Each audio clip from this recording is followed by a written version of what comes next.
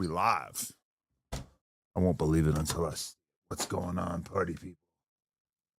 Let me pop out the chat. Oh, you got it over there. Okay. All right. What's going on, people?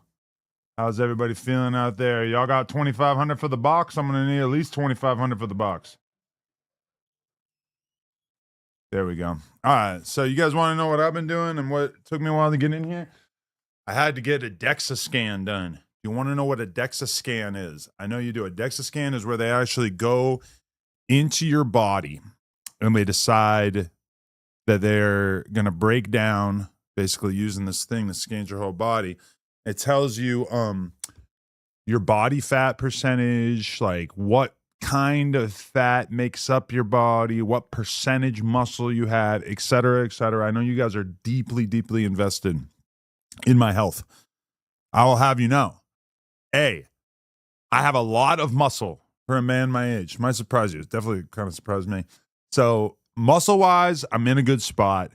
Fat-wise, I'm not in a great spot. I am technically obese. I need to lose some more weight. I could have told you that, realistically. I'm about to get right on it, get back into a good situation. But beyond that, what else did it say? It said that at 42, I essentially have the health of a 30-year-old. Hey, that sounds pretty good. I mean, I know my body feels like absolute dog shit compared to when I was an actual 30-year-old. But yeah, I thought that was pretty cool. So I'm actually like not as disgusting as I maybe thought. So that's pretty good. Let me pull up a couple of Adam, you were looking a little bit bigger than usual on camera yesterday. I'm not going to cap. I care about you, Adam. That's what I'm saying. Like I have gained some weight. I've definitely gained some weight, and I'm working on getting into a better spot. Okay, where is it? Traplor Ross, Drakeo, YG. So I guess Traplor Ross made a video on his Trapmore Ross channel. I'm going to assume he made a video in which, what is it called? Okay, so we have Big U stomped out and Future chased him down. No, stomped out Future and got chased down. All right, I'm looking for the one that is about the allegation that, wait, did Trapler Ross really get banned from talking about David? That's insane. No, I'm looking for the one that basically purports that Draco shot YG. That is what I was seeing, and I was pretty sure that there was a Trapler Ross video about the topic, but now I'm maybe not seeing it. Maybe he put it on members. Did he? No, his most recent members video is from 4 weeks ago. Okay, so we're just going to search it up. Draco shot YG. Because I know I actually saw another video about it, but it wasn't on... okay. How Draco shot YG in 2015. I did not even know that this came out a month ago. This came out a month ago. That's insane. Does anybody know the timestamp in the new No Jumper show in which Trapler Ross... Oh, no, not Trapler Ross. But basically, in the new No Jumper show, Wack calls in and presses Lush about the idea that Lush was talking crazy about him. And so I'm going to try to find it right now, but I really kind of need to... I always bring the joy. We got 3 hours here. I'm not going to... Trust me. I'm not going to sit here and make you guys all watch this entire thing. But is there some sort of cheat code? Is there some kind of way where I can know when Wack calls in? Oh, I'm going to call Lush. Oh, there's my phone. Call Lush. DEXA scan is only with it if you're going to do extreme fitness. I mean, yeah, I guess I kind of believe that it's like probably not worth it unless you like, you know, if you really care. I don't know how much it costs. I don't think it costs that much. Call up Lush.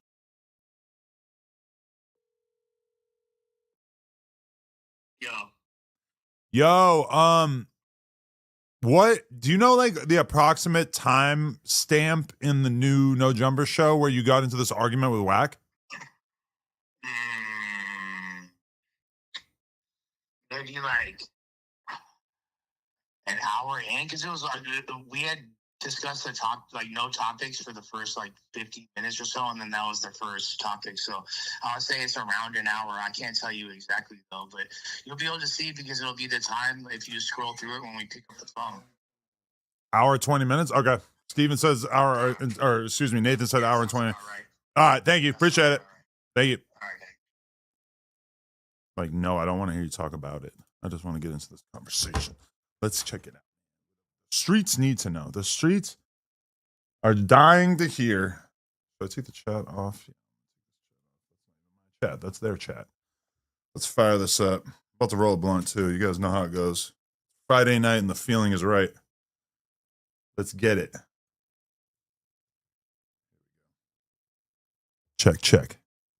He went down, but okay, that's true. That's a good point. But the inverse of that is the incident that you're referring to is or the incident that they're saying that y'all both admitted that's some a more shit. serious incident. It wasn't no police. That's shit. A more serious incident. What is? But a murder. You feel me? Can two things be true in this situation? Y'all gotta listen. Y'all gotta look. People who be looking at that shit, they're not from the. All right, let's peep the body language here, though. Look how Jay Hood is becoming the table. He's leaning over the table. And it's granted, I don't even know what they're talking about, but Doughboy just feeling the need to interject himself into the gangster conversation. Can't there be two sides to every story, guys? At a certain point, you might need to just sort of fall back a little bit. The streets. All Munchie did was let the world. I don't think allegedly say, nigga, I know nigga, my niggas killed Draco. Fuck Draco. I'm cool with the killers, nigga. If y'all got a problem with it, come kill me. That is what he said. That's all he said. What he said. Nigga, but they took it. But people took it literal, a literal statement. Okay, yeah, I understand. Yeah. And that's even just saying no. Okay. They took it as a literal statement. I'm not going to lie. I'm sorry. He said that he literally passes passes Draco's killer the bottle. That's his words. I literally pass him the bottle every weekend. So Lush acting he said that people are taking it literally. He said literally, So it's I'm willing to accept that Munchie maybe didn't use the word literally appropriately or correctly. That's fine. But you can't act confused about why people would come to that conclusion. I ghost wrote the bottle. Yeah. Who did I pass it to? That's what I'm trying to Right, exactly. You didn't pass about it. And he was just being very disrespectful. And then if we're gonna get super specific, that's why if I was Draco, homie, I would have been swinging at the air. Pass the nigga the bottle. Well, that's why. That's why. He was trolling. And motherfuckers know I love Draco. I'm just speaking objectively on the situation. You feel me? And that's why a lot of people. Draco called you a smoker, bro. He don't fuck with you. He did not call me a smoker ever. You feel me? I heard him. He probably did. Heard him. And then all Wack did was. Nigga say, nigga, he didn't chase the nigga there. No, okay. But he didn't say, Big, you told me to do this. And to substantiate your point to a degree, that's why people, when Munchie said that, that's why people were trying to I'm about to say the link.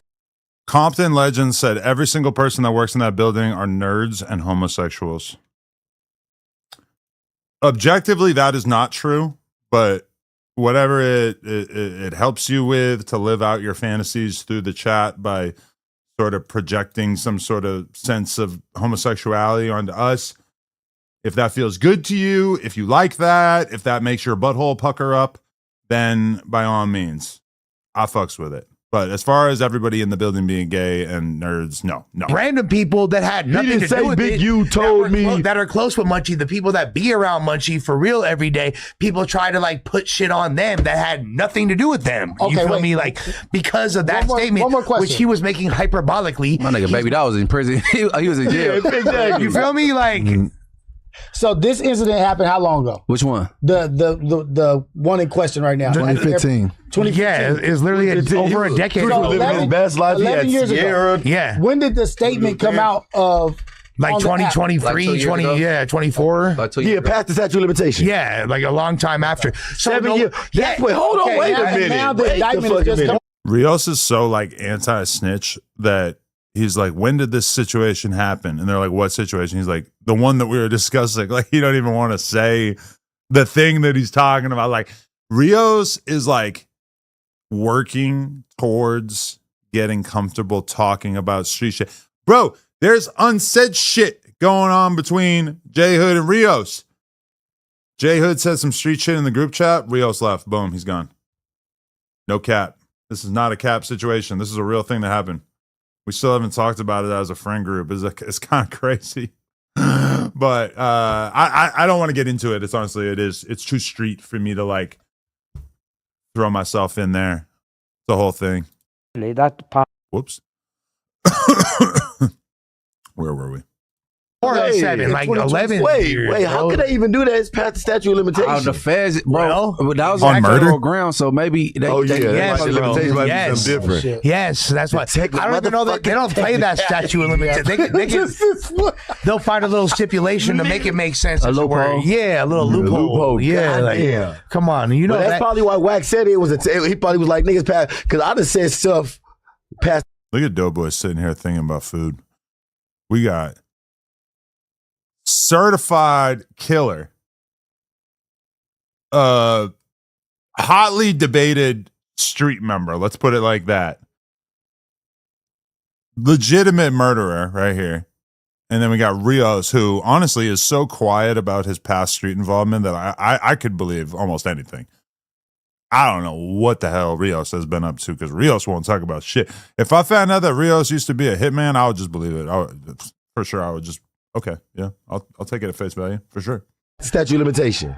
Shout out to 1,000 people watching. Let's get those likes up. Right now. Yeah. Wack calling right now. Oh, he probably called, Wack, what up? And keep in mind also that this episode right here is not available to non-members. So if you guys want to watch this full episode in full, you're going to have to do it on members. Spend the $5 a month. No, I am not causing any friction amongst my cast. I will block you for spreading fake news like that. But here's the good part.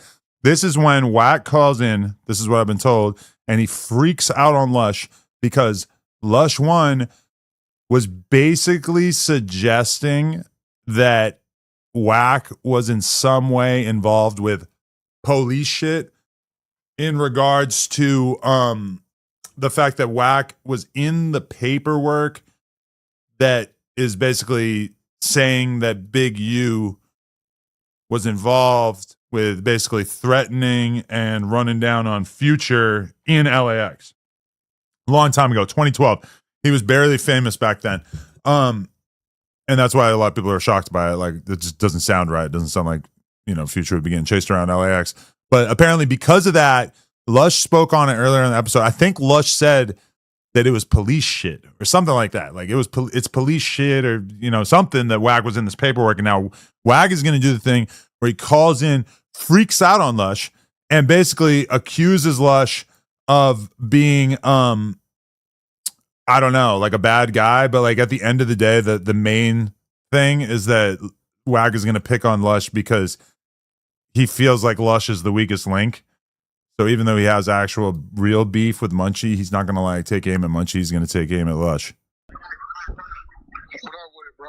Hey, can't hear you. Hey, call J Hood. My phone, low quality speaker. Call J Hood, please. I'm calling him right now. Got a big white stripe on it. No beer. No Jamaican beer. Got a white stripe. Bars. But you got to put it to the mic. Yeah, I'm just that way. Okay. Hey, you need to buy a new phone, bro. Yeah. What up? So look, you saying what? Oh, here we go. What you been here saying? Who? What?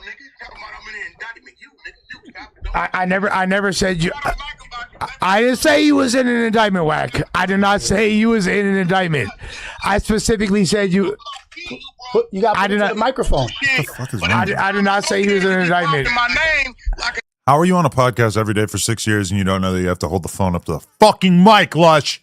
Nigga won't break your shit. Hey, bro, I'm like the one like speaking unbiasedly and defending you. I run into you all the time. I'm like, but I'm not talking bad. Like, you could save this preamble, but I'm not like talking bad about you. Hey, bitch, do you know what a word action is versus a charge? Ain't No one said you had a charge though. No one said that. No, I didn't. No, I did not say you had a charge. I never said that. I never said you had a charge. I don't know what you're talking. I didn't say you had a charge though.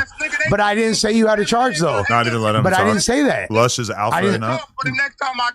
Go ahead. But I didn't say that though. But you, Nigga, don't I already knew this was gonna be some bullshit. I don't even know why I fucking answered this shit. Hey, listen, I ain't let you niggas meet who Wack is. And one day I'm gonna show you that nigga Okay, is, but you ain't gonna like but I'm not against you, and I didn't say anything. But like, calm down. yeah, like yeah.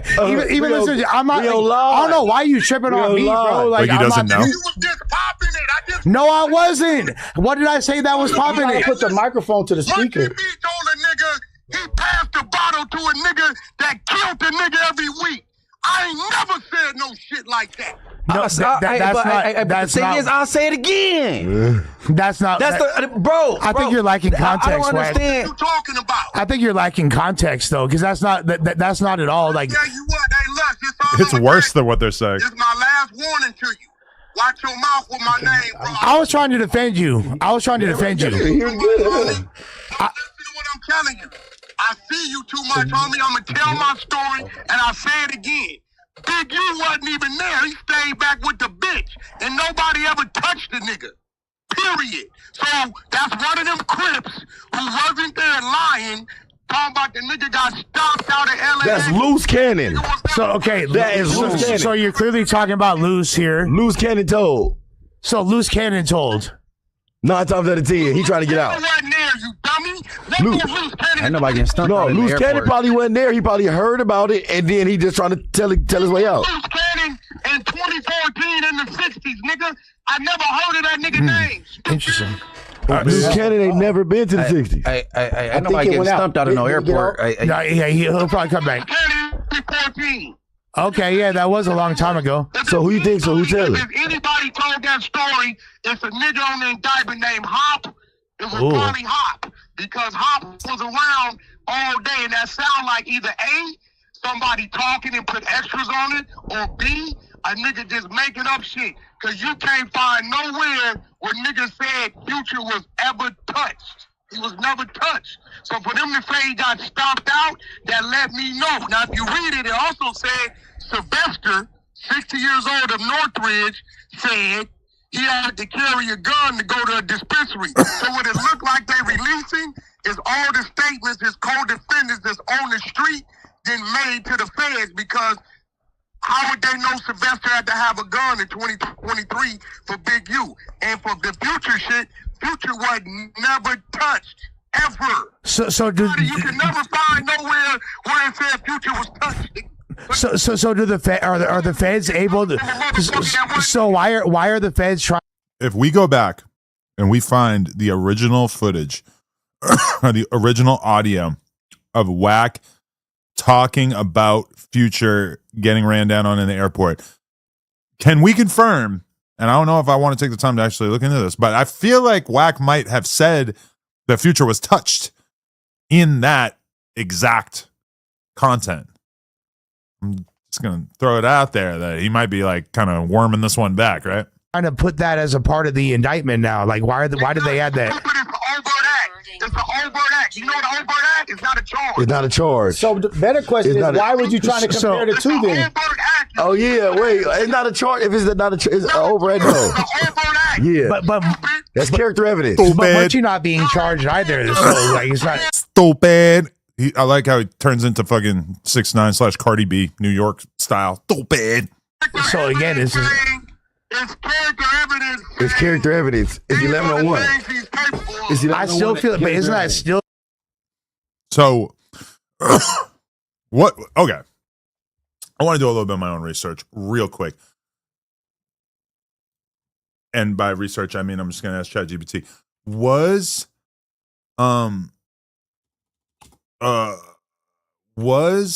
there, okay, no. What was Big U charged with?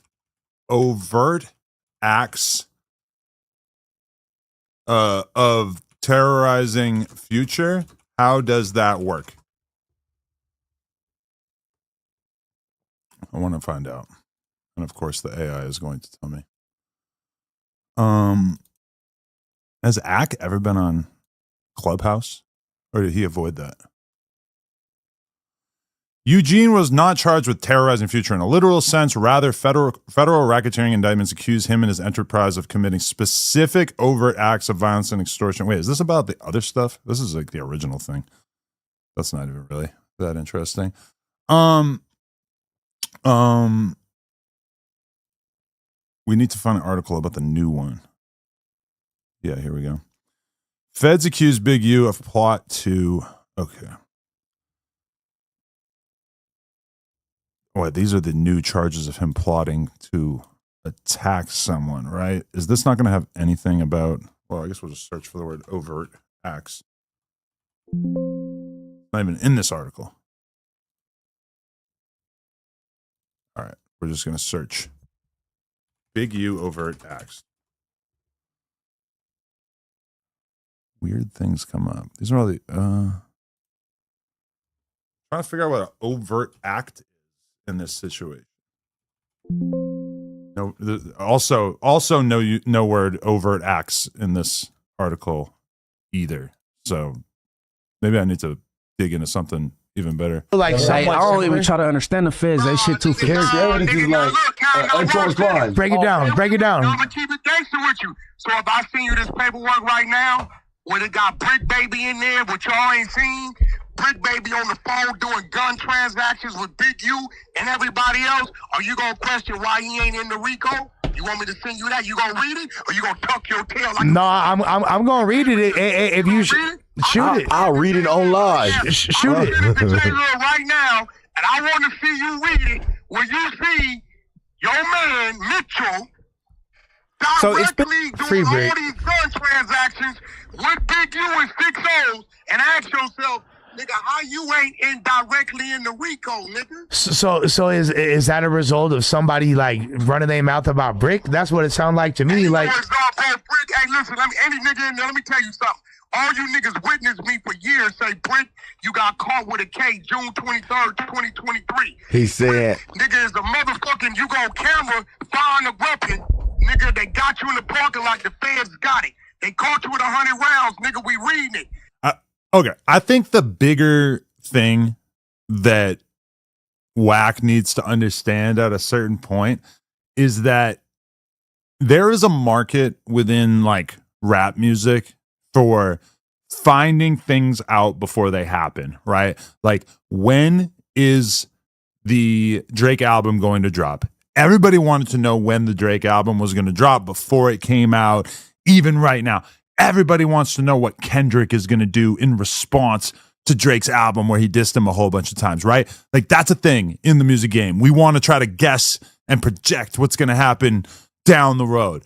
Wack does the same thing, but he does it for street dudes in terms of them like eventually snitching or cooperating or whatever. And I feel like the market for that kind of content has kind of fallen off over the years because, like, look at this. Like, he's been saying that Brick told for years.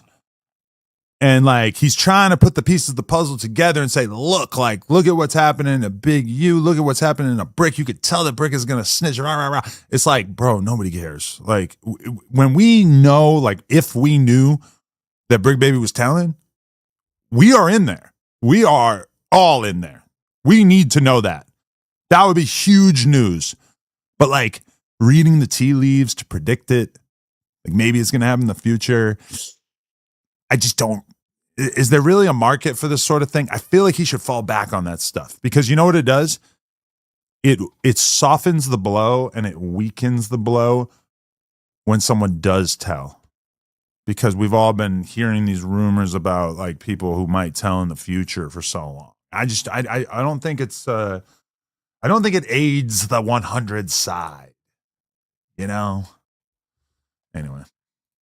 And he denied it. But when the paperwork came out, everything I said is in the motherfucking paperwork. That's why Brick ain't in the RICO. He took a plea deal in September, October. He had a soda. Hold on, nigga. But I thought that was just because he was a part of Operation Drawdown. But what did he have to do with the RICO? No, he ain't. But he ain't in the RICO, bitch. Yeah, I know he's not part of the RICO.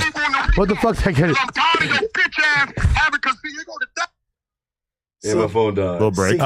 Oh, his phone died. That's how they get a break from he it. upset because of the comparison that you made. But then when he's on the phone with you, you're like, oh, yeah. but you weren't bringing those up. Well, I mean, like to be fair, like I don't think that I don't think, and I said on the phone with him just now, I don't think that was a bad comparison. Still, I don't see how it's not analogous. Like someone else's phone right away. You go to smiling, hey, Wack. Yeah, because like, what am I supposed to do? I'm not like against you, Wack. I fuck with you. We're cool. It's a lot of niggas that may not like me, but they're gonna tell you if there's 230 pounds get on your ass, ain't nothing you can do. Yeah, bro. I'm clearly already like intimidated by you. This is such an awkward dynamic because Wack is on the phone screaming at Lush, who realistically Lush will never go against Wack. Like Wack could be a confirmed rapist, axe murderer, and Lush is going to find a way to cop him some bail. But then meanwhile, this blonde motherfucker sitting over here hates Wack with all of his heart. Deep down inside, he despises Wack. He doesn't want Wack to be alive. And somehow he's just sitting here quietly, and Wack doesn't have a thing to say to him. And Wack is zeroing in completely on this guy who literally would do anything for Wack. And you know, I've heard this. I was about to say it about myself, but I heard somebody say this about. I heard Joe Budden have a conversation about how people say this about him. It was one of his hosts, and they were saying that like Joe Budden will be like really, really, really nice to somebody who doesn't give a shit about him or doesn't like him, and then he'll be like very harsh and mean to his own friends. This was like 10 plus years ago, before Joe Budden was as rich and successful as he is now. So maybe it was more descriptive of him at that time. But I feel like we know a lot of people like this, right? Where if I don't know you, like if I'm walking down the street and I see somebody who needs help, like I will help them. Like I'm a fucking pretty friendly guy. If I saw somebody who needed help on the side of the road, I'm going to pull over and help them. But then meanwhile, like to my own friends and my own, you know, wife, my own family members, like I will argue with you about anything. I will get on your ass about some shit. I think just like once you know somebody, you get to have that kind of relationship, right? But Wack kind of takes it to an extreme where it's like he should be fortifying his empire by being nice to Lush, not like acting like Lush is hating on him in a way that he's not actually hating on him. There's a guy who really, really hates you right here. His name's Munchie B. He despises you. So I don't know, like, what you're saying now that's going to... And why every time I see you tucking your tail like a little bitch? Shout out to 2,000 people watching. We are doing big things today. Please smash the like button. Please become members. Please gift members. It's a Friday night and we feel all right. If we get 100 gifted members, I don't even know what I could do that would justify such a thing, but that would be pretty fucking rad. What? I'm not popping it on you. I don't know why. If anything, you're popping it on me. I fuck with you. You just said Wack in the Rico. Where is that? I did not say what, bro. I literally did not say Wack was in the Rico. I did not say that though. You know what an over You just told me what it was, but I didn't say he was. I didn't say he was in the Rico. I didn't say he was in the Rico though. I want you to show me where Wack ever said we stomp Future out. No, again, I didn't say that you said that. Statement came from a crib that wasn't there because no one was even talking about the physical altercation. If you actually, I don't know what. No. What we brought up was. Okay, what? Even though I didn't, because I don't even think you watched it. Because if you did, you wouldn't be thinking this. But. Sure, please. Like, and they clipping it fast. Because I would encourage you to watch like the 10 seconds before and after, because I feel like shit's like okay. I will beat your motherfucker. All right, I know that, Wack. You'll beat me up. Cool, but I'm not like saying anything to disrespect you, bro. Like I like No. tight. No, look, Like- look, hear me. A beat up is one thing. Beating your motherfucker. Pause. But like, listen, bro. I'm not against you, Wack. Like I'm not talking bad about you, bro. Let's agree to this. Next time we see each other mutually, it's on. No, it's not on, bro. There's no mutual. There's no. Bro, I'm not. Bro, if you're so you want me to not discuss you? I'm not even the one talking bad about you. Like, I'm not playing with your name though. If you speak in facts, it's solid. But nigga, clip, you bitch ass nigga. I didn't. He put hands on Future. I didn't say that you said that though. On Pyru, find a fucking clip of me saying that, bro. I never fucking said that shit. Like, I didn't say that.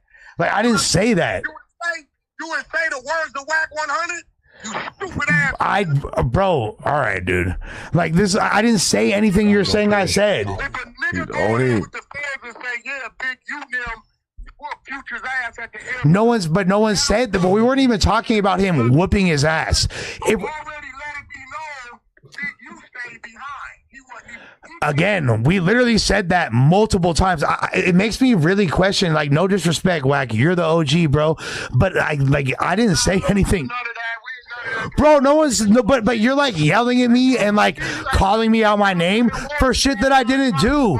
And I'm supposed to just like act like a fucking hoe about it when I didn't even do what oh, my bad, I didn't say what you're accusing me of saying. Like, oh, now you're gonna beat me up because I didn't say what you said I was saying. Do you notice how like the Wack threatening violence thing just doesn't really carry weight like it used to? Like, granted, we are all scared of getting our asses whooped by Wack 100 for sure. Everybody that I know on Earth, pretty much would get beat up by Wack, right? Besides, like, you know, trained fighters and like I guess some other like squabblers out here. Like, I don't know. You think? I mean, J Hood for sure. I think could probably fuck Wack up. Maybe. Rios. Actually, don't know anything about Rios as a squabbler. Doughboy would get fucked up. Lush is done. Rios, I don't know. Rios carries himself like you could imagine him being a good fighter, but I don't actually know if there's any truth to that. But J Hood, I think he got Wack. But you know, Wack would beat up most people, but just nobody cares because it's like, bro, you really think we think that you're gonna beat up Lush? Like, Wack, you seriously think that we think you're gonna beat up Lush? Like, you know how stupid you would look beating up Lush? Like, that would be so unbelievably fucking embarrassing if you beat up Lush. Also, yo, to anybody who has actually watched this stream, if there's other parts that I need to react to, somebody let me know. Enough, you would a nigga just sent me right now. Shoot it to him. Shoot it to him, please. Please. Please. That I'm not hearing what the fuck I'm hearing. Okay, I'm very curious because, again, there's a room full of people, including Nephew, who would be very quick to be like, yeah, Lush was saying that shit. I didn't say the shit you're saying I said, bro. No disrespect. I'm like trying so hard not to be an asshole. But I'm not like, you're just like calling me a bitch and a gang of shit when I'm not doing what you said I did, bro. How long you gonna be up? I can turn around. I'm on the 5. It's like, Wack says, I'm going to beat the shit out of you for talking shit about me. And then Lush says, I am not talking shit about you. I am really, really, really, really sorry if you think that I was. I so 100% absolutely was not talking bad about you. I love you. I would do anything for you. And then Wack says, matter of fact, how long are you going to be there? I'm going to come beat the shit out of you. What is going on? We're on a crazy planet right now. Oh, yeah, cool. That's what I want, bro. That's what, no. Kind of amazing we still hang out with this Wack guy, given that he does this bullshit on such a consistent basis. Like, what are you're getting on the ass of the person at the table who would literally give the shirt off his back. If Wack wanted to sleep at Lush's house, Lush is rolling out the red carpet. You could stay with me, Wack. Don't worry, I got you. What are you talking about? I'm not saying what you said I did. No one believes internet anything. Again, this is like so crazy.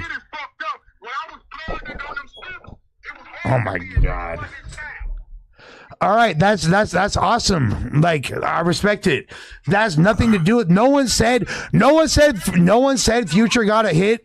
No one said Future.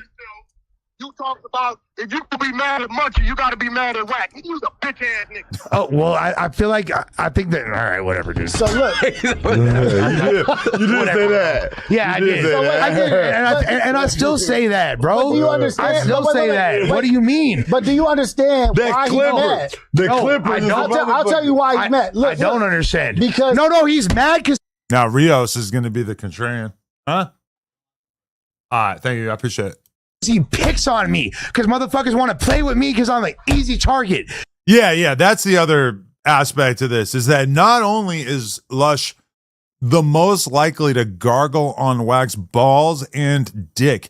He also is just the easy target, you know. He's like he's not really going to stand up for himself in this situation, which is, I mean, that is interesting because like Doughboy ain't going to stand up for himself either. Like Wack could pick on Doughboy, but Doughboy falls in line and grovels at Wack's feet. Doughboy will, and I assume has sucked Wack's fucking toes. You know, that's a different thing. That's a little different. You know, like he's just like a straight ball gargler, and that's different. That's why it's easy to. But because Wack gargles his ball, or excuse me, Lush gargles Wack's balls too, but he does it in a way that is a little less over the top, you know? Call Lush a bitch. Fuck that shit, bro. No, that's why. I didn't do anything out of pocket. I didn't say anything wrong. If it was anybody else, if it was somebody, no, fuck that shit. We know the truth, bro. We know the fucking truth, bro. No, I did nothing. Rios is geeked to explain how actually what Wack said made a lot of sense. Wrong. You did absolutely I did nothing fucking wrong, the bro. Clippers. The clip, like, I don't give a fuck about they get mad at the Clippers. Stop fucking tripping on me. It's out of context. Maybe I should. Took it out of context. Exactly. And he's smart. One thing about Wack though is that Wack does not just solely rely on the Clippers. Wack will watch some content because Wack will hit me up and like know what I said like 2 hours into the No Jumper show on a clip that nobody clipped, not a clip, but a part of the podcast, a timestamp in which nobody was watching. And Wack will know what I said. Hard enough to know that, but he knows he could get at me because I'm Lush and I'm not going to do shit. Fuck that. Maybe I should just be like, you know what? Like, that's not cool. Maybe I'll stop defending you. Maybe I'll start fucking like. No, He said it was a motherfucking crib that did it. No, bro. We fuck with each other. No, he started off with you a bitch, Lush, you a bitch. That's how I started because everybody thinks they can play with me, call me names, pick on me. Because why? No, because I'm a better podcaster than everybody, because I'm making more sense than everybody, because I'm more articulate. No, I did nothing wrong. I was not disrespectful. The analogy that I made was equally respectful to both gentlemen who I wish were on a good accord. I don't gotta fucking speak like this either. I'm way too generous. Get the fuck out of here. Stop being a fucking asshole, bro. Stop being a bully. Stop being an asshole. Why are you talking to the 45-year-old fucking MacArthur Park J-Cat like that? Why don't you fucking like pop it with the people that are your equal, bro? Because you know I'm a good guy. Because you know I'm not gonna say. Look at Doughboy just not contributing, just not even acknowledging what's going on here at all. It's just like, I'm going to roll my blunt. Look at me. I got some weed broken up. I'm going to roll my blunt. I'm going to sit here with 3 chains on. And y'all just going to talk. And I'm going to just sit here and melt. Shit back. That's weak, bro. That's lame. That's unfair, bro. That is I said nothing wrong. Nice ass battle rapper. I said nothing fucking wrong, bro. What's so This is like Lush pulling a cigarette out, though. Just like grab the bong from under the table. I said nothing fucking wrong, bro. What's so battle rap? Like, I think when you do drugs, when you smoke weed, when you do whatever, you gotta be mindful of the mechanism that you're using and like how cool it is. Like, you know, throughout history, if you're a guy walking in with a beer in your hand, you look kind of cool. You walk in with a shot glass, you look kind of cool. You smoke a cigarette, you look kind of cool. You smoke a blunt, you look cool as fuck. Big brown thing. Look at what Lush is smoking weed out of. It's a giant brain glass contraption. Shout out to Everything 420. Great sponsor. Love them. What are you telling the world when you smoke out of this thing? Like, I too am a human brain. Like, I don't know. It's just, it's pretty funny. Like, there's so many other types of bongs you could use that don't have like a giant eyeball growing out of it, you know? I said nothing fucking wrong. Quick said, so Adam, what do you see for the future of Wack at No Jumper? W Adam with the solo streams. We needed these. W chat. Yo, I have been having a good time doing the solo streams and I'm trying to stay at it. The IRL streams, the solo streams. I'm trying to just like take more time where I would just be kind of kicking it by myself, watch a show on YouTube, spend more of that time streaming, get a little bit more momentum going. I like it. Brick Baby Kill Squad is the newest member. Shout out to him. You're a G.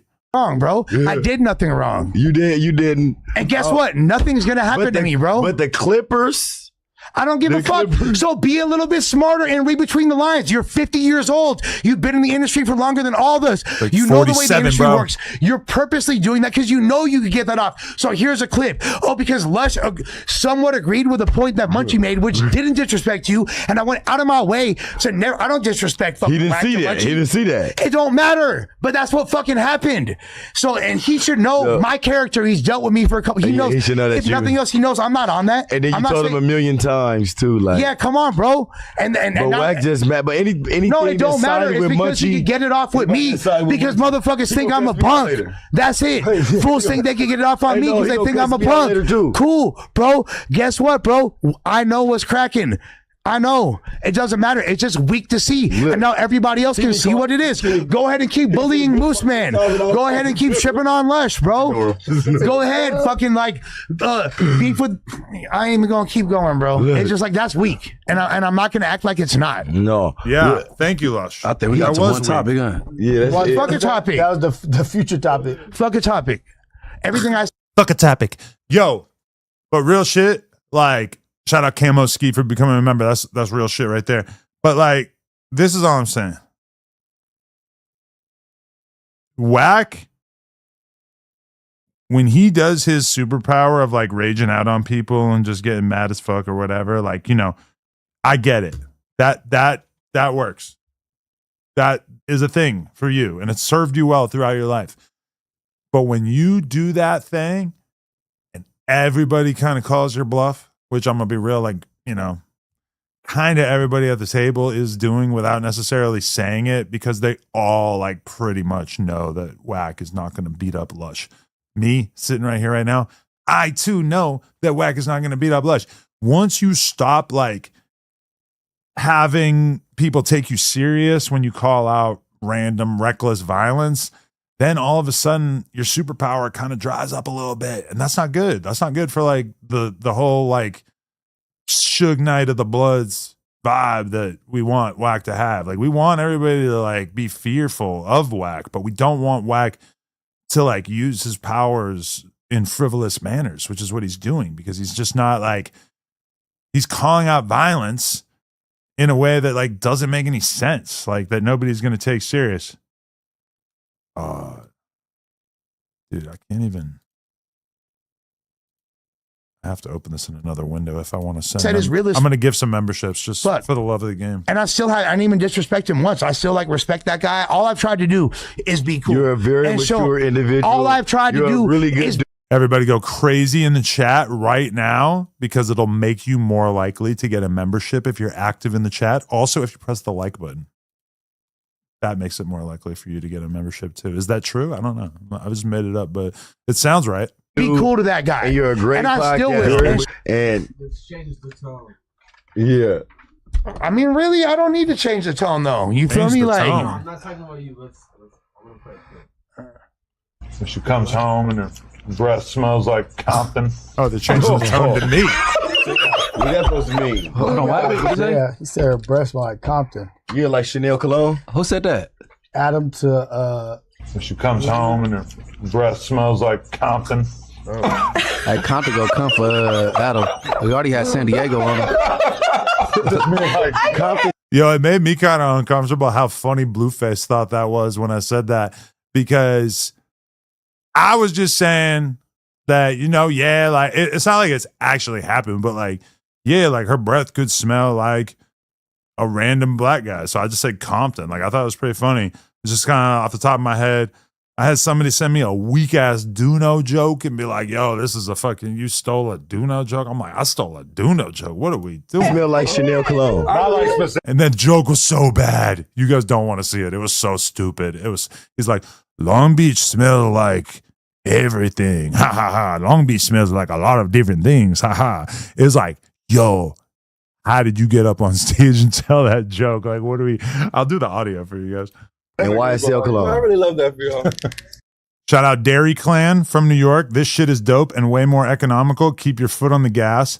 Appreciate that, dude. Shout out Random Thought for becoming a member, and shout out to Camo Ski for becoming a member. You guys are all great. And I gifted 20 members, so maybe I'll gift another 20 members towards the end if you guys are real, real cool. You know, if we get If we get to 3,500 viewers, because we're at 2,581 right now, if we get to 3,500, then I'll give 20 more.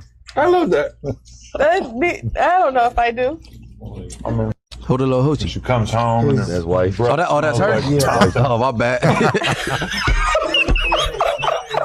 Who the little hoochie? He gets so many passes because he's blind. Yo, listen to this. East LA smells like carnitas in their bodies. Compton smells like black people and gangs.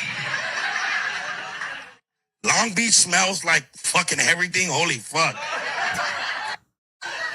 East LA smells like carnitas in their bodies. Compton smells like black people and gangs. Long Beach smells like fucking everything. Holy fuck. I like the guy in the audience who goes, ah! He goes, Long Beach smells like fucking everything. Guy goes, ah! Like, yeah, that's so true. Long Beach smells like a bunch of things. Oh, Compton smells like black people and gang violence. Bro, that's DEI comedy right there. Because if you were an able-bodied white man and you got up on a comedy stage and you said that shit, fuck no. You gotta be fat and Mexican to say that shit. Ain't nobody laughing at me if I say that shit. That shit is not funny. That shit is only funny if you got a 35 IQ. Like the only even plausible way you could give anybody any credit for saying that is if they are like literally in the slowest of the slow classes at school.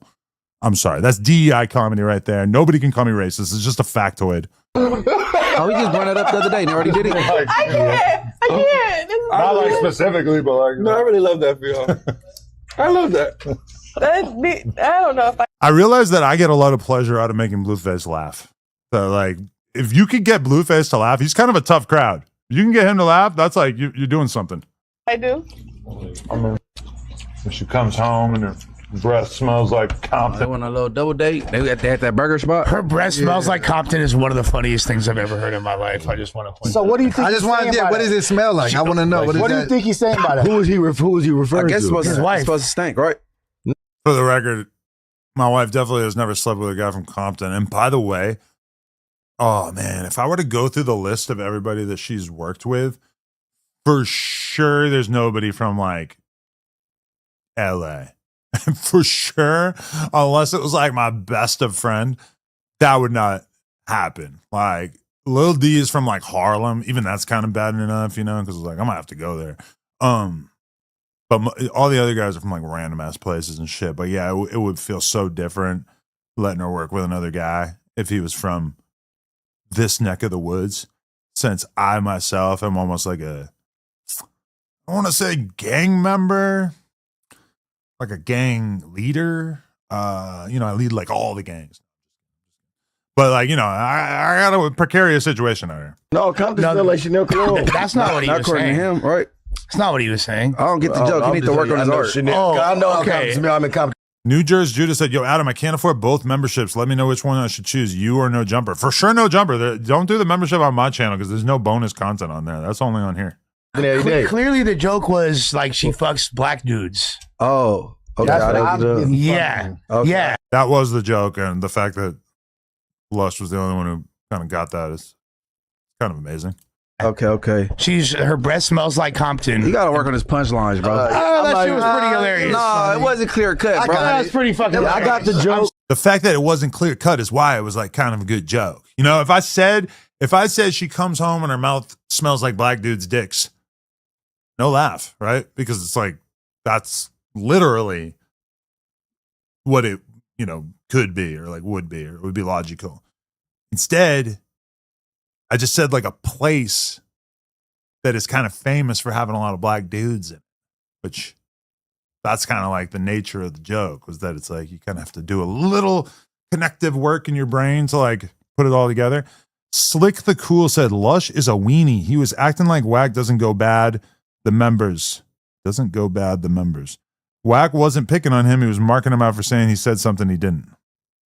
Yeah, I kind of missed that part, to be honest. The clip doesn't like contain the original thing that Lush said. Sorry. I got the joke, They but executed the that's the homie wife. Somebody give me a timestamp. He said it about his own wife. He can do that. Was it funny? Was it funny? I can talk about my bitch. Saying somebody smells. Hold on, Munchie. I'm not talking about her. No. Just hear the cerebral part of it. No. Saying Was it someone funny? smells like a city is funny.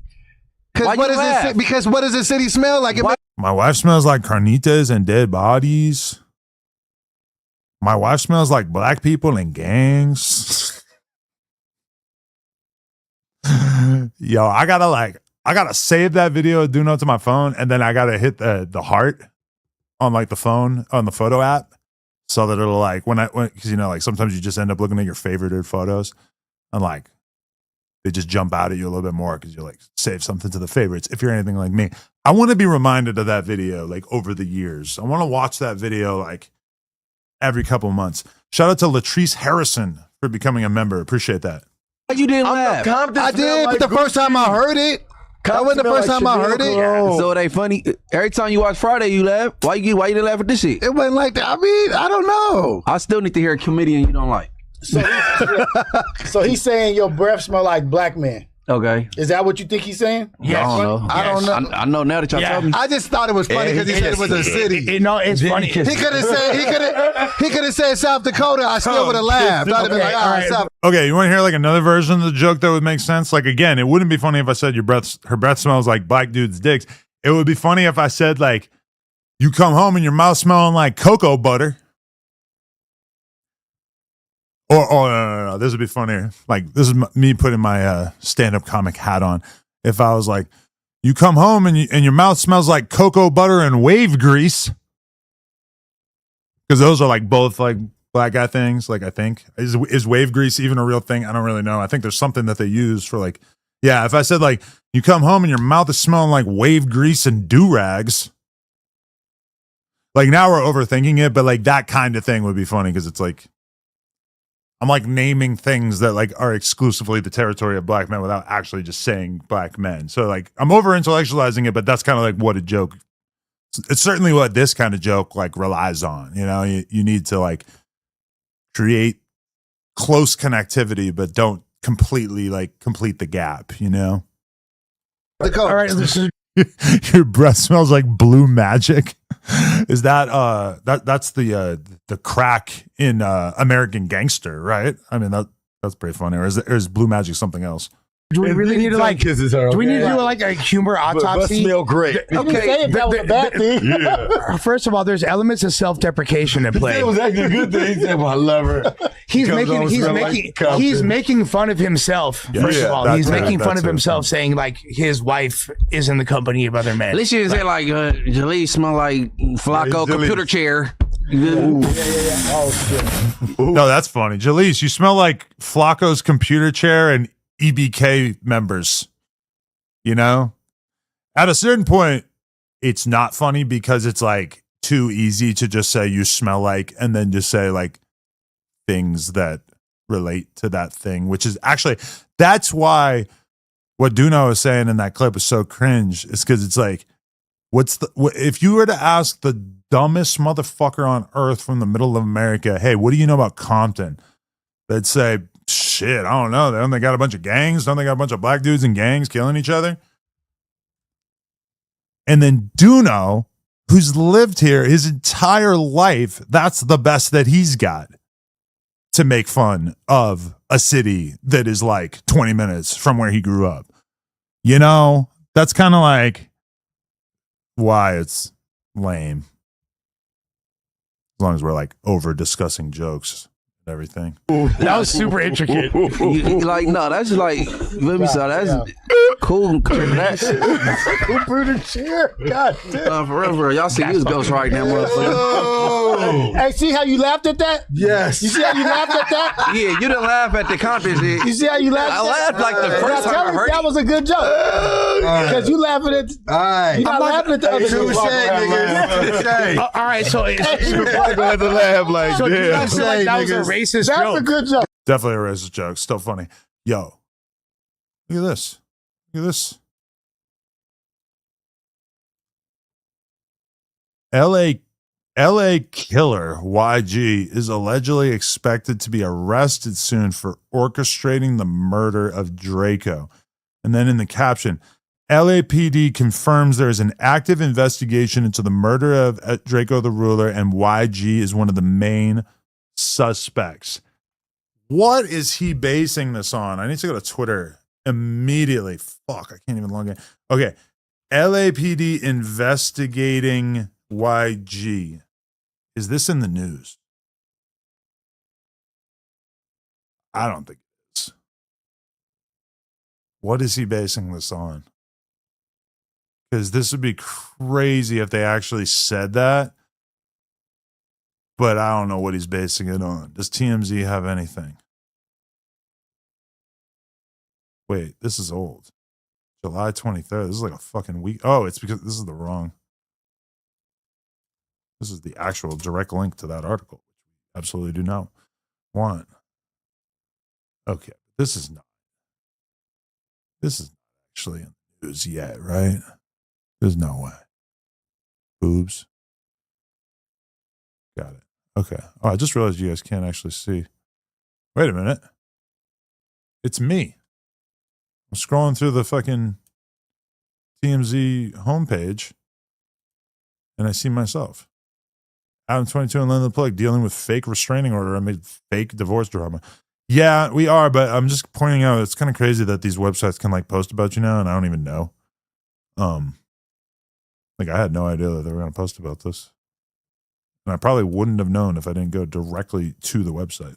God damn. Y'all feel like there was a racist joke? Flaco computer chat. Do you feel like No, that was not.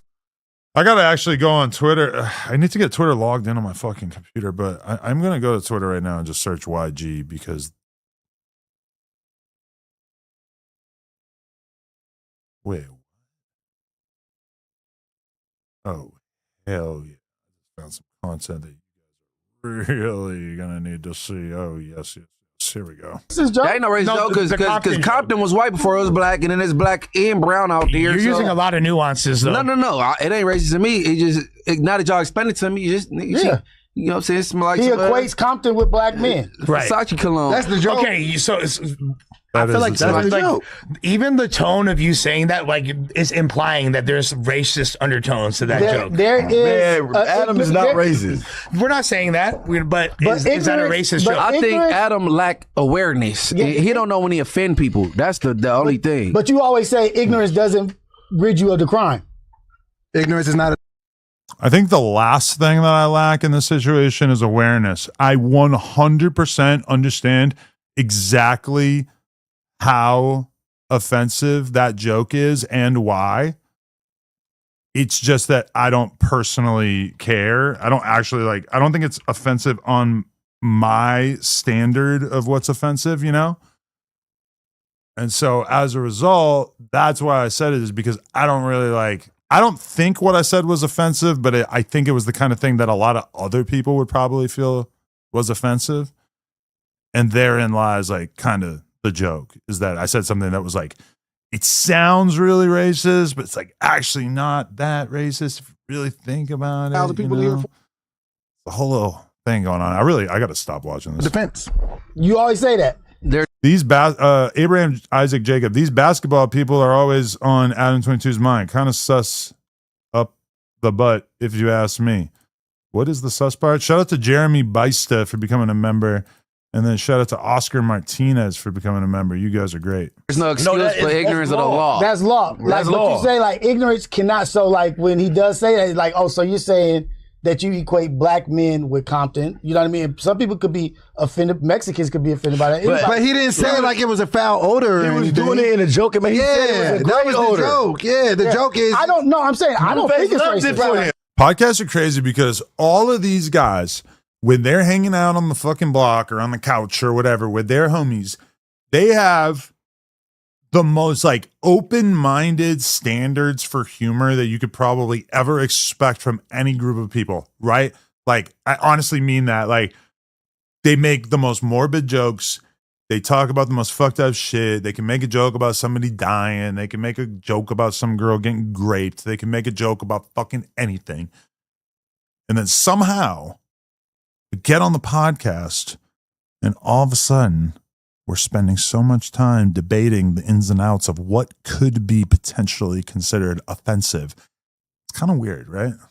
Like, it doesn't feel authentic, which is, I guess, like that. Sometimes a problem on podcasts is that people end up talking about stuff that seems like it would just be good to talk about on a podcast. But I don't really think that these guys actually like think that joke was offensive. But it's kind of like we need something to talk about. So it's like, let's pick it apart.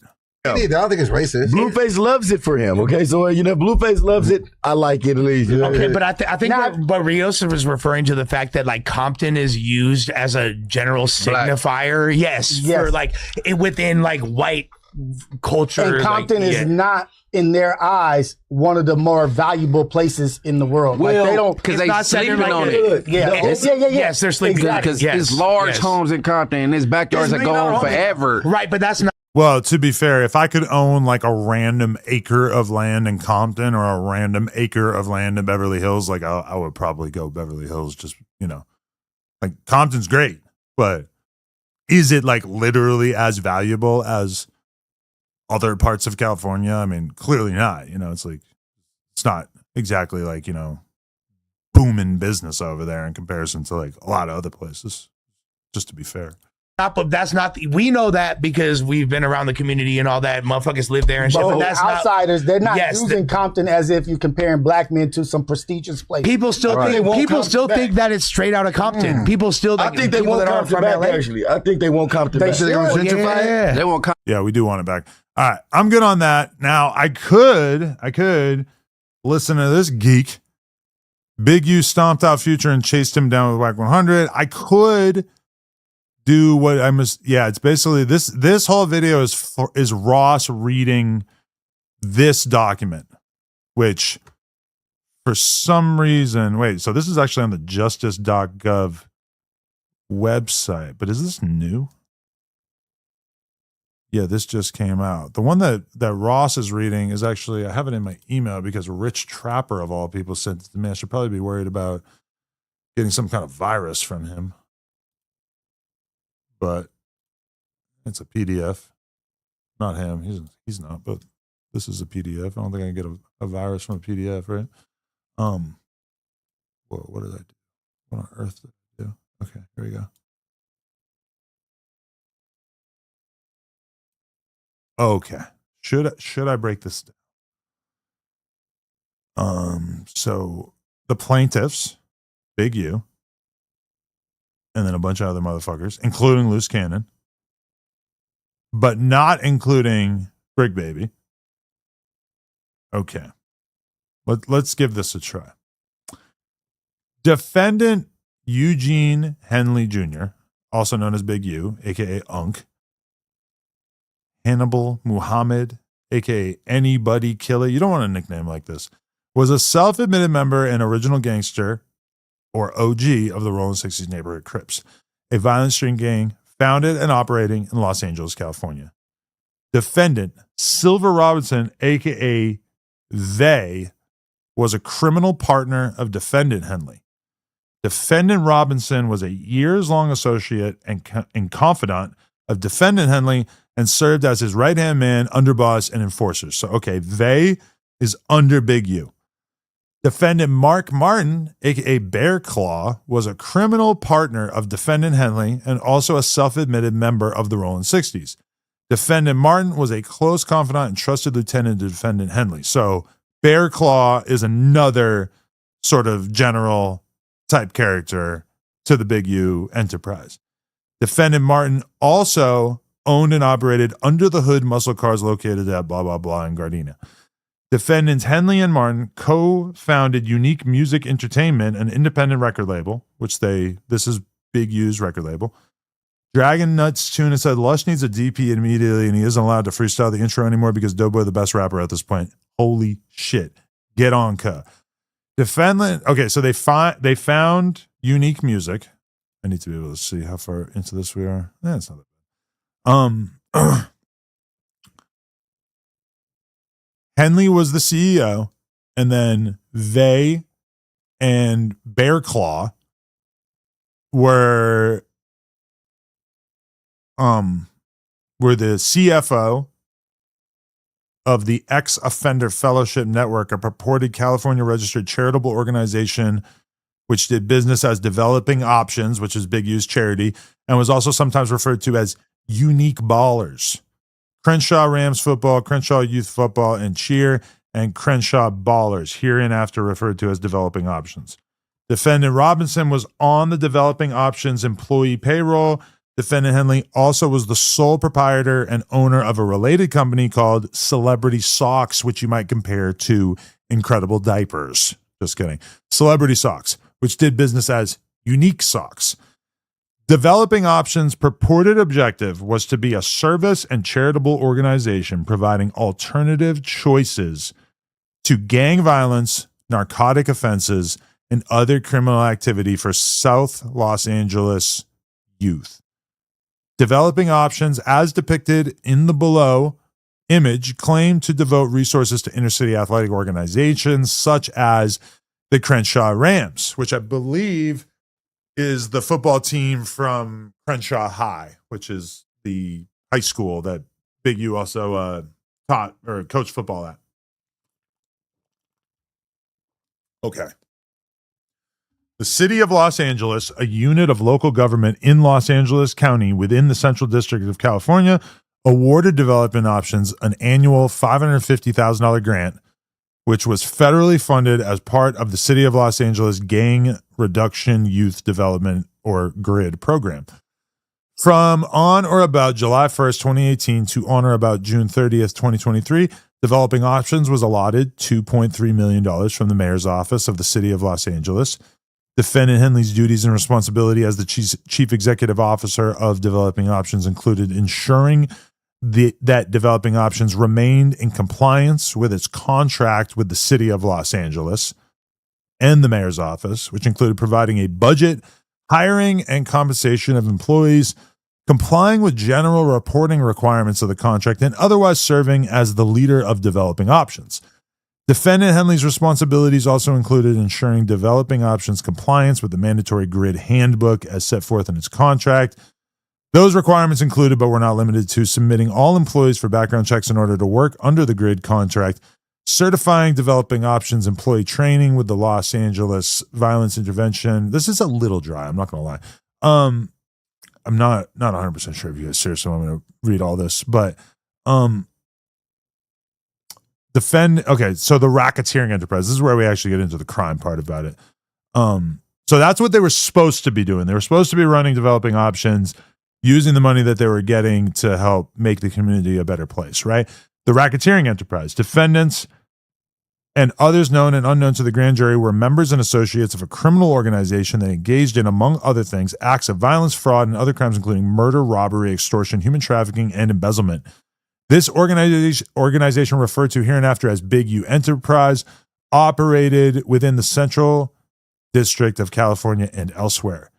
The Big U Enterprise, including its leaders, members, and associates, constituted an enterprise as defined by Title 18, and the Big U Enterprise constituted an ongoing organization whose members and associates functioned as a continuing unit for the common purpose of achieving the objectives of the Big U Enterprise. The purpose of the Big U Enterprise included, but were not limited to, the following: enriching Big U and his associates by using the power and status of Big U Enterprise and Defendant Henley and his reputation as an original gangster of the Rolling 60s to commit extortion, robbery, fraud, and other crimes. Promoting, protecting, and expanding the power, reputation, and profits of the Big U Enterprise and its members and associates through the use of intimidation, fear, violence, threats of violence, assault, extortion, and murder. Using social media platforms, documentaries, podcasts, interviews, and Defendant Henley's reputation and status to create fame for and to stoke fear of the Big U Enterprise and its members and associates. Financially enriching Big U Enterprise members and its associates by defrauding donors to nonprofit entities under the control of the Big U Enterprise and its members and associates, including Developing Options. So yeah, basically just a lot of fraud, a lot of stealing money from the people that were donating. defrauding federal agencies and mortgage lending businesses to make loans to employees of entities, basically just doing everything illegal you could think of, gratifying Big U's enterprise members and associates by trafficking and exploiting sex workers. We'll get into all that. Concealing and protecting the illegal activities of the Big U enterprise and its members and associates from detection by law enforcement through means that included, among other things, witness tampering and obstruction of justice. The means and methods by which members and associates of the Big U enterprise conducted and participated in the conduct of the affairs of the Big U enterprise included, but were not limited to, the following. Members and associates of the Big U enterprise committed and conspired, attempted, and threatened to commit acts of violence, including murder, armed assaults, robberies, extortions, acts of intimidation, threats of violence in order to generate income and to create an atmosphere of fear, protect, and to expand the Big U enterprise and their reputation for violence and expand the Big U enterprise's criminal operations. Members and associates of the Big U enterprise would use defendant Henley's history and reputation, including his connection to the violent Rolling 60 Street Gang, to tout the Big U enterprise's reputation for violence and that the Big U enterprise controlled Los Angeles. As part of Big U enterprise's purported control of Los Angeles, individuals including professional athletes, musicians, and others intended to conduct certain types of business in Los Angeles, including both legitimate business and illicit criminal conduct, were required to check in with defendant Henley prior to traveling to Los Angeles or engaging in certain activities in order to obtain protection from the Big U enterprise. Basically, they were taking all these different celebrities coming in and basically taking money from them. Defendant Henley hosted a podcast titled Checkin' In, which me, Trell, and AD all traveled to and were on at one point. The opening theme song, which explained when you hop off the airplane, check in. Penthouse suite, check in. When your feet hit the streets, check in, because if not, shit get hot. You better check in. The check-in included both a payment to the Big U enterprise as well as requested permission from defendant Henley to conduct certain activities, including acts of violence that were sanctioned by Big U enterprises. As defendant Henley described in the documentary films that he produced about his life titled Hip Hop Uncovered, if I don't pick up the phone, that can mean death for somebody. On the Nothing to Something podcast, defendant Henley said, you got to check in. You could choose not to, and it's going to be a problem. If you choose not to check in, you suffer the consequences if you feel like you got something bigger than what's there. Okay. At this point, I'm going to do something that I probably should have done earlier.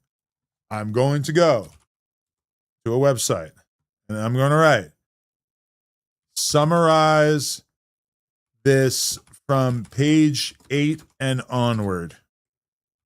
Because there's no fucking way I'm reading this whole thing. That was insane.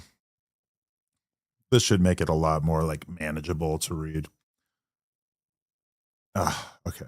You know what I'm going to do? I'm going to just copy and paste.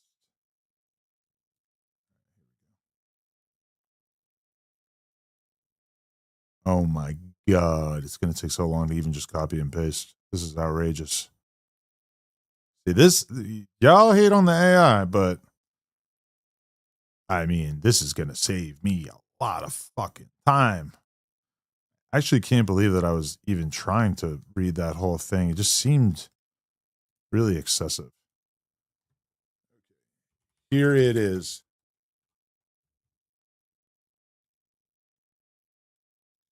Okay. Call Rich Trapper. He's been covering this since day one and telling the truth about Wack actually being mentioned in the paperwork with proof. Get the clip. Not the worst idea, but maybe I'll go through this first. From page 8 onward, the document shifts from describing the alleged structure of the organization to laying out the government's factual allegations and the specific overt acts that it says support the RICO conspiracy. Here's a concise summary. Overview of the alleged enterprise. The indictment alleges that Big U led a criminal enterprise that used violence, intimidation, and his public reputation to exert control in Los Angeles. Prosecutors claim that he publicly portrayed himself, blah, blah. We already know this. Okay. They also allege that for these 16 years, his co-defendants participated in all this other stuff that we already know about. Okay. This, wow, it must really contain all the old stuff too, because this is just about him killing Rayshawn and then the cover up, and then the extortion scheme. We already kind of know about this, about him basically like threatening marijuana businesses and shit like that. Marijuana dispensary robbery. This was the him and Loose Cannon thing, right? I don't know. Extortion of another promoter. Got 30,000 out of this guy after he hosted his birthday, I guess. Okay, prostitution allegations. He paid a woman to transport women from Los Angeles to Las Vegas. Discussed how many should be brought. Paid for transportation expenses through Zelle.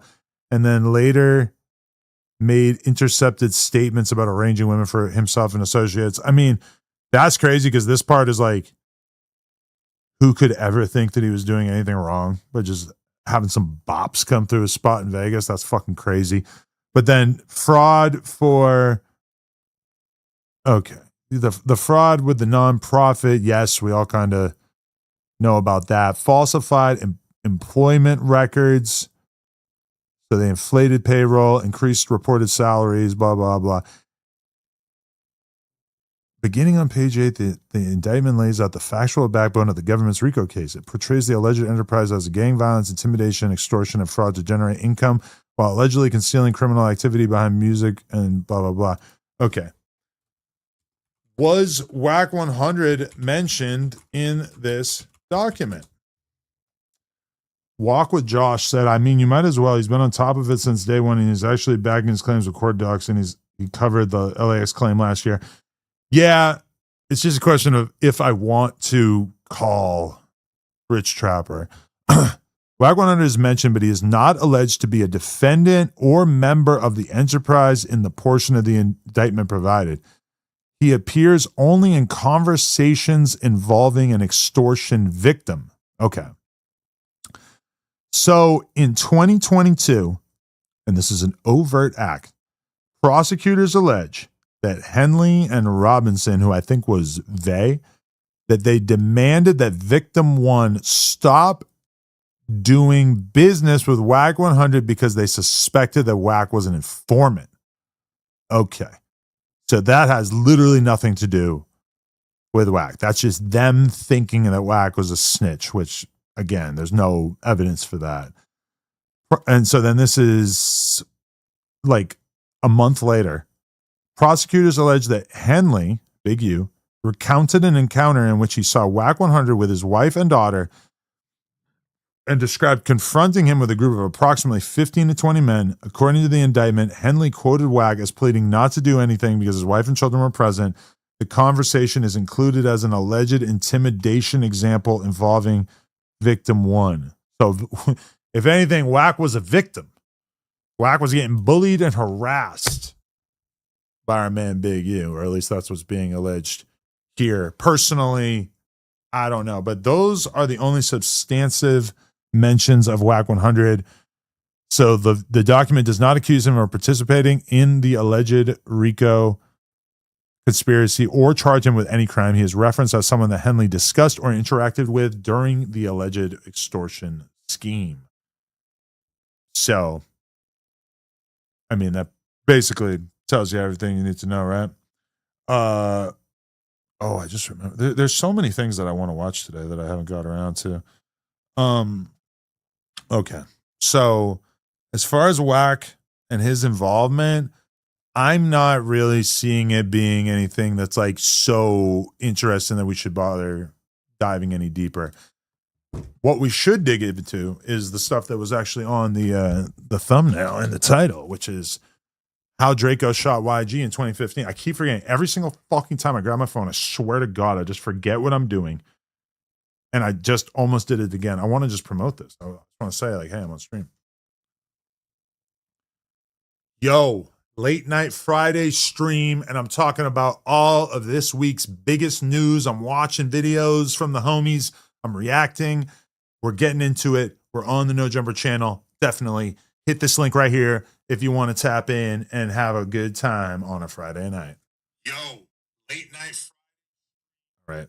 Then I need to go and I need to get the link real quick. There's nowhere where I really could put the link besides my Instagram story, right? Like where? Like I'm not gonna put it on Twitter.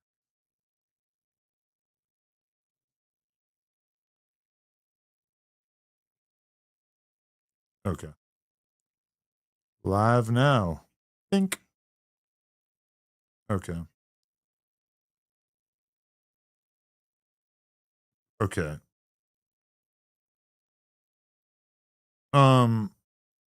Actually, okay. So Rich Trapper said, do you want the federal docs of Big U being charged with assault on Wack? He's for sure charged with that. If that's true, that's interesting. But also, does that prove that Wack fucking talked to the cops? Like, if we have that information, that would be extremely interesting. Okay. Rich Trapper said that I have to watch it on one of his reactions because Byron Blake's page has been taken down, which does make sense because that did happen. I do know that Byron Blake got his YouTube channel taken, and then now he's suing Wack for that. Lush crashes out after Wack calls in and checks him. This is what I was looking for before. I should have just watched this clip, but whatever. I guess Rich Trapper's probably getting me the link right now, but let's get into this. YG has got a very, very big problem on his hand, and it's not just Flaco exposing who he believes killed Drakeo the Ruler, but also the internet is now unraveling the true reasons for his beef with Drakeo the Ruler, and it is unfortunately much more complicated than you possibly could have imagined. It sounds like there is a lot more to the story than we thought, and this beef definitely got very, very out of hand. Now, I'm going to talk about some inside info that's been circulating for quite some time. Okay, I've heard a lot of the things that are going around that have been put out there without evidence. Okay, I've heard a lot of these things before. But, okay, now some of these things that I've heard offline are now making their way online. So I'm just going to give you my whole opinion on the whole situation. But it's definitely a bad day for YG. So here's what happened, okay? He dropped his new project, The Gentleman's Club. That's what he's calling it, okay? That's what he wanted to call it. That's how it's going. The Gentleman's Club. The Gentleman's Club is a false flag. It's fucking... this is not the vibe of like what's going on in YG's career right now. It actually is kind of crazy to think that he dropped this album seemingly there was nothing going on publicly involving YG in the mainstream, right? Like he had no drama, no news that was going on that was forcing people to talk about YG. Then he did put out a song called We Know the Truth where he spoke on the Drakeo thing. But then ever since, it's been nonstop Drakeo news. Like we've gotten so much Drakeo news since the song. I'm not saying that the song caused it, because obviously, like the cops investigating him, that's not going to get prompted by him putting out a song. But it kind of lets you know that YG's head was thinking more about Drakeo at this time. For sure, YG knew that the cops were investigating him at this time. 2026, okay? And track 7... let's just keep it real. This was an all-out diss towards Drakeo the Ruler. It was called We Know the Truth, and that was Drakeo's catchphrase, all right? You probably heard Drakeo say this a bunch of times, okay? We know the truth. Now, here's the thing. What did we know the truth mean? Well, I'll be real with you, okay? I'll be real with you. I think the truth is, all right, when Drakeo, this is just my opinion, all right? I don't want to get in trouble. My opinion is when Drakeo kept saying we know the truth, I think the truth is that Drakeo killed that guy from the blood. Did you see what Karen Civil just tweeted about Drake paying to push media against YG? That's what somebody said, and they actually tricked me into going to Karen Civil's Twitter where I did not find that. But that would be juicy. That would be some good shit. Wait, so that's what Glasses said, which we're going to get into in a second. I don't know for sure. I don't know if he's false claiming, but in my opinion, when Drakeo kept saying we know the truth, when he beat those murder charges, the murder of Red Bull and his young homie Kells ended up going down for the murder of Red Bull. Drakeo ended up beating the charge, getting off with the death penalty, and then he popped out constantly saying his catchphrase, we know the truth, right? It's a 2020 album and title track. Okay, so YG dropping a song called We Know the Truth is low-key very disrespectful. Clearly, it's a song all about Drakeo the Ruler and his murder. But the reason Drakeo was running around saying we know the truth, in my opinion, all right, I think it's because the truth was he might have did that shit. He ain't alive no more, okay? But I think maybe he might have did that shit. Killing an infamous blood and getting away with it and rubbing it in YG's face for years. But I don't think anybody thinks that, shout out to Ross for trying to put this together, but Ross is basically saying that when Drakeo said, "We know the truth," which was like, his catchphrase for the latter part of his career, Ross is suspecting that was a reference to the idea that he might have actually been the one who killed Red Bull being Inglewood family blood, who's basically like Munchie B's lil homie. I don't believe that phrase for the latter. Sorry. I don't believe that because I don't think anybody thinks that that's how that went. Like, I don't think that anybody seriously thinks that, because nobody at any point like ever even suggested that Drakeo was the shooter. They were suggesting that he drove the car. I think he did, in fact, drive the car. I don't think anybody thinks he actually fired the shot that killed him, though. I'm not sure where Ross is getting that from. But when Drakeo says, "We know the truth," I mean, that is just some straight ominous shit. That's just some shit that he's throwing out there to kind of muddy the waters. God damn it. Oh, shit. This dude is right. Karen Civil is supporting this whole thing. All right. We got to do an emergency break. Let's see. This is some good shit right here, bro. Check this out. No, that's too big. But this is some good shit right here. So basically, I guess Glasses Malone is going around saying that Drake is actually investing money in trying to get YG locked up for Draco's murder. It sounds kind of crazy, like, to think that fucking Drake cares about that shit at all. So did he really say this? Is this really what Glass is talking about at this point in his career? Let's get into this. That's crazy for him. He You needs put the 1,000 people in here for him? What kind of statement is that? That's what I'm trying to say. Like, what kind of? Like, what is the statement saying? You want me to go? I got some things in my mind, cuz, that I didn't talk about. He wants to hear about Drake. Yeah, he does. Is that the way he's trying to get? Yeah, is that the way? Want me to start kicking cuz back in right now? Like, what is? Why don't? Like, I don't think y'all understand this. Cuz don't like when I kick his back in, because I'm not the rest of these niggas. See, he can spend that money and fuck with YG life. He can spend that money and fuck with YG life. Let me tell you what his mark ass is doing. He's spending money and financing Draco campaign, cuz, to try to fuck with his boy life and get him arrested because he mad about a battle. He started playing me like that, cuz I swear to God, that little shit will get shot up and all that shit. I'll make his life horrible. All that shit he living in out here, cuz, that shit will get burnt up. Bro, why is Glasses Malone always doing this shit? He's talking like he's the fucking king mob boss, bro. Like, literally, Glasses, be serious. If you devoted your life to killing Drake, you could put every last dollar, every last person you know, every last ounce of effort for the duration of your life. You could not put a scratch on him. What are you talking about?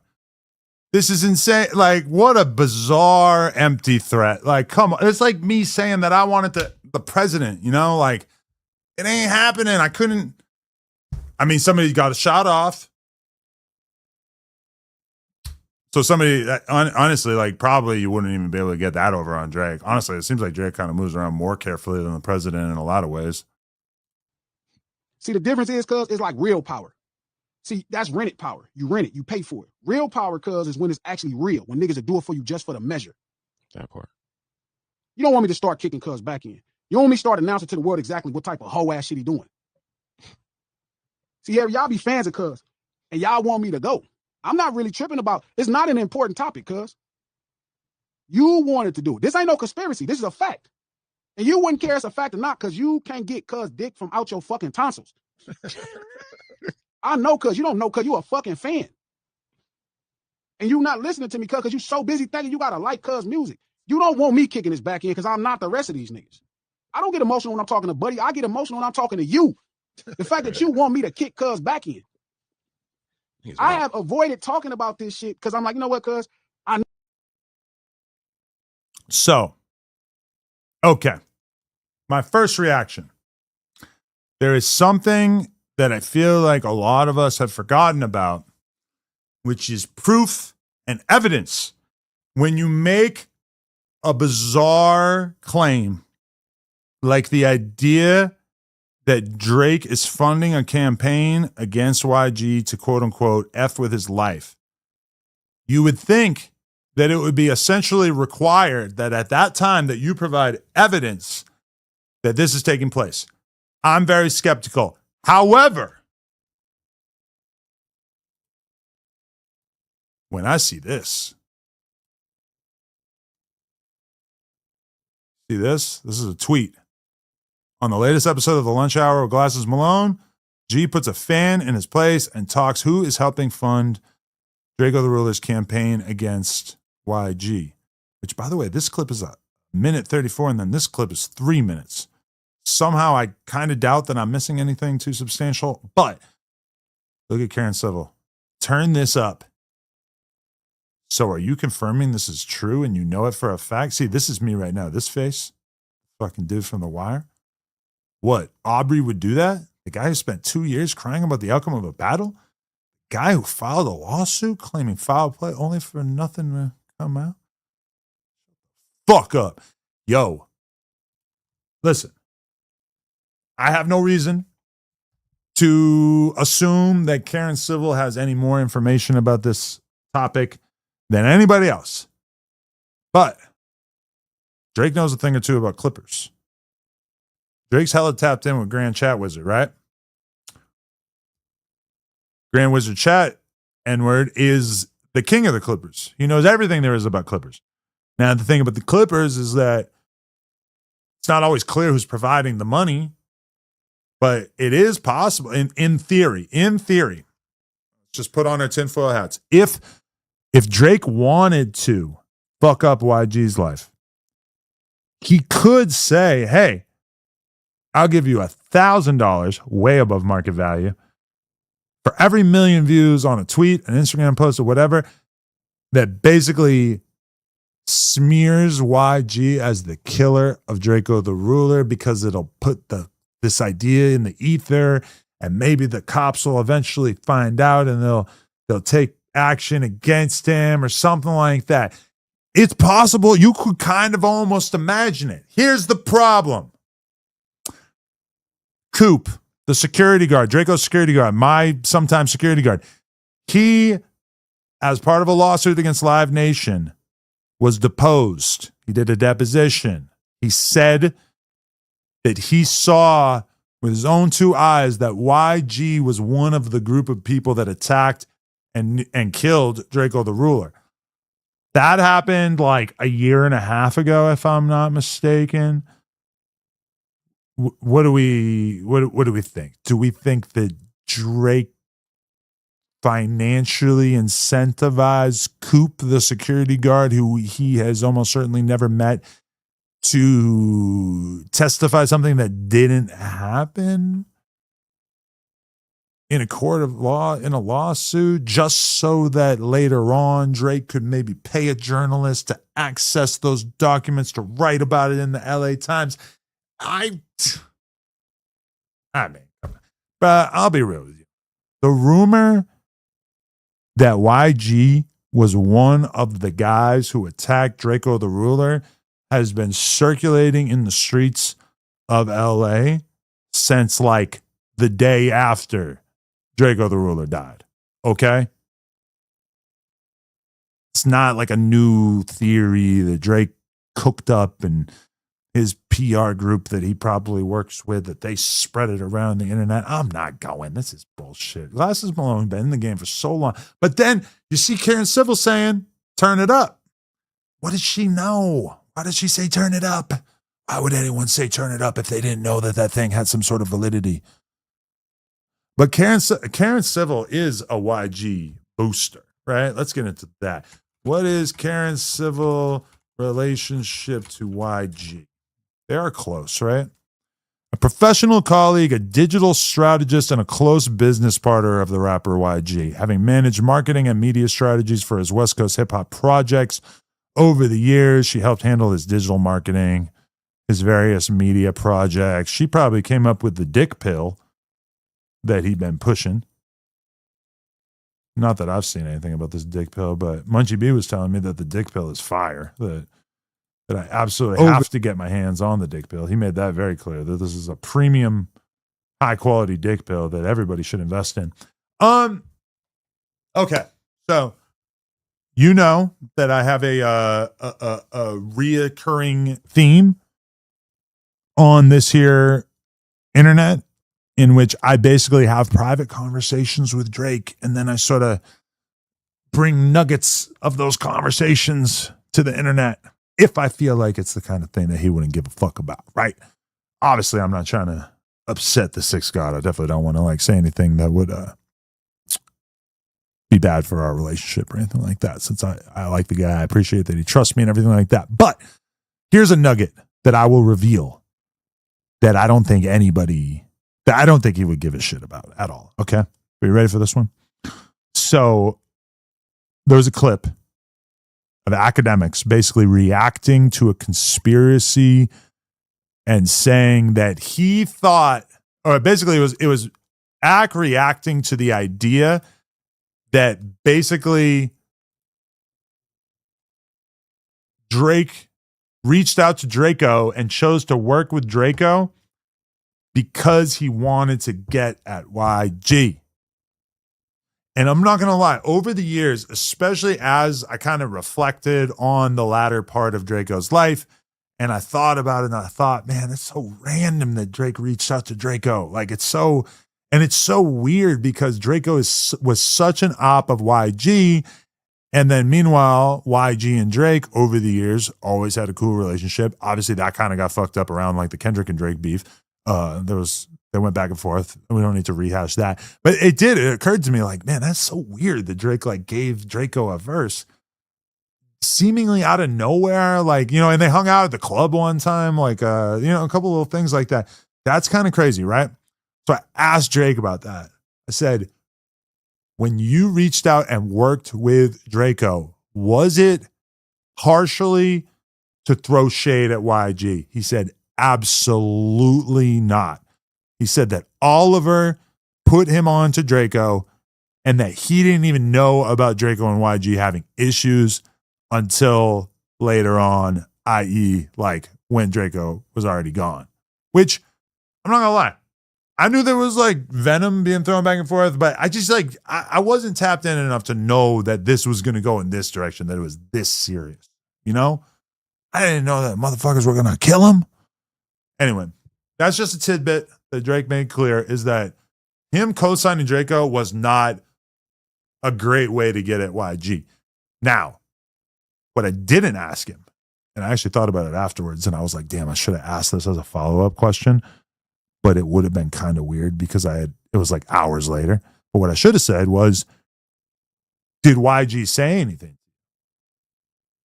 Now, the answer to that question, I might not be bringing to the table because I wouldn't want to share like a private conversation that I didn't have authorization to. But that would have been the logical next question. Did it piss off YG? Did YG feel a way about it? Because like, let's be real. If Drake and YG are even kind of good friends, Drake doing a song with Drakeo's crazy. Like, what? You did a song with my biggest op, who we now look at as a legend. And while Drakeo was alive, we looked at him as a legend too. But at the time that Drake did that song with him, it wasn't obvious that Drakeo was going to become such a huge icon or what. You know, Drakeo was kind of small as a rapper for Drake to reach out to him. And I say that with all due respect, but it's just kind of true that Drakeo was not huge at that point. Drake reaching out to him to do a song was like, I mean, like, hey, Drake reached out to Low Shimmy to do a song. Low Shimmy, poppin', has a wave, not the biggest rapper ever. So it just kind of like stands out as like, damn, like he could have been doing that to get at YG. But he says it's not true. And realistically, if you really want to get at YG, I mean, there's other ways you can do it. You know what it would be like? It would be like if Youngboy didn't have beef with like either side in Chicago, and then he went and did a song with Wooski. And Dirk was just like, what? It's not really like that, but it's at least a little bit like that. That beef with YG was already gone. I hate that my head goes over Ross's head. Going on Maybe I should before move that. my head. Okay, so look, here's little. Wait. Oh, there's little things popping up around here. Draco explains his slogan, "We know the truth," but he never really explained it. Let's just see. Help this me understand. We know the truth. What are you referring to? What's the truth? I'm the truth. That's just we know the truth. Like, then it go down to, you know, everything, like me being in jail, everything I went through, all the people that got on when I was in jail. Just everybody know the truth. It's like when I got out, everybody like, oh yeah, like it's over for a lot of people. You know, the real is here. I just like, we know the truth. The real is here. I want to. So look, it's a bunch of coded King Von type messages, bro. But I this is my opinion. I think Draco killed that guy. I think we know the truth was him trying to say they killed that guy. We know that him and the group that he was with killed that guy, Red Bull. Like, we know that they collectively killed him. What we don't know is that, well, what I think is kind of crazy to suggest is that Draco fired the shot. I've never over the years heard that said. Even Munchie B says that the reason why Draco the Ruler beat the case was because he didn't do it. Even Munchie B says that. He knows that Draco didn't kill his homie. But he was certainly there, and he probably drove the car, I think. You can crucify me, you can say I'm capping, you can say I'm snitching. He's not around. They're saying no snitching, we know the truth. That's just my opinion, all right? So look, we're going to dig deeper because there's a lot more stuff I'm going to tell you in this video that's crazy. I know YG not going to be happy about this right now, okay? So why am I even qualified to talk on this? Well, I did a documentary about three and a half years ago, done about 3.5 million views, The Life and Death of Draco the Ruler. I broke down the whole history, and I was one of the first people really calling out YG. I don't want to say YG's role in Draco's death because we don't know that for sure.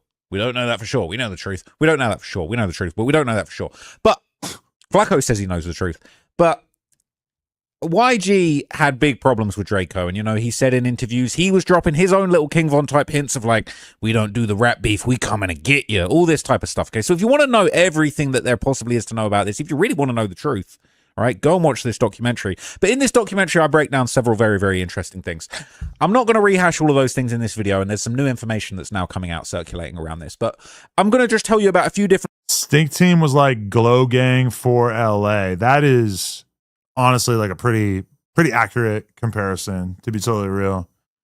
More about fun and style and fashion and drugs, and a little bit less about you know, warfare. Things in succession, and we're going to rewind back around, okay? But this video is extensive, all right? In this video, I get very, very deep into all the reasons that Draco popped off, how he got famous, okay, the murder of Red Bull, and all of the situations that ended up happening that led up to his death, his beef with YG, his beef with Inglewood. He basically was an absolute terror to the Bloods, okay, and he was deep beefing with a bunch of different people. So as you can see, the many chapters of this video, we talk about Draco coming up as a home invader. He was Look at what Ross used to look like. What the fuck is this face? Flamming, that was his whole thing. That was like a catchphrase for home invading, okay?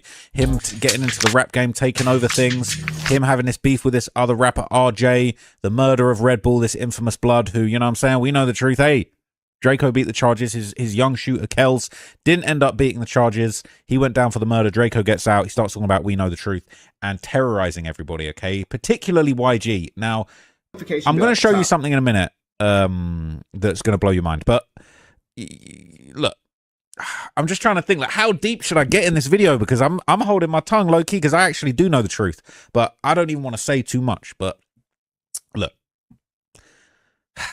so Red Bull gets killed, all right? Red Bull, close friend of Munchie B's.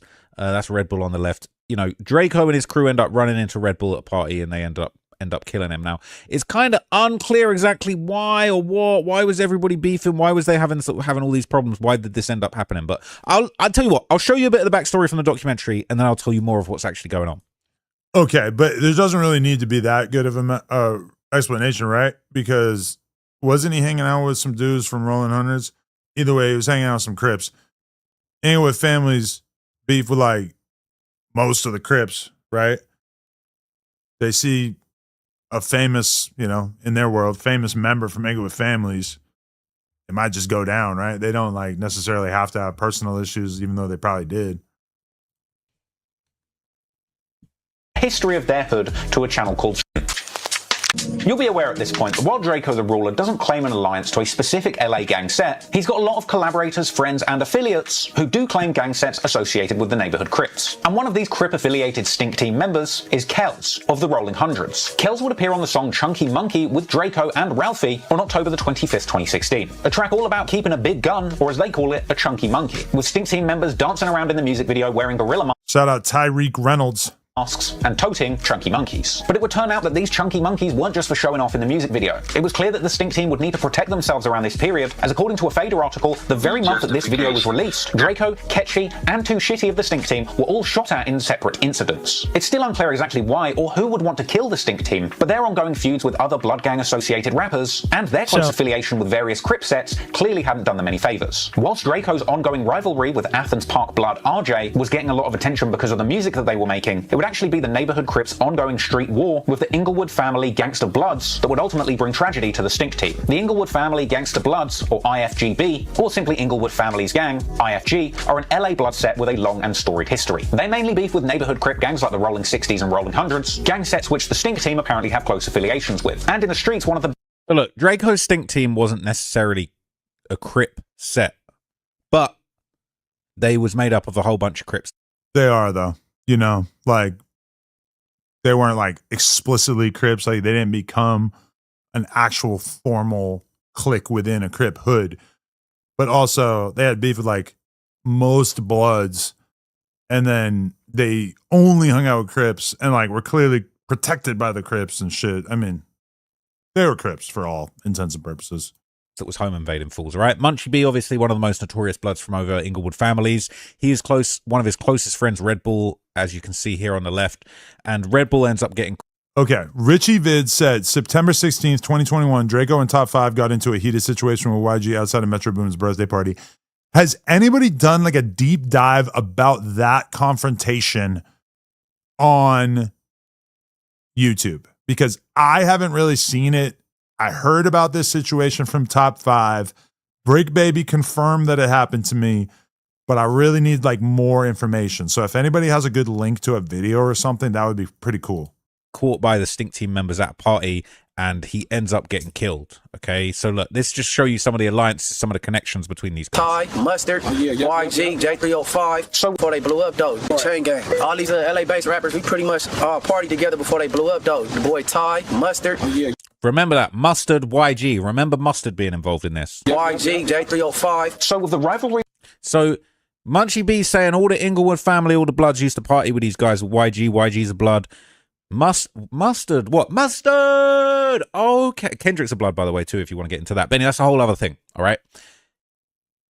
This is going to be important, because I don't think Kendrick actually officially got put on the hood, though, right? Like, I've had people tell me that he is not an actual Blood. That he's from a Blood neighborhood, that kicks around Bloods, but never got put on the hood, was never a formal gang member. I don't know. Know some info that's now come out. Between the Stink Team and DJ Mustard, YG, and RJ heating up off the back of diss tracks, you can see why there's a lot of interconnected reasons why the Bloods and the Stinks aren't going to get along. And to make matters worse, it would later emerge that Stink Team member Kells had an active feud with Red Bull, the Inglewood family Blood, who had appeared alongside Munchie B in that Street TV interview. Red Bull allegedly also had a serious reputation when it came to Inglewood gang politics, but sadly, Red Bull would eventually run into the Stink Team with deadly consequences. Because on Saturday, the 10th of December 2016, several members of the Stink Team, including Kells and Drakeo, were chilling at Draco's house. And it was here that Drakeo would see what was later described as a pay-for-entry pajama party advertised on Instagram. You got to appreciate me watching Ross watching a video that he made 5 years ago. With Drakeo rallying the Stink Team to go from his place to the party, with plans for 17-year-old Crip affiliate Arlington Blue, aka AB, real name Jaden Boyd, planning to join the Stink Team en route. The whole crew would travel in a 5-car convoy to the party in Carson, around 15 minutes away from Draco's apartment, with the crew arriving to the area and parking their cars. At some point, Too Shitty from the Stink Team approaches Draco's car to tell him that members from Inglewood families are there, with Drakeo apparently suggesting at this point that the crew leave. However, within seconds, Red Bull from... That's interesting. I wonder if that's true, that Drakeo would have preferred to leave. You got to remember, this is kind of like a different version of Drakeo back then, you know? Like, he wasn't like 100% immersed in the street shit in the same way, you know?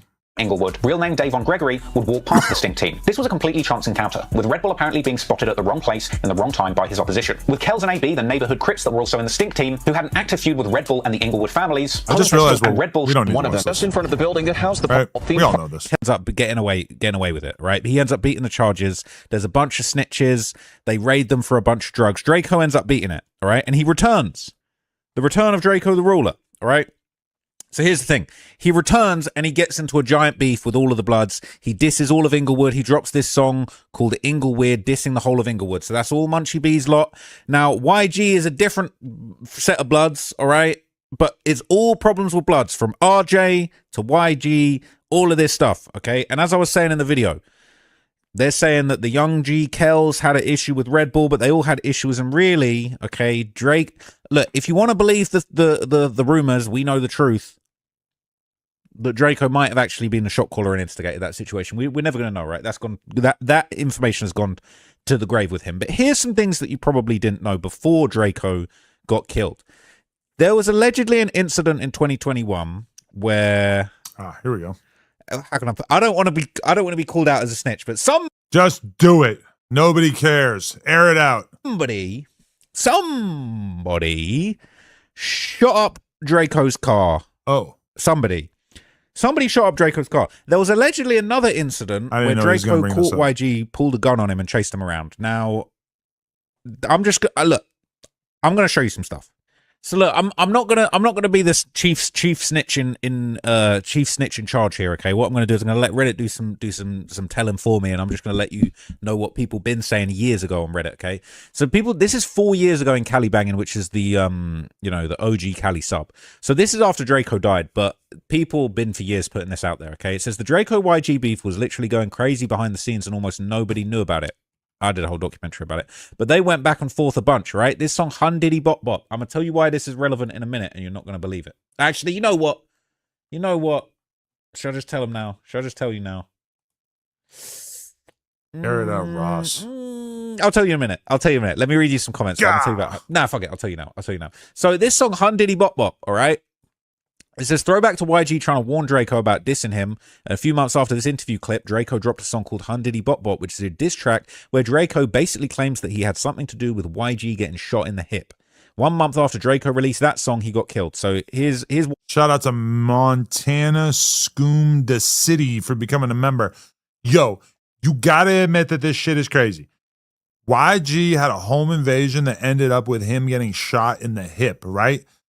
And then basically Draco drops songs where he basically claims that he was involved in some way, which if you listen to Draco's music, he was rapping about breaking in people's houses a lot. That's the gist of what we're talking about here. He was breaking in a lot of people's houses. He was good at that sort of thing. The idea that he could have done this to YG, I mean, it's not the craziest idea ever. YG warning Draco. All right, hang on. Don't tell me the video can't be played. Here we go. I'm not finna be going out there doing no rap diss and shit, cause if it's smoke, it's really smoke with us. We ain't playing, you know?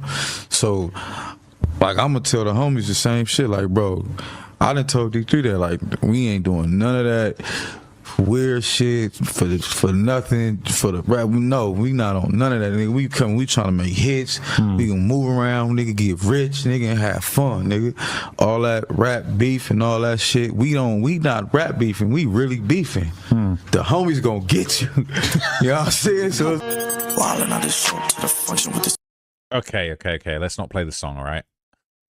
I'll show you the lyrics. This is Hun Diddy Bop. All right? This is what Draco said. He was wiling out, just show up to the function with the scoreboard. Let's not forget, we know the truth, right? Red Bull got killed. Wiling out, just show up to the function with the scoreboard. Last time they showed up to the function, a man got killed. Man, these pussy M-words got me up in war mode. I ain't going back and forth with a cornball. Boy, this 40-ounce bounce like a porno. Pizza party, not delivery. This Giorno. I put 90 shots in his torso, or I'm finna put 90 shots in his torso. Caught him at the stop and go, lock and load, no warnings. He's a rapper, but I made his hip rock and roll. Cold Devil walking through hell with chinchillas on. They're gonna drop yellow liquor when they hear this song. Dog Eat Dog World, 44-year-old bulls barking. This gonna have the whole hood talking. You gotta admit that bar, he's a rapper, but I made his hip rock and roll. I mean, that just like sounds so specific. Why, if he was gonna say something about shooting somebody, why would he say make his hip rock and roll? And why would he say he's a rapper when we're talking about like the dude who's like the most famous rapper in this whole situation, like the most successful, established rapper? He's a rapper, but I made his hip rock and roll.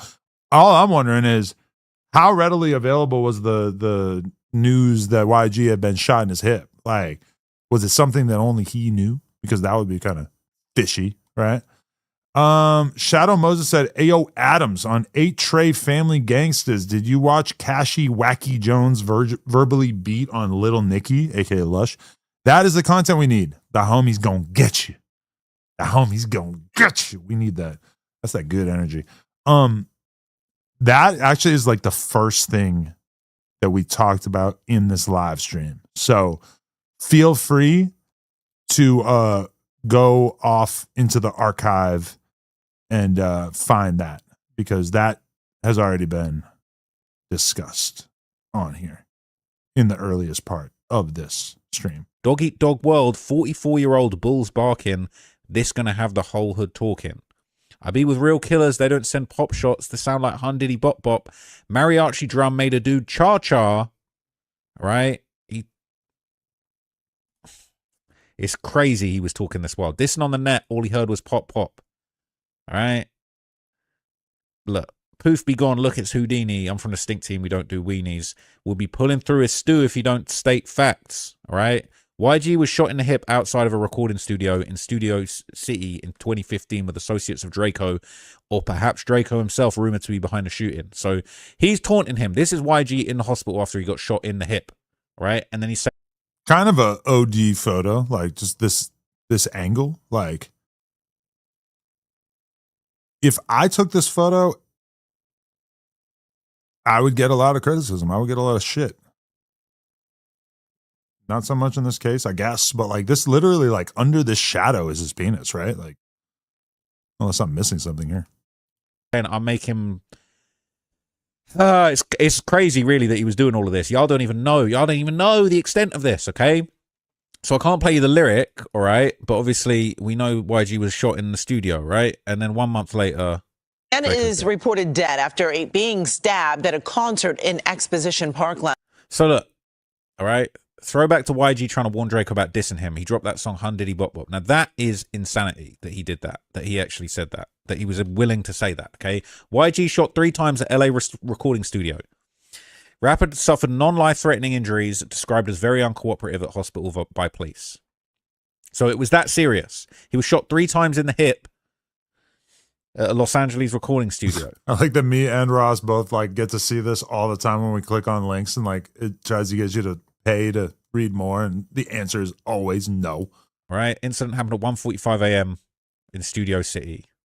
A friend of the Compton rapper drove him to a nearby hospital. He was on. By the way, I know exactly where this spot is, because it's like there's like a fucking mall type area in Studio City, and there's these apartments across the street, and that's where YG was living when he got shot. So it's kind of trippy. Just like literally I could drive there in like 10 minutes. Like it's right over there. Like kind of crazy. Cooperative. They saying this was Drakeo. Drakeo saying this was Drakeo. He a rapper, but I made his hip. I was like a block away from there, dropping my kid off at dance class like a year ago. Like right over there. Like I'm over there. Like kind of weird to picture like if this really happened over there. But at the very least, YG got shot over there. He a rapper, but I made his hit. He said I, me, we, us, me, I. Drakeo shot YG. He said it. Ross is a snitch. Flaco's a snitch. No, you told on yourself. He said it. He's a rapper, but I made his hip rock and roll. Ain't too many people got shot in the hip. Like there ain't too many people we can point to that was hips was rocking and rolling. Like we got a picture of your hip shot. I'm sorry. I'm not belittling or making light of the situation, but like this is what was going on, and Fools was rapping about it. This is on a song called So Cold I Do 'Em, all right, that Drakeo put out. This is insanity.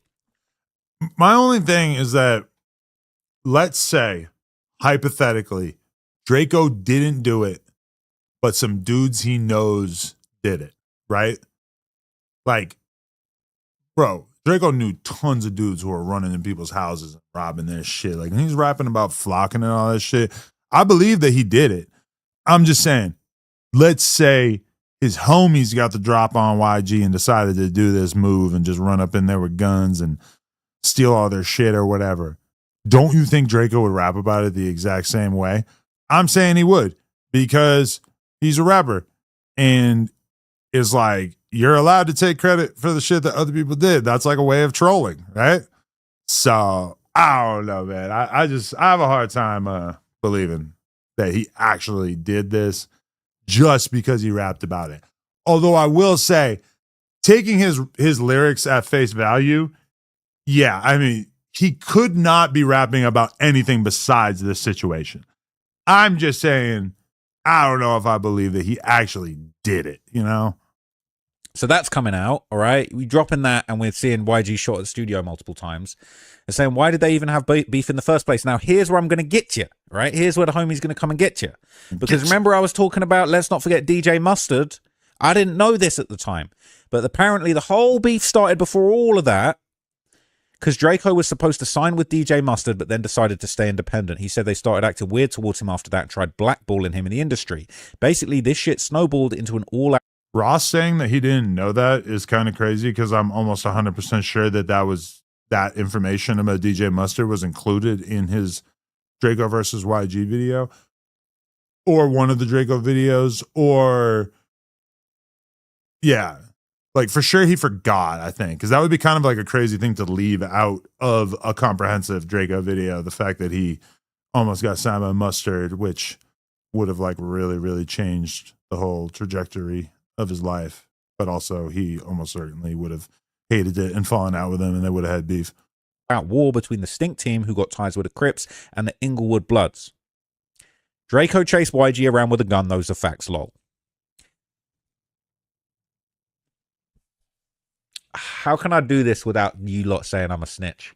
Like, that's someone. I don't even want to do too much. He's gonna say the Brick Baby told him. Apparently that happened.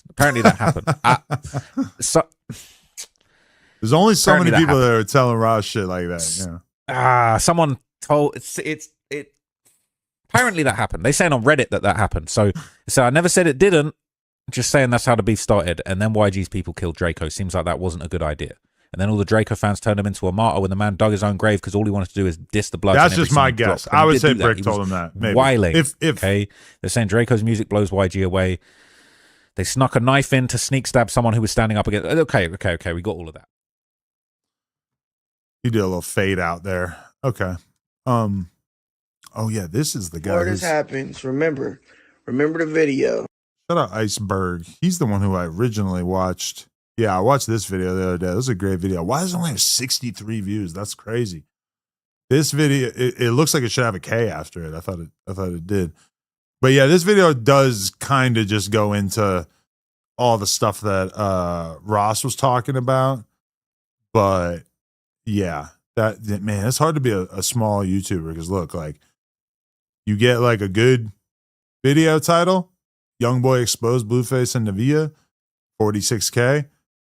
Lil TJ gets humiliated by Jack Doherty, 481.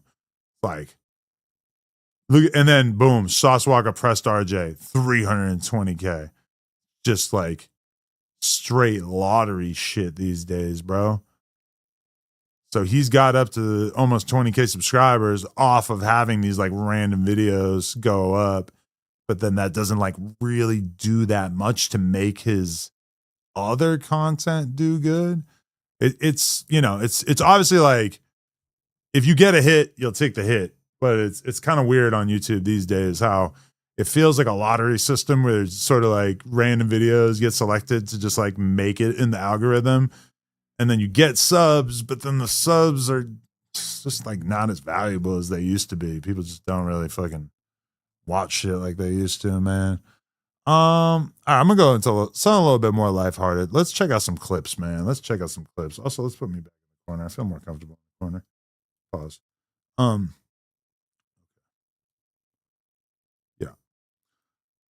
Yeah. Hater World podcast addresses Rios, but stays quiet on MacWap. So I guess that Rios took issue with Hater World because Hater World was talking shit about the fact that they like made a shirt with the N-word on it, which as a Mexican podcast rubbed some people the wrong way. They weren't really feeling the N-word thing. So let's see what they had to say about it. Clip, right? I've seen this clip where they talk about obviously your every sentence in 2026 begins with "I seen this clip." The clothing and the words that's on there, right? Yeah. In my opinion, fool, would it be different if a black homie sold the merch? What do you and who's this like about tapping into, like, who are you talking to have this shit? Oh yeah. Being like, fool, who the fuck do we need to talk to, my boy? Yeah, facts. Like, well, that, I invited. Okay, since you want to talk about that, let's get to that. Let me go find that subject. Let me go find that. Because real shit, fool. Like, you think one person would that feels some type of way, or a little group or whatever, for like, motherfucker. Oh yeah. Okay. So the T-shirt that says the N-word. Yeah. Oh yeah, I got it over there. It says the most hated homies in the world. So they're a Mexican podcast called Hater World. They made a shirt, and one version of the shirt says the most hated N-words in the world, and then the other version of the shirt says some other version of it, but it doesn't have the N-word. And there's one that says the most hated ninjas in the world. You know, I don't say the N-word, you know, but I gotta accommodate for people that do say the N-word and wanna actually, you know, wear a T-shirt like that. It's not for me, but it's for other people. What's the difference in saying it and writing on a shirt? No, I'll tell you right now. I'll tell you right now. I'll tell you right now. You know what I mean? It's retarded, fool. I'll tell you right now. I'll tell you right now. I invited Rios to come up here. If he would tell me to stop and not sell it no more in my face, I would take it off the shelves. Because I'm gonna respect that man. Why does he have to sit in front of you for you to respect him? If it's that much of a clear-cut respect issue. Who is he though? Nobody. Exactly. But I still will give him that respect because we're all in this content game and maybe it bothers him. My friend, he was an ace boy. That's not a nobody. And also, he's on the No Jumper show. Come on now. So, as that type of dude that I am. So, but I invited him, and he didn't want to come. Yeah, because I seen him say that he wants you to go over there. Yeah, but I'm not going to do that because you got the problem. I don't have the problem. Yeah. You do. You want to make content out of it, fool? Then pull up. You got this. You want to sit down. I don't want to sit down. You want it. And I'm gonna give it to you. And he wants it as into like, bro, this is the shit that boggles my mind, fool. Like a person that thinks his opinion is like to who you talking to make a decision like this. Like he thinks that you need somebody to go to, bro. Oh yeah. We have friends and everything already. Like we don't need approval from anybody, fool. Yeah, fact. That's a fact. You know what I mean? So like all that shit, and if a black homie were to sell this merch, they wouldn't have shit to say. Fool. Yeah, that's a fact. And it's either that or those fools are mad that they didn't do it, fool. Yeah, facts. You know what I mean? We don't have to, like, when you make merch, fool, saying it's not how they want to make it seem, fool, like separate. Oh, we just got this shit for those. No, fool, I have homies I have Mexican homies that wear the one that say the N-word. Yeah, I have black homies that are wearing it. Fucking, you have Rich Rabbit that says not even racist. He'll rock that shit. Yeah. Fucking Poetic Flaco says that shit's hard. Yeah. Like, bro, like, what? We have other black homies with voices as well. What makes you think that you're any better than the homies that we have? Fool? Yeah, fact. And we're not even over here asking them like, hey, fool, you think this is cool? Yeah, like you think, nah, fool, we do what it is for the people, the ones that fuck with us. If you don't fuck with us, then that's why you're over there hating, fool. Yeah. Straight up, dog. Like, there's no bad intentions with the merch. There's no bad intentions with conversations that are said. At the end of the day, you're going to feel the way you feel, and we're going to keep doing what we're doing. You know what I mean? Very true. All that other extra shit, we're answering to this person. All that's little kid shit, fool. All that's make believe shit, fool. You're nobody. We're nobody either, fool. Yeah, we're just people with opinions on a podcast, fool. That's it, dog. We don't have to fucking check in with a fucking what, dog. Like that shit just boggles my mind, reason fool. I said that I'll take it. It bottles my mind. Is pretty fire. It's like very common. I hear that all the time, but it boggles his mind. Down is because I have respect for people, fool, and to me Yeah, it's nothing. fool, Like but- a couple of dollars, fool, is really nothing, dog. If it's gonna make that man happier for me to take it down respectfully, and you come sit down with me and you give me that respect of coming here, telling me why you don't like it, fool, fuck the couple of hundred, couple of thousand. I don't give a fuck, dog. To me, it's nothing. Literally, I'll take it down, dog. If it's gonna build our relationship, fuck the shirt. I'd rather have a homie. That's how I look at it. But I mean, Fuck the shirt. I'd rather have a homie. I just don't understand what him sitting down with you and telling you that he's offended by it is going to do, because you clearly made the shirt as a provocation to sort of say, hey, I'm a Mexican dude and I believe that I have enough ownership over the N-word that I can make merch with the N-word on it. You know, like we don't talk about it, but it is kind of like a consensus thing that yes, white people are like not allowed to say the N-word, but they're also not allowed to wear shirts with the N-word. It doesn't come up that often. It's just not like that common of a thing.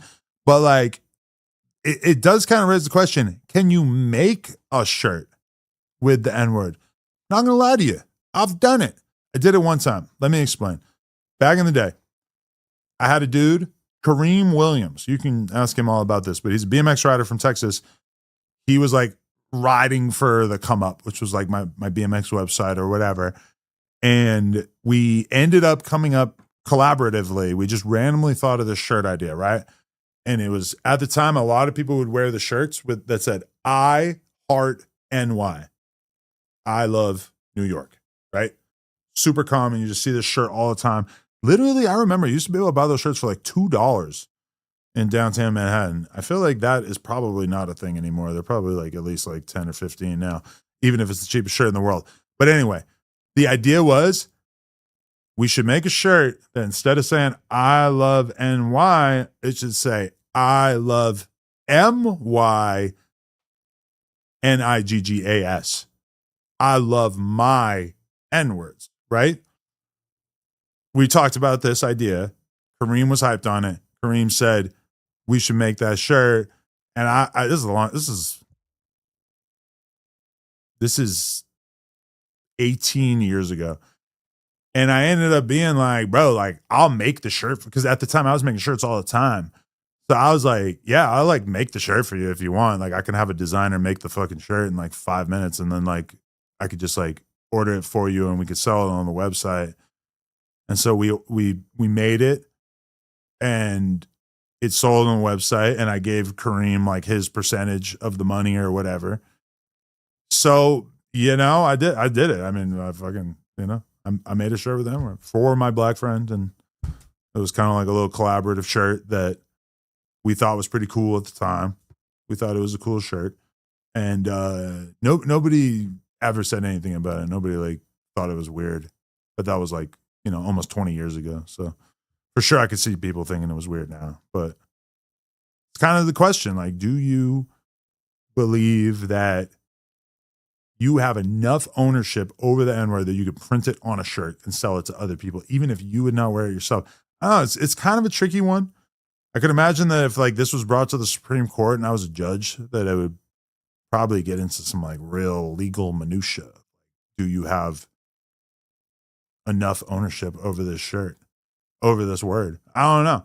But either way, I feel like Hater World made the shirt to try to get a reaction from people, you know, because it's not like to say like the most hated N-words in the world on a shirt is kind of a stretch. Like, it's just not like the coolest thing you could ever put on a shirt.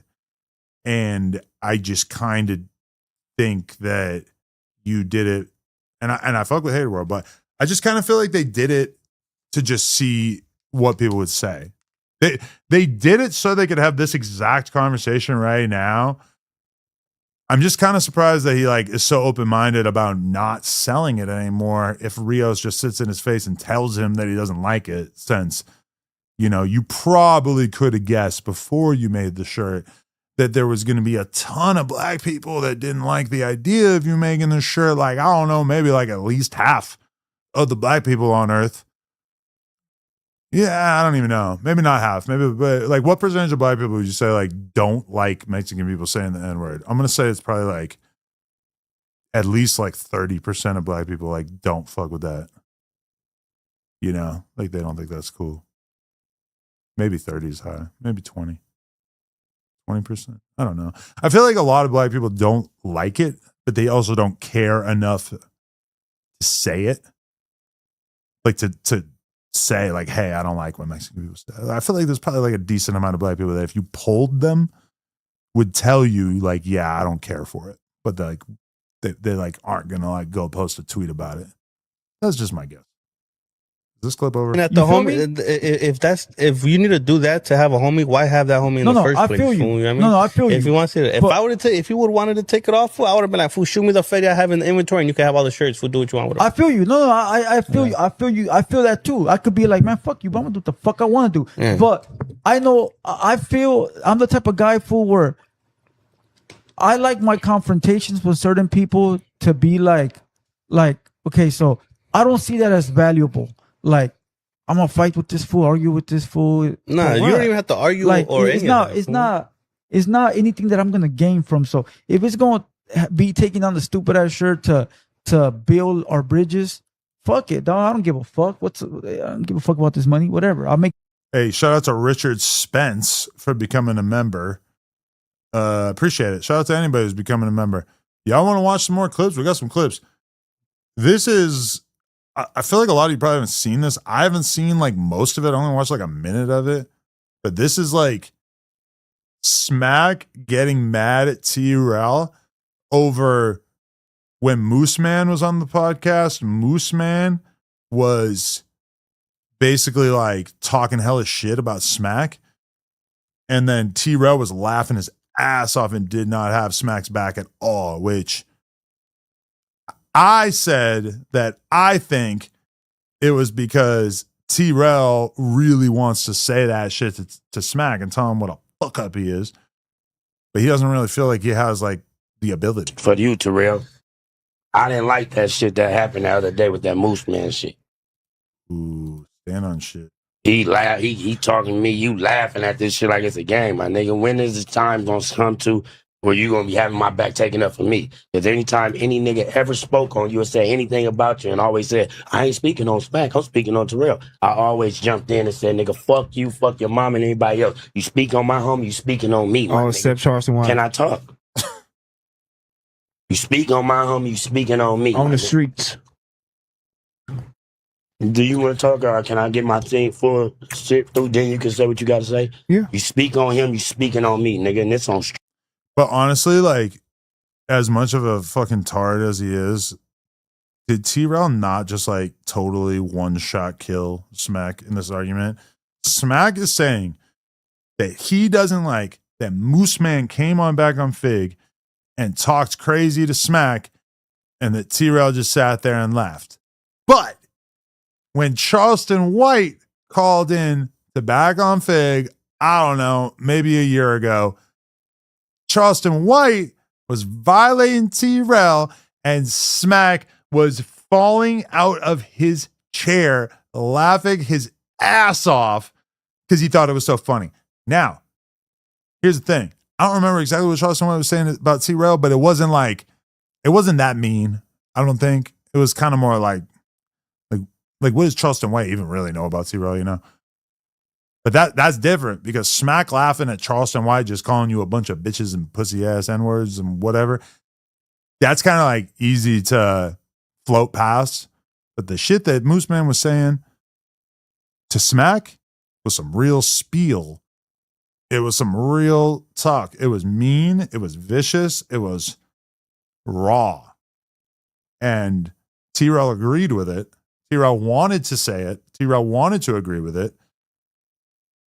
And that just hits different. Also, Charleston White got hella clout. Moose Man, not so much. So if somebody has a lot of clout, you kind of got to like laugh at whatever they say, you know, like you don't actually have to, but you like sort of still do have to. Like you gotta like basically play ball. You gotta fucking treat them better than you treat a random person. You know, like the bum on the street, you don't gotta laugh at his jokes. Not that Moose Man's a bum, but you don't really gotta laugh at his jokes. But you gotta laugh at the rich, famous guy. stream and everything, nigga. I done got into it with homies over you, nigga. Talking about, oh yeah, Trell, check this out. Oh, you speaking on Smack the homie. No, fuck that, nigga. You speaking on my homie, nigga. This is my friend I grew up with, nigga. If you got a problem with him, you got a problem with me, nigga. And that's just the bottom line. And I feel like you don't be taking up for me the same way I do for you, my nigga. And I'm just keeping it all the way clean, my nigga. I take up for you whether you right or wrong, my nigga. But when it come to me, you let these niggas laugh at me. You don't say shit about it, my nigga. You get to laughing, he with them. And I feel that shit ain't cool, Jarrell. You finished? Charleston White. You said the stuff for Charleston White. That was the only time I ever did that because I know that nigga's all content and all that. That was the only time, bro. Any other time, real serious. Kind of makes sense. So it was content. Yeah. It wasn't. Okay. It wasn't. I like you laughed. It wasn't. I mean, it is kind of true. It wasn't. Yeah, it was. Okay. Anybody else? I'm tripping. Like he's a professional comedian, laughing at Charleston White. It's like if Dave Chappelle roasts your homie, like yeah, you get to laugh along at your homie when Dave Chappelle roasts him. But if Tom at the bar roasts your homie, then you got to fight Tom. You got to beat the shit out of Tom. You got to fucking smash a pint glass over Tom's head and then stab him with the shards. Right? I got into my homies. You thought Moose Man was serious? Yeah, but fuck, I don't know that nigga.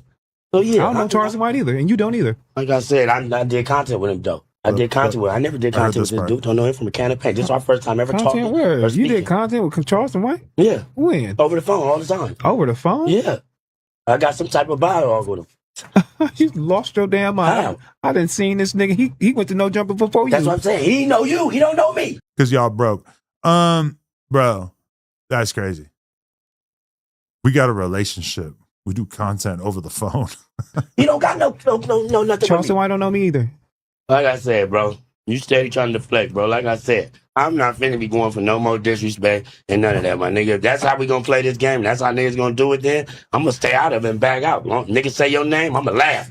How is it 2026 and there's not like a bar so I could see the progress of this video? Like, what the fuck is that? I want to know how long this clip is. It says full clip. I don't know what I'm getting into. Is this 10 minutes? Is it 2 minutes? Like 2 minutes I'm down for. 10 minutes I'm not down for. I have no idea. Yeah, that's on him. You ain't say my name. Please the niggas don't reciprocate the same shit, my nigga. Then So you you want was to get mad at cocky. him? Then you want to get cocky. Yeah, please do and do all that. Nobody give a fuck about who got more than who. Because at the end of the day, niggas is mans at the end of the day, homie. Who said that? I'm telling you. And That's how you feel? There ain't gonna be no rebutting. Niggas is mans at the end of the day, nigga. I put my life in the line on the land for you, nigga. Look, this is what I want you to always do.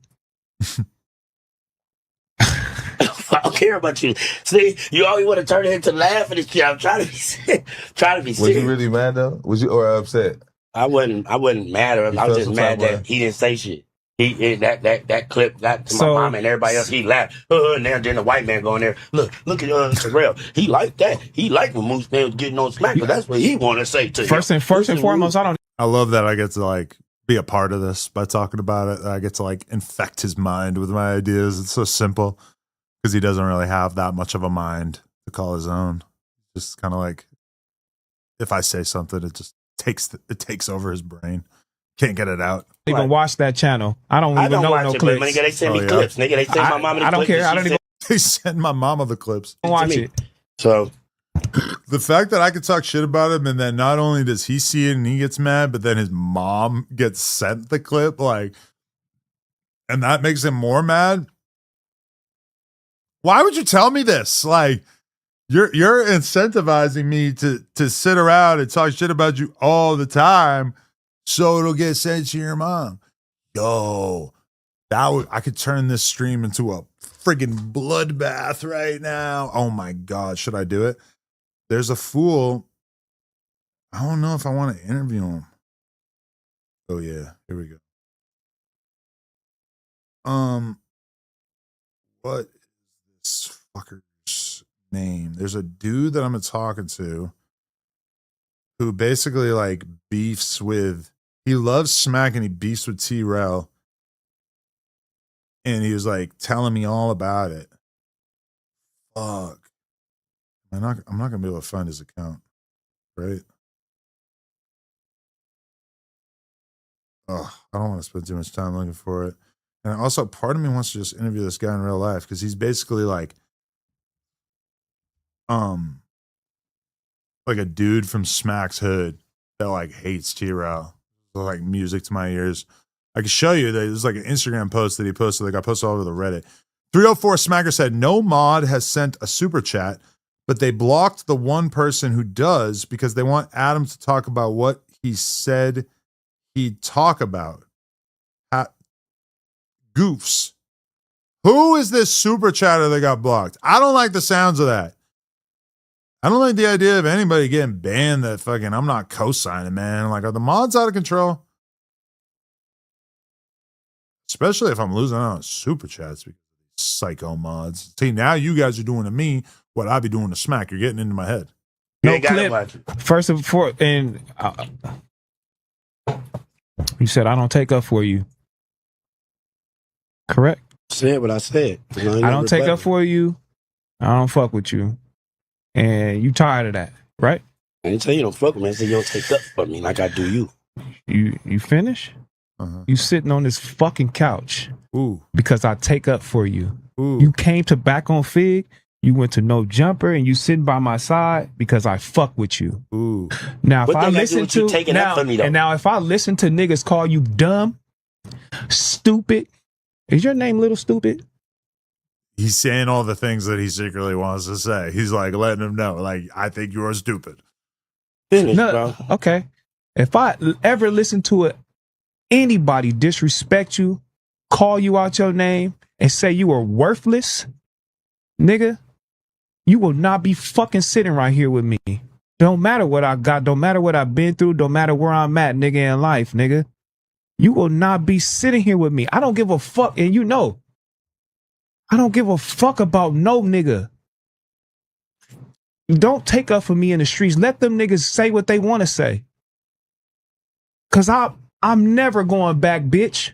What they got to do? That's just me a bit. Why did that even just come up? Like, I'm never going back, bitch. Like, that wasn't even what was being said. Like that's just on his mind. Genuine, I'm taking up for you in these streets, and I love you, but I don't love you. But I don't owe you nothing for doing that. Nobody said you owe me nothing, but so stop bringing it up. You gonna respect me as a man, then nigga. I don't have to. I don't have to do shit because I didn't ask you to do that. I don't have to respect you as a man is weird. Like you kind of have to. Like your co-host on your podcast, you kind of got to respect him as a man, right? Respect me as a man. I didn't ask you to do that. Nigga. We mans at the end of the day. You gonna respect me. You to death. You ain't got to, but you gonna respect me. You gonna let me talk? Like I respect you. You gonna let me talk? Then that's real. Because I don't have to. You don't, look. I didn't ask you to do that. You gonna let me talk? Go ahead, cuz. Now, if I sat here and I listened to every single motherfucker that think you a motherfucking game, they get it from you. They don't. Hold on, they get what from me? So you think I influence the world? You do. Okay, but this is crazy. Smack thinks that people call him dumb because Trell influences the world to think he's dumb. He thinks that if Trell was nicer to him, then nobody would like have any questions about his intelligence. That is revealing. That's astonishing. That's not something that I would have personally guessed. Come to this, you do. How can I influence? Man, look at you. Look.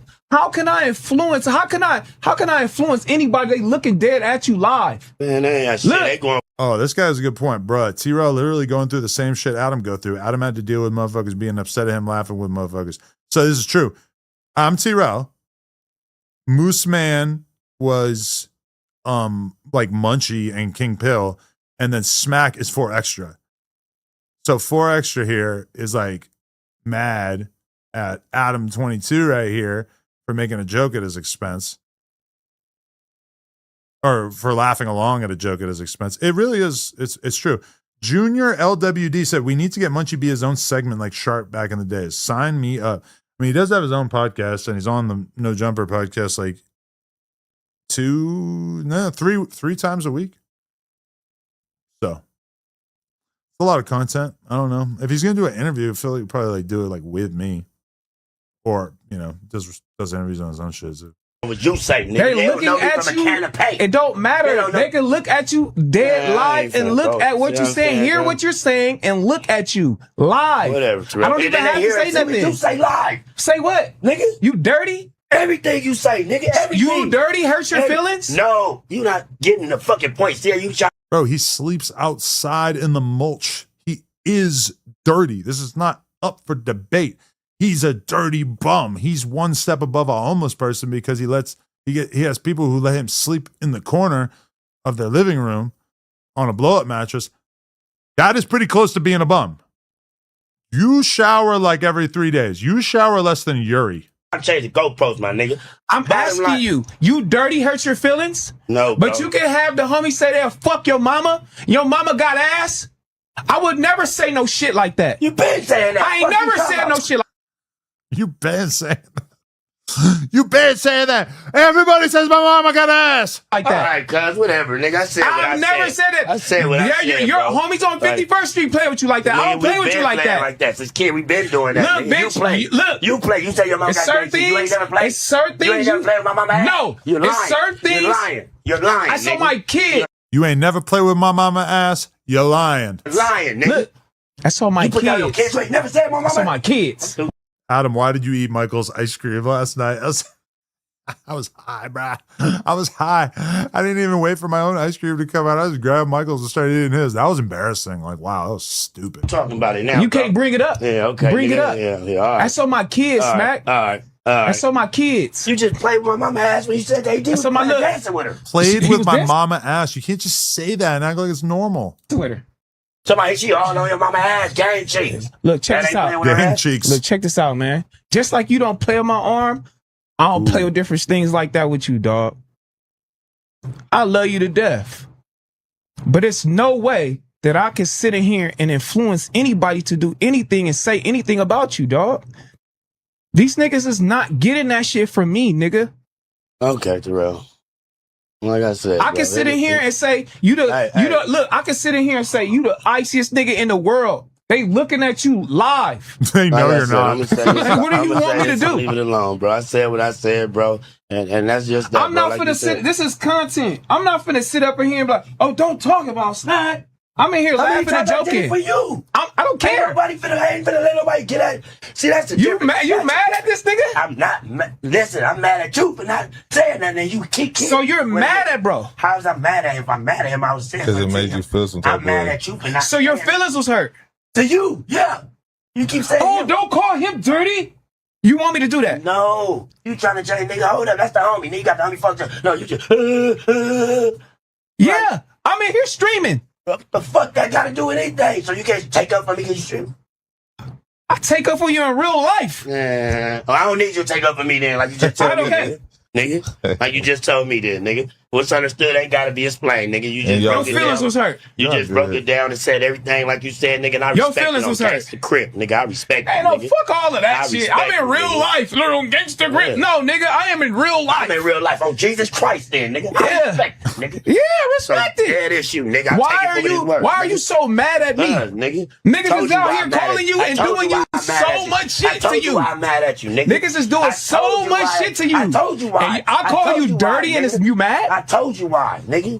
I let a nigga call you dirty, Fuck you that. mad. No, nigga. Because you don't take up for me, I nigga. don't take up for you? don't take up for me like I said, nigga, and I stand on it. And I don't give a fuck about how you saying what you feeling. It's And cool. again, you said how you felt, nigga, and I respect it, I nigga. don't take up for you? Nigga, who talking about that shit, bro? Because I was going to do an argument about some bullshit when I'm trying to get my piece off and let niggas know the real. But niggas always want to shit whack, homie. So when you let somebody... I mean, yo, I'm going to be real. And also, I really wish I knew how long this clip was. I do think T-Rail looks out for Smack a lot. You know, he put him on in the whole podcasting world. He has given him like every opportunity that he's had in his life. If it wasn't for T-Rail, Smack would just be a random ass dude who knows a couple of the guys from TDE, right? So he's put him on. He's put him in position. T-Rail just takes issue with a lot of facets of Smack's life, like the fact that he refuses to take his life seriously, the fact that he refuses to work hard, the fact that he won't stop getting fucked up and sleeping outside in the mulch. You know, it's just like a lot of different things that he wishes that he would do better. And I think that like Smack takes the criticisms that Trell has of him, which are very, very valid. And then he interprets them as like mindless hate, but they're not. Like when he calls you dirty, because you fucking sleep in the mud. Like you are a dirty dude. There's always like video of you like sleeping on the ground and shit. And like you shower less than Yuri. Know the real. I can let you know the real, man. Yeah, whatever. Like I said, nigga, you go at me like that, but you don't go at none of these other niggas. I don't never like go that, at you, nigga. Yeah, you do, nigga. You always high powered pitch tone with me, How? nigga. But you don't do that with these other niggas though, nigga. Tired of that shit, nigga. That's fake ass shit, nigga. Soon as he got right here, I called him dirty and broke. Fuck him. You keep talking about him. Fuck him. Who else? Fuck him, nigga. Who else? Nigga, I see Soon as he said right here, I called him dirty and broke. So, and he didn't feel it. Shout out to Junior for the $5. And then shout out to Assassin3734. We appreciate you, man. I'm ready to die, go to jail, go to hell over my bro, nigga, over you, nigga. So what does that mean? Nigga? What does that mean? It don't mean shit, apparently. It don't, nigga, because I'm looking at niggas on Snapchat, rip your fucking eyebrows off your head, slap you and everything, pour water on you, nigga, talk shit about you, let niggas laugh at you. That's what me and Q was doing. I got paid for that. I called another nigga, you got paid for that? You want to bring all right, some clown shit. You get paid right now. Man, whatever, bro. You get paid right now. Bring up some old other shit. Clown shit. Weird, nigga. You a clown, man. That shit is clown shit. You a clown. So a nigga called you dirty and you mad? Q ripping off some eyebrows. Cause you gotta bring up valid points when you talking to me. Nah, nigga, I ain't gotta bring. I bring it up the truth, nigga. What's the truth? Man, it's a dead issue, right? It ain't no dead issue because you can't explain it, nigga. I ain't got time. I ain't finna explain it, niggas. You just wanna. You weird, my nigga. It's cool, my nigga. I'm weird. You weird, homie. I'm weird. On Jesus and you Christ. said I've never sat here and started a live and brought up anything about you, dog. I said, bro, it's a dead issue. You always so not win. You true. the man. I am the man, nigga. Yeah, that's how I'm always feel. Yeah, I'm the man. yeah. I'm the nigga. Yeah. I'm always gonna You do Mr. that. Perfect. Yeah, you Mr. Perfect. I'm not Mr. Yeah, Perfect, but I'm a nigga though. You Mr. Perfect. Yeah, I'm not a Mr. Perfect, but I'm a nigga though. Yeah. You That's all I'm trying to tell you. Nigga. How do you walk around the world with this ego in this sense that you're the man when every possible signal that the world is sending you is telling you that that is not so much the case? That in fact, things are not going that great. You know, it's like, listen, hey, maybe things are not always going so great for me either. But I mean, I'm not walking around with my head up my ass like this fucking guy. Like the way he talks about himself is crazy. Clock Media said Hater World has a lot of black guests. It's not just a Latino platform. That's the reason for the shirts. Also, a 3-piece, 2 biscuit, 1 Sprite is wild. You're saying like getting that at Popeyes instead of fries? Get 2 biscuits? I mean, I wouldn't do it, but it's not like the craziest thing I ever Only heard. nigga in the world. Nobody I'm else not the but only you, nigga in the world. That's why you got 3 sitting right here. You sitting right here. Yeah, all right. I don't understand. Why do I make you feel like that, cuz? Don't even worry about it though. Like I said, why do I make you feel like I know how that? to deal with you and deal with everybody else. So a nigga sat here and called you dirty and you mad at me. And you thought I was supposed to say, why hey. you keep bringing up this nigga saying I'm mad at him? That's what this That's is what you about. just said, nigga. I said I'm mad at you, not him. I'm not mad at him. You're mad at me because I let him call you dirty. You don't take up. What? Damn, that's the same thing I'm saying right now. You don't take You're up? mad at me. I don't take up for you. This nigga called you dirty. This is what we're talking about, right? This is the incident we're talking about, correct? I want to get this right. I'm mad at you. Really funny, homie. I'm not laughing though. Really funny. I'm mad at you. No, you're mad at me because I didn't take up for you because this nigga sat here and called you dirty. That's what the incident is for, correct? Bottom line, you'll never take up. I don't never take.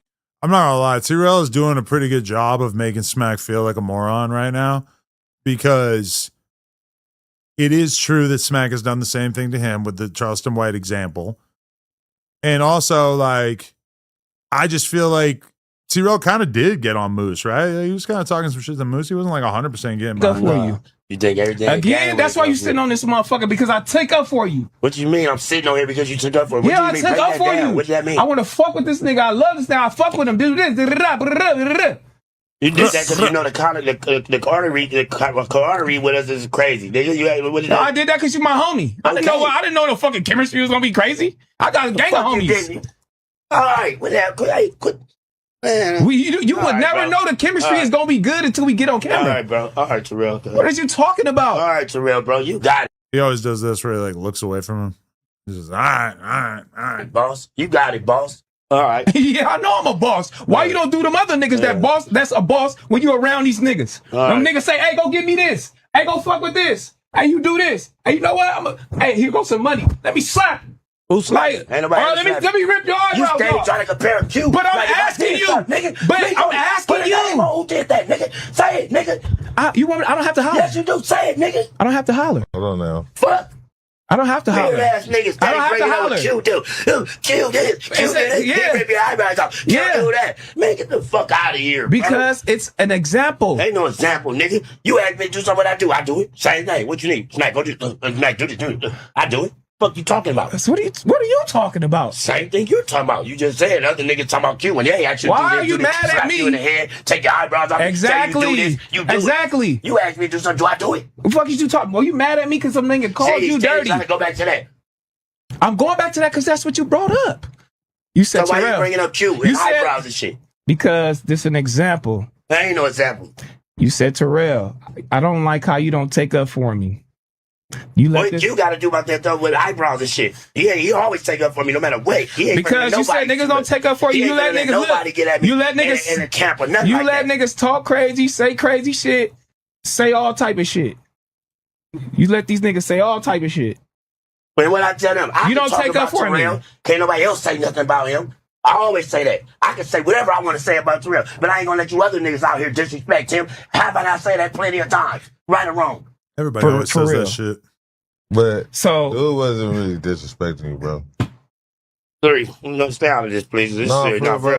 You know, his boy got a point, right? Like T-Rail didn't really disrespect him like that for you to be like acting like such a victim. Like he did you so dirty. Like this is just not a serious enough offense for you to really be getting on T-Rail's ass like this. Like, I'm sorry, but as much as I want this motherfucker to get on T-Rail's ass and get mad at him and leave just because that would be funny, you getting this mad about nothing, brother. You my nigga.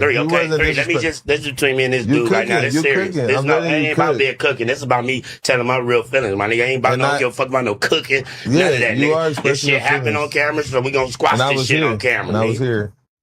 But he wasn't really, if you was taking, you can't take that. You just got here. You don't know what the fuck I'm talking about. This shit go back before this one man. I get talked about. This go back before this one man. Hold on. You let my daddy talk about me. Get at him. I'm telling you, you cooking. But at the end of the day, bro, you get mad about a nigga that really wasn't. This shit go back before him, so you don't know. So you never think. No, if it don't, it's not about going back before. If you're gonna do that, you will lay it all on the line. Your excuse here was saying you don't take up for me, Terrell, and you sat here and let this nigga. How is this a good camera angle? Like it needs to be cropped to this part right here. Like when this person leaves, you need to crop the camera immediately so it doesn't have all this dead space. Say all kind of shit, and you didn't take up for me, and I don't like that. All right, for sure. And I get you. So my rebuttal to that is you let everybody else say crazy ass shit about you. Way worse shit about you. Who's everybody else? And it's all good. Who's everybody else? And these niggas is playing and he playing. Obviously he's playing. Feel me? And then I bring up an excuse with Charleston White. I don't know him. I don't care about if you love his content. I don't care about if you look up to him. I don't care. But I sat there and did that. I don't care if you didn't take up for me, but I'm not holding you back. I don't care. We real homies. I don't care. That right there, you already knew what time it was, nigga. You said you wanted to see if you could go back and forth with him, nigga. So don't act like I just threw you under the blind spot and just called that nigga woo. Man, you had debates about that months ahead of time. You can't fuck with him when it comes to just talking shit. Yes, I could. Nigga, I'll fuck over him. So don't act like if I just called that nigga, it don't matter. The blind spot, nigga. It don't you matter. Was already ready it's the same situation. When he starts talking out of pocket and he start talking crazy, you supposed to step in. Look, check this out. Wow. I can't believe that was so long. I can't believe I stuck around for the whole thing. That was honestly, I kind of apologize for whatever that just did to the stream because that was a long one, man. What else we got here? Oh my God. This pisses me off. I'm not gonna lie, this pisses me off. Foo Community Podcast talks Twitter bots and whether No Jumper is botting. This has got to be what it feels like to be like one of the like No Jumper is a 100% natural channel. Never had a bot, never paid for a live viewer. And I think if you're somebody who's watched the channel over the years, you would probably like come to that same conclusion, because if you look at our views, I mean, our views are down significantly from like 2023 or whatever COVID. You know, we used to like have like way crazier numbers. Nowadays, like the No Jumper show lately has been like 5K. I think we had like a day, like maybe a month ago, we had like 7, maybe 8K watching live, right?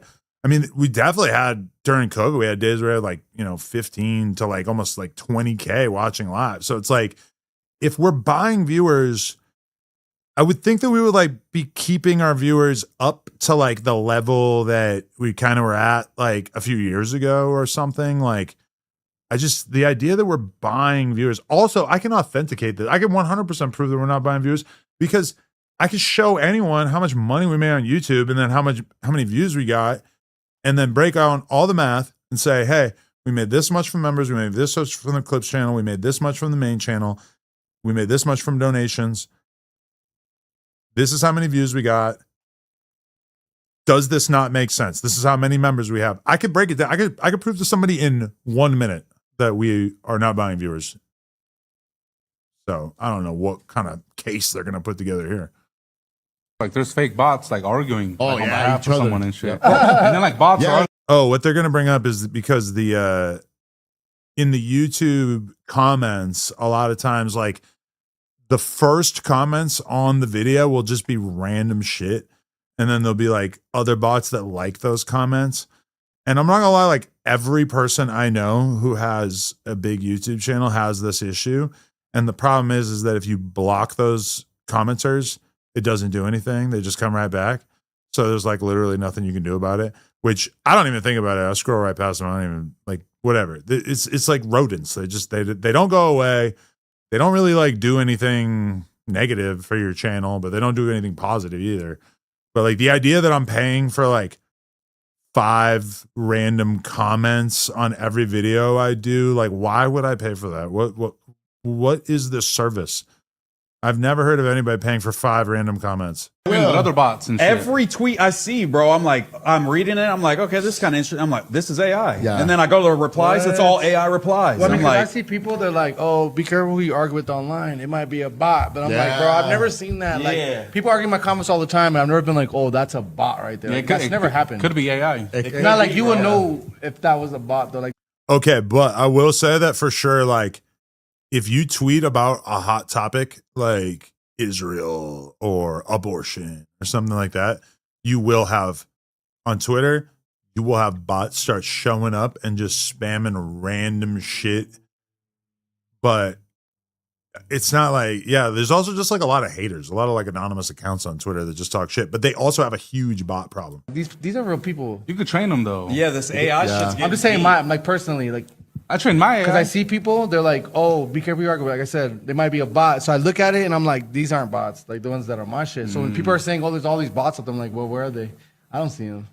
I never see them. They've never been in my comments. They've never been in my threads or Twitters or. But like, where are they? maybe we just miss them. I don't know. Maybe we just assume that everyone's real and all these half of these. Like I fools see are people bots. making fake pages to like leave a crazy comment all the time, but like never a bot, bro. See, you lurkers The out one that's there? a bot is like, send me this clip or can I repost this? On Like Friday? that's fake. Yeah, This post is fire. Yeah, I always like, see that you know, like I see shit. that shit. But like, Oh, I'll you're never- so inspiring. Yeah. I see that on No Jumper comments. Like, on YouTube comments. It's that So one no same jumpers botting bot. it up? But it's like you I think see there it would and be shit. more than one comment because it's always the top comment because it's like the first bot and then everybody upvotes it and shit. Not I No always see Jumper that. It's like, understands- this is so inspiring, but it's like if I'm gonna pay for bots, I'm gonna get more than one. What the No fuck? jumper. Yeah, I hear about people buying bots, but they buy like hundreds of AI comments. And I heard it's good. Like I heard that they're very good comments. Like that the comments are pretty authentic. Like they're the kind of things that you could imagine an actual real person commenting. So, I mean, from that perspective, that kind of fixes the whole bot comment thing if you actually did want to buy botted comments, which from my perspective, like We have 500 comments. We have 1,000 comments. Like, who the fuck cares? The algorithm does not care that much about how many comments you get. That's like not really doing much for you, I don't think. Right. I understand because like if there's one comment there, people won't comment. If there's like 10 there, people want to not be seen. So they buy the first like 20 bots. So it's like 20 comments and it lets people feel comfortable to comment. You get what I mean? Yeah, I don't know. I see that. I don't think No Jumper's bot, and I'm just going to put that out there right now. 100% real views. Well, every post has the bots. All the posts have the bots right away. Like, another show got canceled. Another event got gotta canceled. be botted. Yeah, I don't know, man. I'll talk to him and see what's up. Didn't their event get canceled too? What's the? Did they say another event got canceled? Oh, they're talking about the boxing match, bro. I canceled that because the fucking promoter was rude to me for like 2 seconds. I didn't want to get into it, but the promoter was a dick to me about something. I said, boom, I'm not doing it. No Jumpers pulled out. We're not, because it was just the kind of thing where we weren't getting that much money out of it in the first place. So as soon as he said something stupid to me, I was just done. Not happening. That I have no idea what the ticket sales were like for that or anything. That wasn't like my problem. You know, we were just live streaming it. Like when you're throwing the event, you care how many tickets you sell. When you're just like doing media, what the fuck do we care? We had a shitload of viewers when we had like 9K or something, almost like 9K when we streamed the King Pill fight. I want to stream more fights, but also like King Pill is, you know, kind of like a No Jumper host, sort of. But I don't like. Do the people want more King Pill? Because King Pill was just hitting me up, trying to come back and do more shit. I forgot to respond. I don't know though. Do people care? I don't think so. Nobody's gonna admit that they have bots. I'll do some back end research hacking into the mainframe. Don't worry, I got you guys. You'll figure out. Hey, in the chat, drop any type of message. Drop a bot. If you're AI in the chat, drop a bot emoji. Or if you're don't AI, drop a bot, if you're so we fake, know you're not a bot. If you're fake AI, just drop a bot emoji, please. They're like, we don't interact with the chat. Hey, drop a, you know what I mean? Drop a super chat, you guys. Drop a super hell? chat. I like how dudes will make like a super serious accusation and then they just sort of like don't follow it at all. Like they don't really like get into it at all. They just like kind of say it and then just like move along. Like we're doing content. Craziest conspiracy theory you ever heard. Keep it moving. The one that really stood out to me was when I heard Smack and T-Rail saying that we were lying about CHP wanting to talk to us about Draco's death, which like his biggest enemy and one of his friends conspired to lie and say that the cops came to talk to us. Like they just said that and then they just moved on right after. It was so insane. I was just like, wow, you guys are fucking pathetic. All right, so we got to do the stet clip. I was going through keyboard clips. I saw this one. I said, you know what? We got to do this. Stet reveals how he introduced Heather to the Young Money world. I'm sorry, Heather. I'm trying to use you as a bridge to get through the T-Rail, to come back. We can all be friends again. I'm telling you, your husband is irrational. He's angry. He's handicapped. He's out of his mind. This is not, I'm not watching this from an adversarial position. This is just me watching it because it's got a spicy title. And it's Stet. He's a legend. You know, we all know that. I knew her before anybody knew her. I introduced her to this world, to this music industry, hip hop world. My connections, huh? How you do that? My connections is what got her introduced to this Young Money world. T-Rail was already with T-Raw. She would have never known who T-Rail was if Stet didn't introduce her to the Young Money world. So what do you mean you introduced her to the Young Money world? I don't get that. Like she was around me when I was kicking it with Twist, with Mac, with Chucky, with Gutter, with Wayne. Okay. She was familiar with what I was doing. She was the homie. She was with me. So she got introduced to this world because of me. Okay. She ended up meeting T-Rail because I introduced her to the world.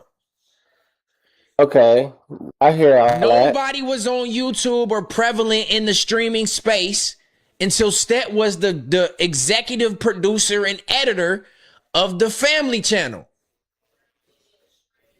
Okay, no, that's how we want. We want context. I was the reason why they even came to the YouTube world.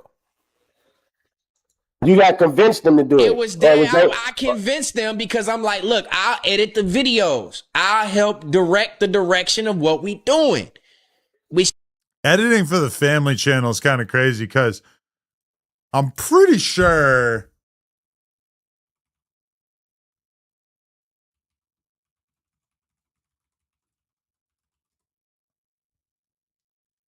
like I'm pretty sure that the Family Channel. Yeah, man, I don't want to roast your fucking kids' views or anything, but who knows mom the best 2K? Who knows dad the best 5.9K? Damn, I'd be pissed about that if I was her. He's more lit than her. We asked our kids about the president. I mean, 8K for a bunch of kids talking about the president. I guess that's okay. Meeks Gang celebrates Zayn's 7th birthday at Sky Zone and Chili's. Damn, do your kids like want to go to Chili's, or you like you gotta go to Chili's? Like, that's interesting. And they be doing all this shit, but they be taking hella long breaks too. Because look, these are all from 2 years ago. Yeah, they're like very inconsistent with this. We used to do family content. Wow, do people remember this?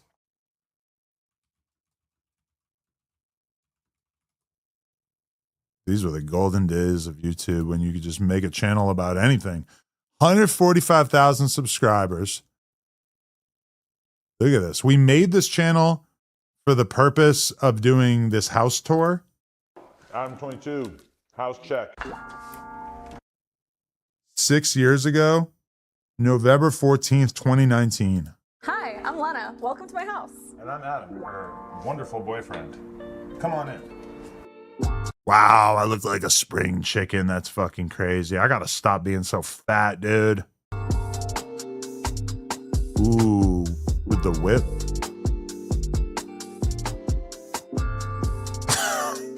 So, welcome to my YouTube channel and my house tour.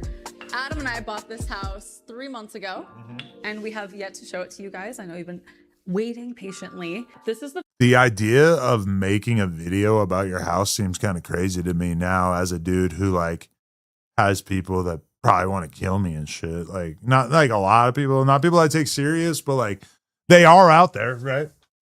I probably would not make this video now.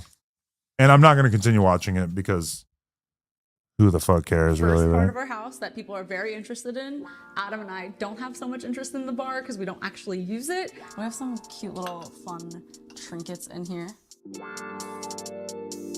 Having this many kendamas out seems crazy. Yeah, we got somebody, Yuri, I think, was the one who gave me this Charmander pop thing that a lot of people are really obsessed with. I don't really know that much about it personally. I have a Harry Potter one that a fan sent me. Shout out to whoever sent this to me. Shout out to my friend Brooklyn Dom, the owner of Brooklyn Oh, Project. shit. He's like an old school metalhead. He used to host that show Headbangers Ball. And I guess he had some action figures made up. I need that. Where the fuck is that? That is so sick. For his birthday. We gotta get one of you like that. Yeah, that actually is a good idea. And also, a fan gave me this box of MTV Raps cards, yellow MTV Raps Did I cards. open that? I don't know. I had these as a kid, so this was a really brilliant present to get. This is my favorite thing in the bar. Why is everything we have over here just stuff that fans gave us? Because it's our fan shrine, I don't know. Is it? This is really creepy. Yeah, this actually is our little fan shrine, I guess, because everything I'm looking at right now is stuff that people have sent us. We appreciate it. Thank you. If it wasn't for random fans giving me shit, I just wouldn't even have anything. Like almost everything on the walls in my office is just shit people gave me because I just don't. Like I'm just not gonna go buy like a painting or a sculpture or something. But if somebody gives me a sculpture, I'm not gonna throw it away. Kendama collection, which I used to be kind of weary about displaying it so prominently because I have such an addictive personality that I just feel the need to compulsively just grab them and just do tricks all the time. But I feel like I've got a little bit more self-control going now, but I mean, I still end up playing until 1 or 2 in the morning, like pretty frequently. If we ever get into like a huge fight and I really want to piss you off, I'm just gonna hide all of them. Blowtorch. Just destroy them all. That would be so really mean. piss you off. Yeah, that would be really upsetting. Ideas, I'm just storing them in my brain for when I need them in the future. Okay, so this Evil woman. I can't watch this. This is insane. Started on. Okay, so wait, let me get context now. So was they already trying to make a YouTube and hired you niggas, hired him? That toy is called the kendama. Go to nojumper.com and find one. We have them. No. I was around. These was the homies. I was family. Big deal of vouch. I was around all the family events. How much do you think T-Rail hates it? Even though nobody cares, how much does T-Rail hate it that fucking Macwop and Stet are just doing a scream, just dragging his wife and talking about how they brought her in the game? I'm around, you know what I'm saying, the whole family. I'm around Heavenly Pies. I'm around Big Deal. I'm around all the people. I'm around. So when we was watching motherfuckers like the Ace family, and I'm like, we can do this same thing. Before y'all the can do Ace the same boys, thing there that was these the Ace family motherfuckers is doing. You got kids, y'all got whatever. Film the content. I'ma edit the content. I'll even film the content for y'all.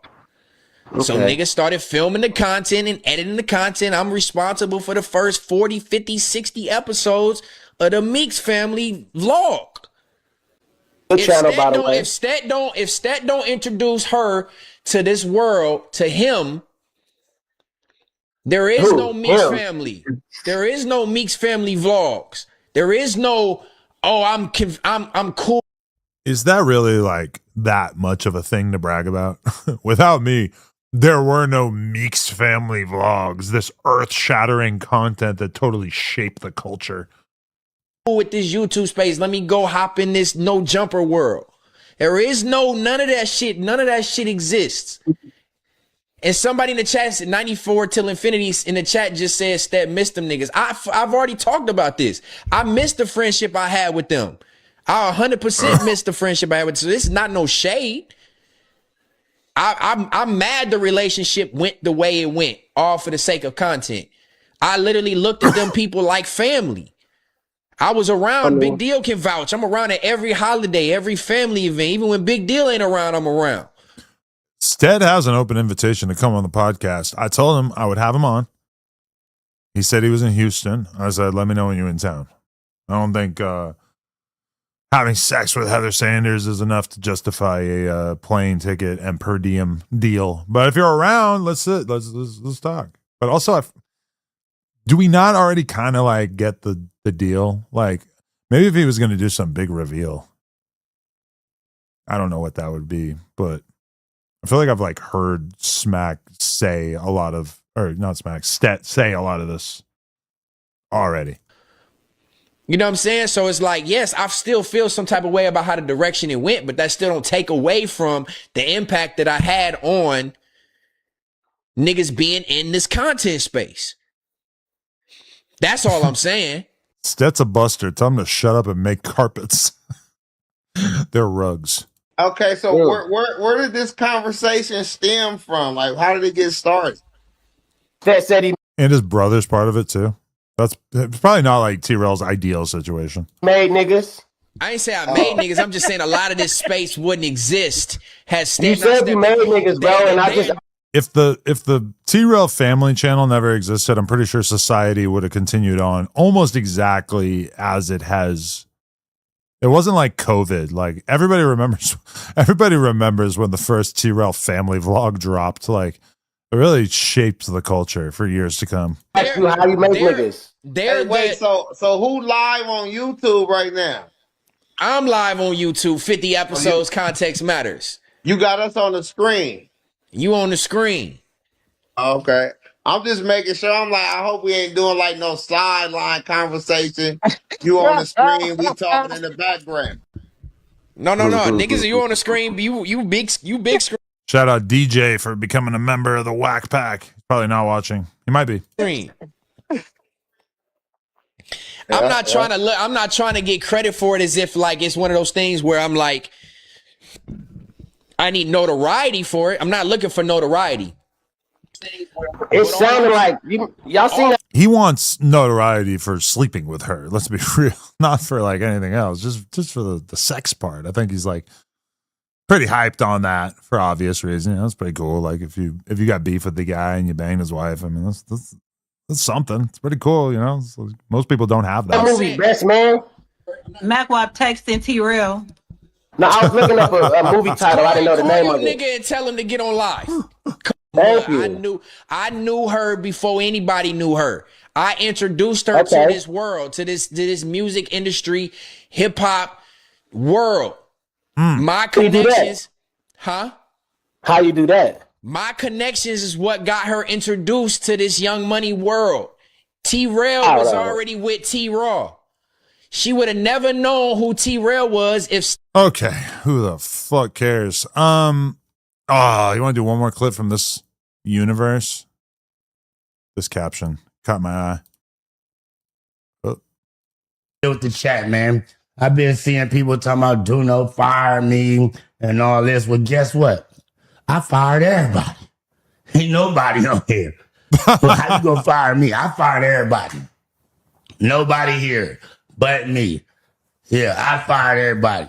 Do no fire. You can't fire nobody. Do no. What are you talking about? Come on, my nigga. Stick to comedy. Stick to doing stand-up comedy. Okay. It's a play. I can't give in. All right. So I actually I saw this clip, but I didn't bother watching it. Steiny, I guess, told a guy that he thinks that I'm part of the CIA, and this is Rios reacting to it. I haven't even seen the original clip of Steiny saying this, so. Like anyone you're talking to might be some of these podcasters are part of the CIA, or? Oh, yeah. You really think so? Yeah, I have a friend who's an investigative journalist. You could tell right away I'm not. No, you're not. Yeah, No. you could tell. I have a friend who's an investigative journalist, and she makes really, really good use of the Freedom of Information Act. And she thinks that some of the more prominent podcasters, she believes it's 3 of them. Do you want to give me a name? I can't because they'll sue me. But she thinks How many? How many? 3. 3. She thinks it's 3 podcasters. Woo! What are you Shit's talking getting about? hot. Just play the clip. 3 podcasters. Dedicated. Let's stay with our dedicated. Y'all go ahead and list it. What up, Sunshine Baby? they're taking CIA money. Really? Yeah. There's a lot of theories about that. And the more and more you even watch, have you ever heard of No Jumper? No. This guy named Adam. Heard of who? Wait, what? That. And the more and more you even watch, have you ever heard of No Jumper? No. This guy named Adam 22, and he has on all these rappers come on all the time. And they tell these stories about crimes they're involved with, and a lot of them end up in jail. So there's a bunch of theories that he's the Fed, all this, and I'm like, the more and more I watch these interviews, I'm like, this is... You're describing The Intercept. Yeah. You know the news site The Intercept? I don't. Should I know what that is? It was set up around, I'm going to say 15 years ago, by... So he brings up this theory about me, and this guy just brings up something that has, because I know about The Intercept, and I'm struggling to see how it is similar to me. But yeah, I mean, I think okay. If I was interviewing random people, like regular people, and a large percentage of them ended up going to jail, that would be very suspicious. However, I am really interviewing people who quite often have risen to notoriety largely because they are criminals to one extent or another. Many drill rappers purport to be violent criminals. And that's really like primarily who Steiny's talking about when he says that like people end up getting locked up after. It's not like people are getting locked up who are like squeaky clean citizens. It's usually people with like pretty lengthy criminal records who get locked up off of No Jumper. In order to make this argument, I would be thinking that you would really need something in the way of just something that is a lot more suspicious than what we probably have. Where it's just like, if you want to look at everybody who ever got locked up after a No Jumper interview, probably like there's pretty solid evidence against them, I would assume. Typically. For the guys and everything, but you know. Like with all the No Jumper hosts who are locked up right now, I mean, you can't say that these cases just seem invented out of thin air. The Drakeo thing seems pretty weak, you know? That always seemed like crazy. Like, why the fuck you guys got this guy locked up? Like, but most of my hosts who are locked up, you know, I get it.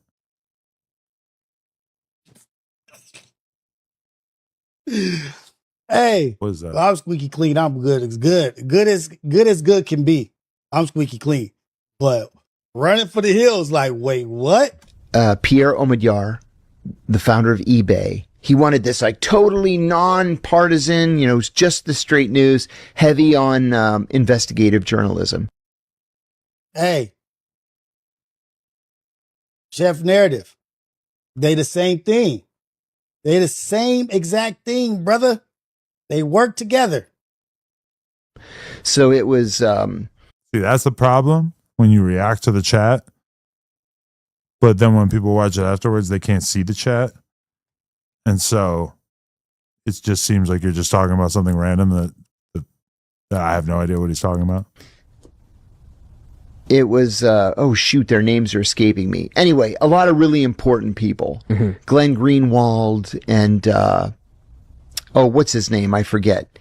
Anyway, they hired a guy named Matthew Cole, another guy named Rich Esposito, and then boom, boom, boom, 5 whistleblowers who had some connection to The Intercept all go to prison, including me. Yeah. In my case, it was Matthew Cole who personally put me in prison, ratted me out to the FBI.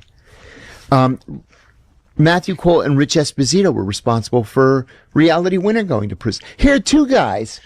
How come they don't have that reputation, though, as snitching? I tweeted at them. I'm getting a lot of buyer's remorse on this clip. This is not as titillating as I thought it was going to be. All right. You ready? This is Rich Trapper breaking down the what he said about Wack 100. Be justification. Now, the reason I was emphasizing uncharged in the last stuff that I was reading from Big U is because I was seeing that they were locked in on that. He kept saying, y'all saying I threatened Wack 100. I'm not charged with that. Y'all saying that I said I wanted to beat up Wack 100. I'm not charged with that. The government is now coming back and saying that, yes, you are. The fear and control. Big U is being charged with wanting to whoop Wack 1. Tendernism. Pick the blind up, put the blind down, pick the blind up, put the blind down, pick the blind up, put the blind down. Big U is Reg Dog. Big U has officially been charged with man, Wack is a victim in the case. I said it. I told y'all. Wack was a victim in the case. Nigga, I beat the feds, nigga. I beat the feds, nigga. I keep trying to tell you niggas, bro. I beat these niggas. And I never fucked up again in life, nigga. I got off by the skin of my teeth. Nigga, I beat these niggas, bro. I told y'all. Hold on, let me write it back. Let me put the thing down, flip it. So I mean, what is he?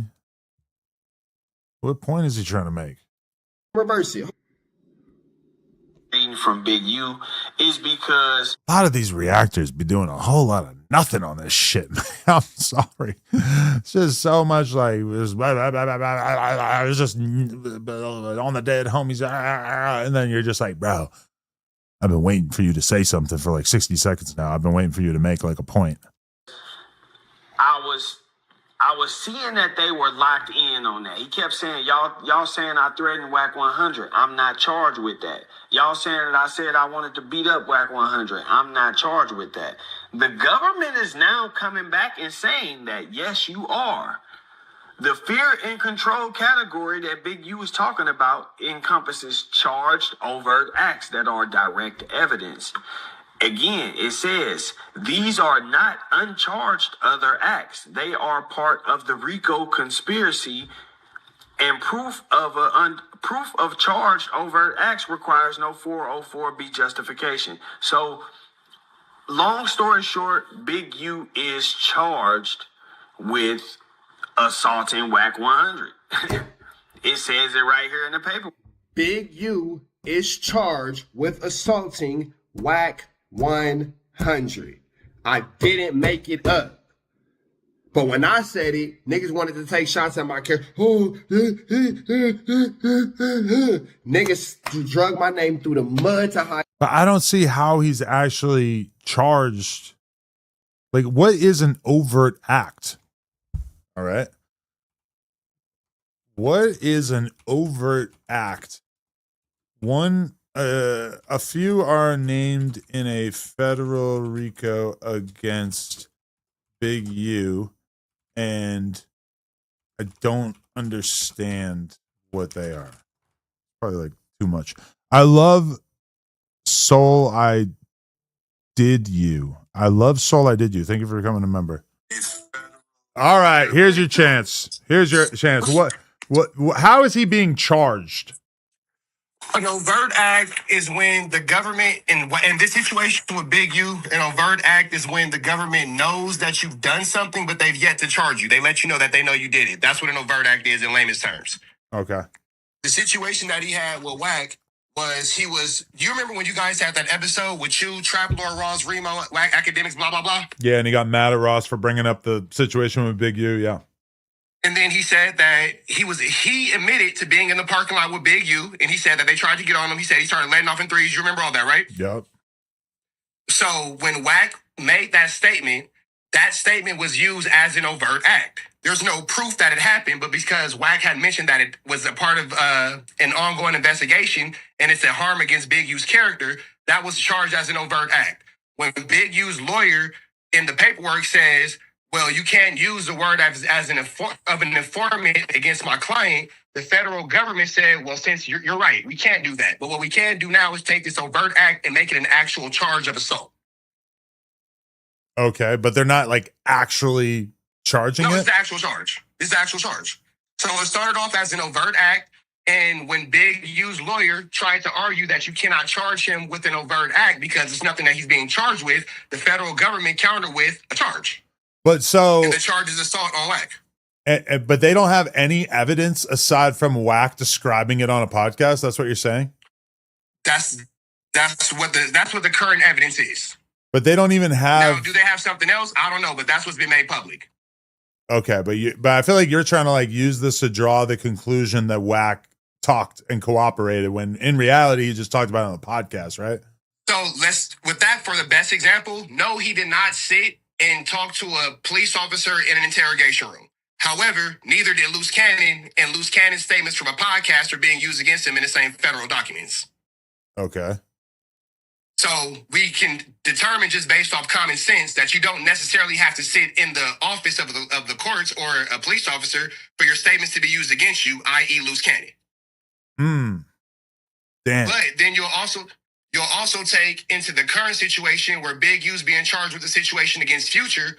Only Wack has come out and said any story about this. We haven't heard any story about it from anybody but him. And in his story, he admits to, without being provoked or coerced by Big U, under his own gumption, he decides to chase Future, his words, chase Future through the airport because he owes Trick some money, allegedly. Now, these are Wack's words. This is also an overt act because there's no actual proof of it, but throughout the statements in the documents and the podcast, you're able to see that the government is taking interest, hence the overt act. Now we're waiting to see if this overt act will be turned into an actual charge like the assault was turned into an actual charge. Does that make sense? Yeah. Oh, that makes sense. So you can look at the link that I sent. The first clip that I sent you is where Wack is implementing Birdman because he said, these are his words, quote, Future threw me the phone and it was Stunner on the phone, and Stunner says, hey, leave him alone, nephew. I have business with him. Now we have a witness of Birdman knowing that Future was chased through the airport by Wack because according to Wack, Birdman paid the debt that was owed to Trick. That's the first clip that I sent you. The second clip is Wack telling the story. There are two separate incidents. One is allegedly when Future was accosted in a club in LA. I don't know anything about that. That's just what they're saying. But that's where the alleged physical altercation happens. The second incident is in the airport where there's no physical altercation, but according to Wack in his words, he was able to get the payment sent to Trick by way of Birdman after chasing Future through a federal airport.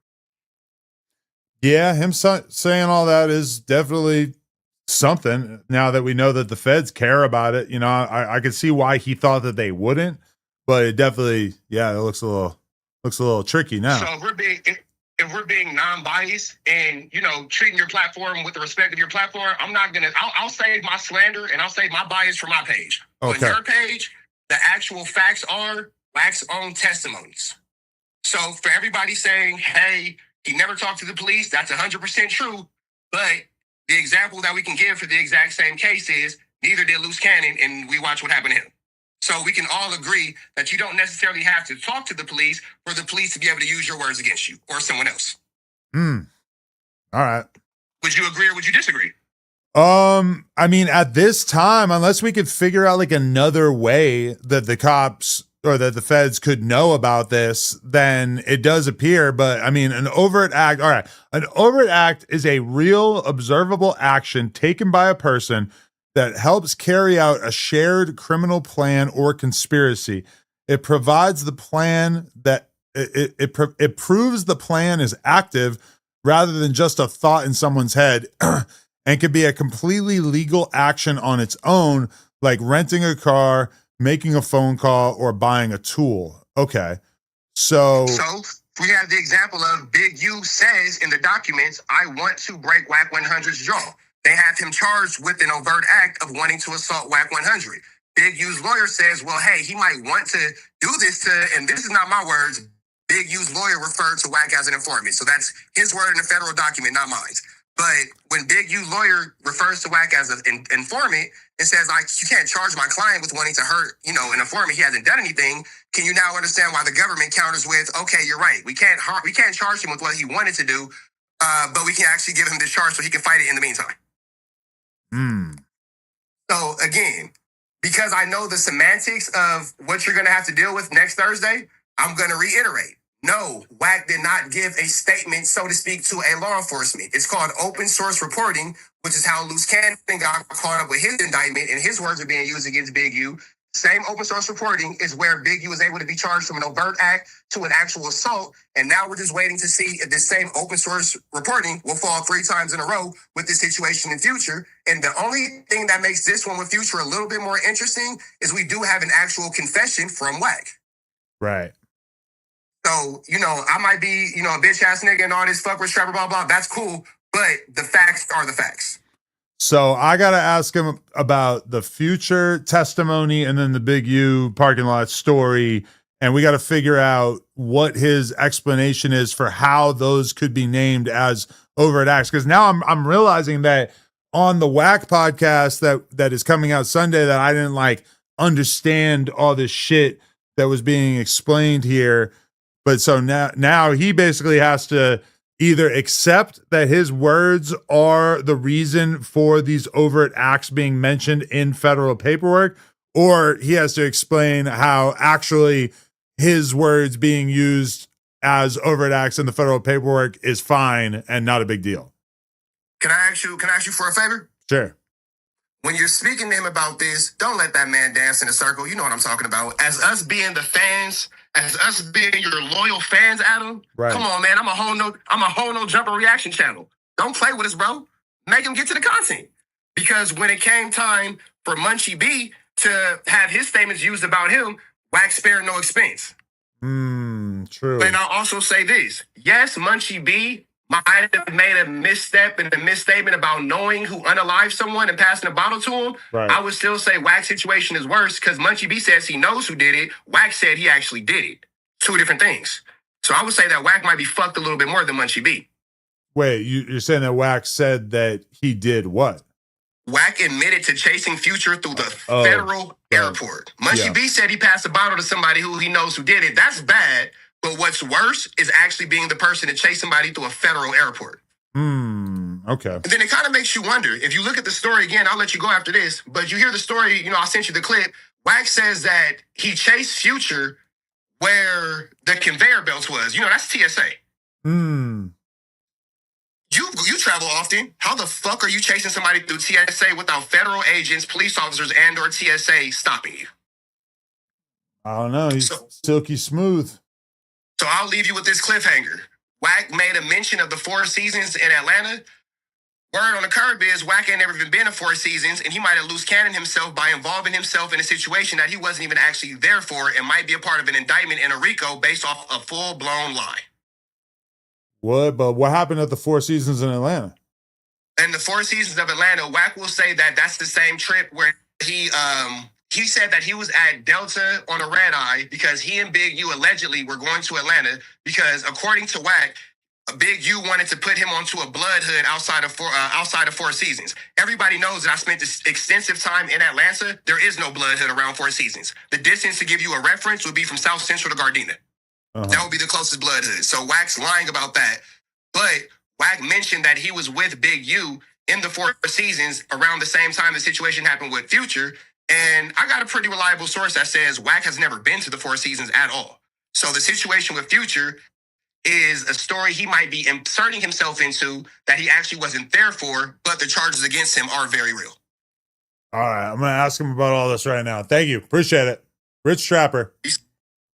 All right. Now I got to give Wack his piece. He's going to want to respond to that. So let's fire it up. See what this guy's got to say. Man, I'm really making the Adam and Wack show obsolete by doing this right now. Hello? Okay, so Rich Trapper just called me on stream, and he's basically saying, like, now I kind of like get what we were talking about with the fucking overt acts and everything the other day. But so basically, he's saying that you telling these stories online about like the Big U parking lot situation and then also like chasing Future through the airport, he's saying that both of those are being included as overt acts and that the only evidence that they have of those things taking place. Let me tell you how stupid he is. Okay. The parking lot scene, see, these dudes are dumb. The parking lot scene wasn't told by me. It's Big U on the wiretap telling his homeboy, like telling him to get his head out his ass. Okay. It clearly states wiretap number such and such and such.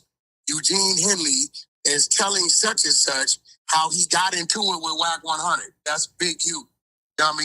Secondly, that scene with Future, that's not from my story because Wack never ever said Future was touched. That's from one of them niggas on his case making up shit. Remember, when February comes, remember I told you this, it's going to come out, one of them dudes, probably Hop, because he was the closest back then.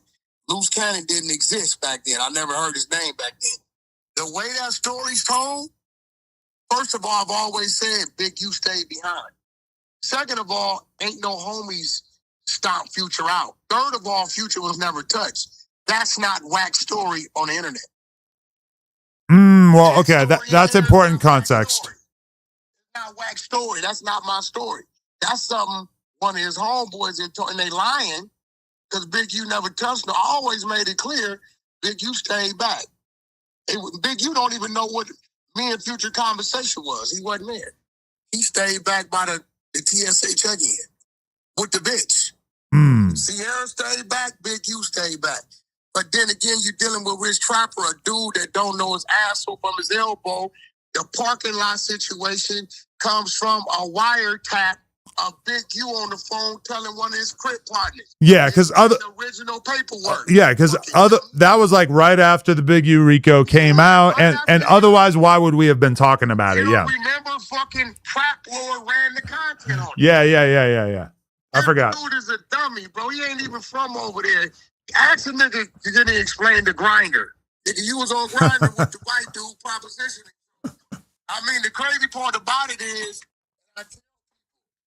you're not going to find nothing that says, talking to Wack 100, we got this. Big U did a lot of talking on them wiretaps, and whoever told them about that Future shit, straight lie.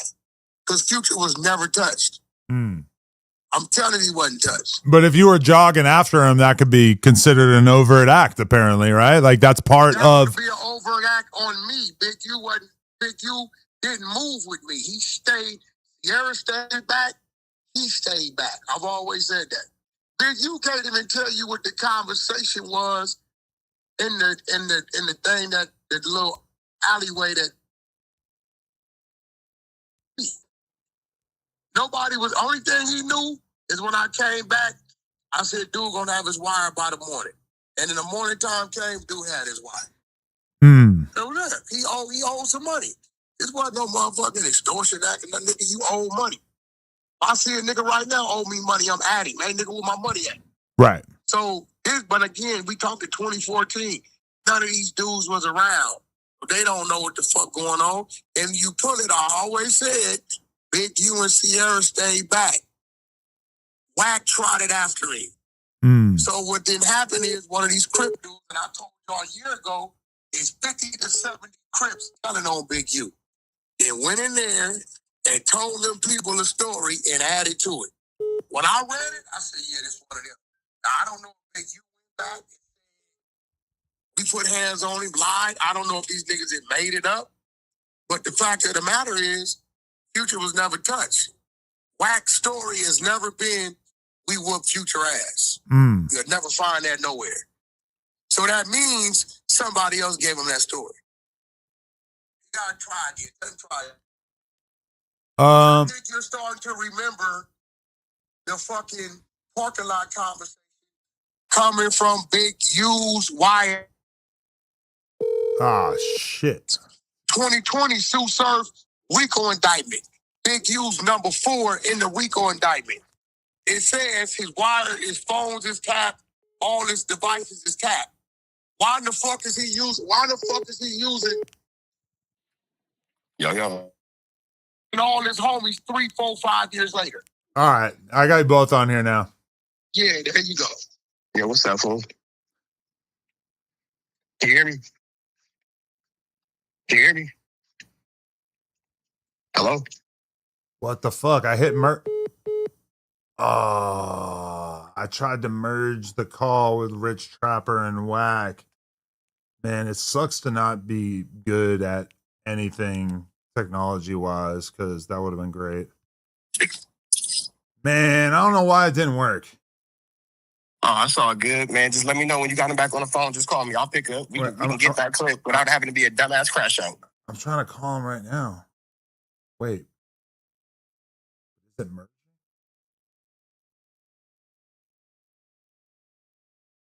Fuck. Is it? It's not making it. Why is Brick's homie is texting me also, and he says, please leave your message for. God. Adam, I'm Brick's homie, and I'm trying to question Wack.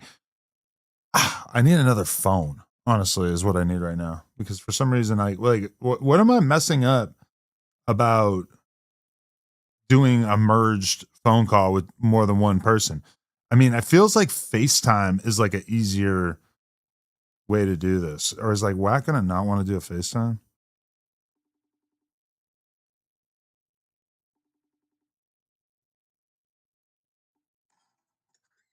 Yo, can I add Rich Trapper?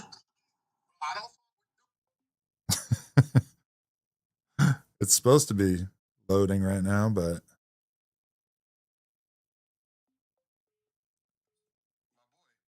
fuck, as soon as it adds you, it kicks him out. I don't know why it's not working. I'm here.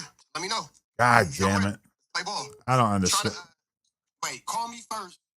Try to call him. I would FaceTime him, but I wish there was some. Whoops. I wish there was somebody else here. Yo. Adam, what up, man? Who is this? This is Deuce and John. Oh, so what's going on? Hey, man, I got a couple questions for Wack, or would you call him CS2 back? Oh man, this shit. I don't know. I'm like seemingly incapable of merging a phone call, so I don't know. Well, one thing, I got a couple questions, right? Because I just find it ironic that Wack 100 admits that he does business with Monster, Dale Morrison, aka CHS1, on the Big U indictment. And he admitted that Dale Morrison admitted that he was working with the feds on Big U. They discussed what he told the federal authorities. Then Wack knows about the alleged dispensary robbery and that Loose Cannon was involved, but he put Monster on a 3-way call to discuss the robbery and pointed the finger at Big U. On the call with Wack 100, Wack 100 recorded and then published online, which is open source intelligence, right?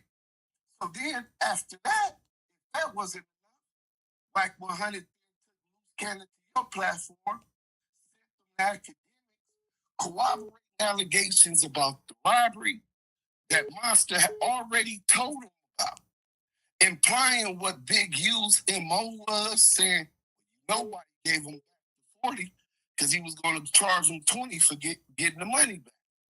And that's implicating Big U in extortion. That's one of the overt acts in Big U case today. 4. Oh, I'm trying to merge the calls. See, like, bro, I press the button and it doesn't fucking. Like, why is this so hard? How do I not? Yo.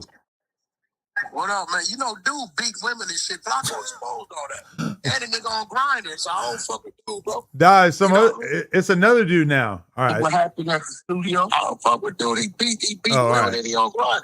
Nah, this is another dude who's trying to have a conversation. Who's this dude? Who's it? So you can hear me, CS2? So let me ask you this. This the dude I got the 6 figures from World Star. And he beat women too. We got his paperwork. Listen. He beat a ball and threw her in the trunk, right? He beat a ball, threw her in the motherfucking trunk. And listen, can we have the dude? Hey, bro, if you not give me paid 6 figures, you dumb stupid nigga. I bet you 6 figures you ain't got 6 figures off that. Hey, yo, is that your wife, the big fat Mexican bitch? With the bad show the word. Is that your wife I'm supposed to talk about everything? Hey, yo, Adam. Remember when they thought I'm supposed to lose man time? That was this dude's wife. Bro, you're not that slick. Stop deflecting. We're talking about you cooperating in Big U case. Stick to topic, little boy. Hello? Oh, he hung up. Of course, he can't face the real man, especially someone that can think past go. But I wasn't even halfway finished. I got about 3 more points, and I'm gonna let you go out of my appreciation. All right, let's run through them real quick. I'm not trying to like do too much of this content. I was just trying to get a little bit of light shined on the questions people have for Wack. All right, so Wack 100 and 600 interviewed and published Rashawn Williams' mother and sister's interview implicating Big U in the murder that he is accused of today, and this was before he was even indicted. Mm-hmm. Wack 100, an ex-felon, is also in the paperwork brandishing a pistol at the Novo at Big U and some Rolling 60 Crips. Like, this is also one of the overt acts in Big U's case. And then he was also interviewed by the Houston FBI as a wellness check. The agent questioned Wack about Jay Prince and whether he had any reason to fear for his life. Wack published at least part of the interview on YouTube, and this is mentioned in the paper. What goes over is that the FBI concern comes because Big U just arrived to Jay Prince's home in Texas. Agents there also obtained a water bottle from the trash there that Big U had drank, and they compared that DNA to the RW murder investigation. So the same investigators had the Houston police contact. And then the final thing is overt act 36, 37, and 38. Well, Wack 100 provided open source intelligence implicating Big U in a crime that he clearly states, or in an act that he clearly states he did and told Big U he didn't need him. And he said he chased Future, right? In that overt act, Wack 100 is referred to as a co-conspirator. That's what I want to ask him. How is he a co-conspirator, but he's not charged or indicted with Big U, and that's one of the overt acts? But Adam, thanks for your time, man. I'm Deuce M, the Don, the Double Keyway Conversation host. Wack know me very well. I'm the one that exposed him. I'm the one that got the lawsuit against World Star Hip Hop right now. If you need the documents from my lawyer, I'll get them to you ASAP. I mean, Wack said he got 100 racks, right, or more. Yeah, Wack can tell you that he rode for his dead brother, but Zach's still in the pack right now, and Leroy Smith flipping Zach burgers in Oklahoma. Okay. He ain't got no damn. Nice talking to you, man. I appreciate you. That's what the fuck. Holy shit! I got real morbid real quick. Because I had another question I want to ask Wack too. I don't know why I'm turning this into like Wack hour. Your call has been forwarded to voicemail. It's just us now, Wack. Wait, I got some. It's just me now. Because I want to ask him about the Lush thing too. Nah, but you know what I think it is? It's kind of crazy. Is that Wack has Rich Trapper blocked. I'm pretty sure that that's why I was not able to get that call through, or why I couldn't merge the calls together, is because he has him blocked. So it was not able to take place. Anyway, Wack gave up on me, so I'm going to give up on that for now. And this, I feel like we got into that. We did a little bit of content about that. You know, I was thinking about watching this. It's a little bit crazy, but I do watch this guy's channel. In general, I think his videos are all right. So let's watch the new Big Chat Small World. Oh, this is very interesting. Because this is not true, by the way. Me and Flaco do not have a problem with each other, but I heard that there's like a whole theory about this. So let's check it out. I'd love to see. And also, obviously, this is the voice of another commentator that I've heard about. People, I'm not encouraging people to do this, but this is what I want to see. I want to see instigation. I want to see people fanning the flames of this fire vigorously, because it would be funny. So thank you guys for watching. I'll see you guys on the next one. Check out the Patreon. All right, so this beef between Adam and Flaco stems back almost 4 years ago, right? Because in the Reddit, someone claimed to know Poetic Flaco personally and said that he wasn't from North Dakota, he was from Pennsylvania. And Adam wanted to find out more about this, so what he did was he had Almighty, Lush, and Gina look into it personally. And I mean, we know how that went, right? All right, Flaco's here. Hold on. Flaco, we got Mikey. We got Mikey on the phone from third grade.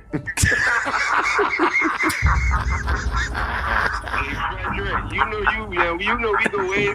Yo, this is such bad bullying, bro. Like the fact that they're just shitting on him, like they're just laughing so hard at Flaco, like being exposed. I still have no clue about where he hails from or this whole little saga. Now, this situation made Flaco very angry, and he wanted to take his anger out on Adam, but he couldn't because he didn't want to get fired. So he had to take it out on Lush. But Adam had some choice words to say about the situation. This is what he said. So let me tell you. Okay, but Lush basically like kind of sort of accusing Flaco of being a P word. I mean, that's like a lot worse than like me telling them to question him on a podcast, right? Like, I don't feel like he did one instead of the other. It was like one was way worse, right? Like one was some podcast banter and one was like a direct accusation that he was on some weird shit, right? I'll tell you what I just walked past on my way in here. Yeah. Flaco wearing orange, pacing in the rain. That was Frederick. That wasn't Flaco. Pacing in the rain. Wow. I if somebody told me that this podcast clip existed, I would tell them they were a liar. I have no recollection of talking about this, but I'm kind of starting to like remember now. Oh, he's ready. It takes a lot to pace in the rain. He need that. Luckily, the security guard was adjacent. So for the record, it's getting interrupted. Yo. That been begging to talk to me for 4 or 5 years. I don't talk to them. Sorry, I police and that's the nigga I won the shit with. He the one gave it to Big U to get a world star. He got me paid, so I don't never talk to him. Man, he was wilding, bro. That guy got some real hate in his heart for you. Bro, he's been running my name. Look, no lie. Every day for 4 or 5 years. Like every day. For real? And the nigga can't get no traction. I swear to God. I don't know how he got my number. But hey. Probably gave it to me. But see, now Rich Trapper's trying to call again, but you got him blocked for sure, so that's not going to work. I don't fuck with bro. First of all, he's saying stupid shit. See, you just wasn't remembering. Trap, remember I addressed Trap when it was me, you, Black Academics. I addressed Trap Lord on that. Right. Like, it's in the fucking shit. Big U was on the fucking wiretap telling his homeboys. Right. Wack never said nothing about nothing. He's on the wiretap telling his homeboys, but you got to remember, Adam, these dudes hate me so bad, and for some reason they think, no way he ain't part of Big U shit. They don't do the math. Big U and Wack was over with 2020. Right. We didn't talk. We didn't. Brick to tell you that. Why Nah, you think for I sure. never saw Brick, baby? Because by the time you shut it down, then Brick came around. I never seen Brick, baby, a damn life. We wasn't talking. We wasn't nothing. So whatever he was doing from 2021 on in his investigation, it's fuck Wack and it's fuck Big U. Right.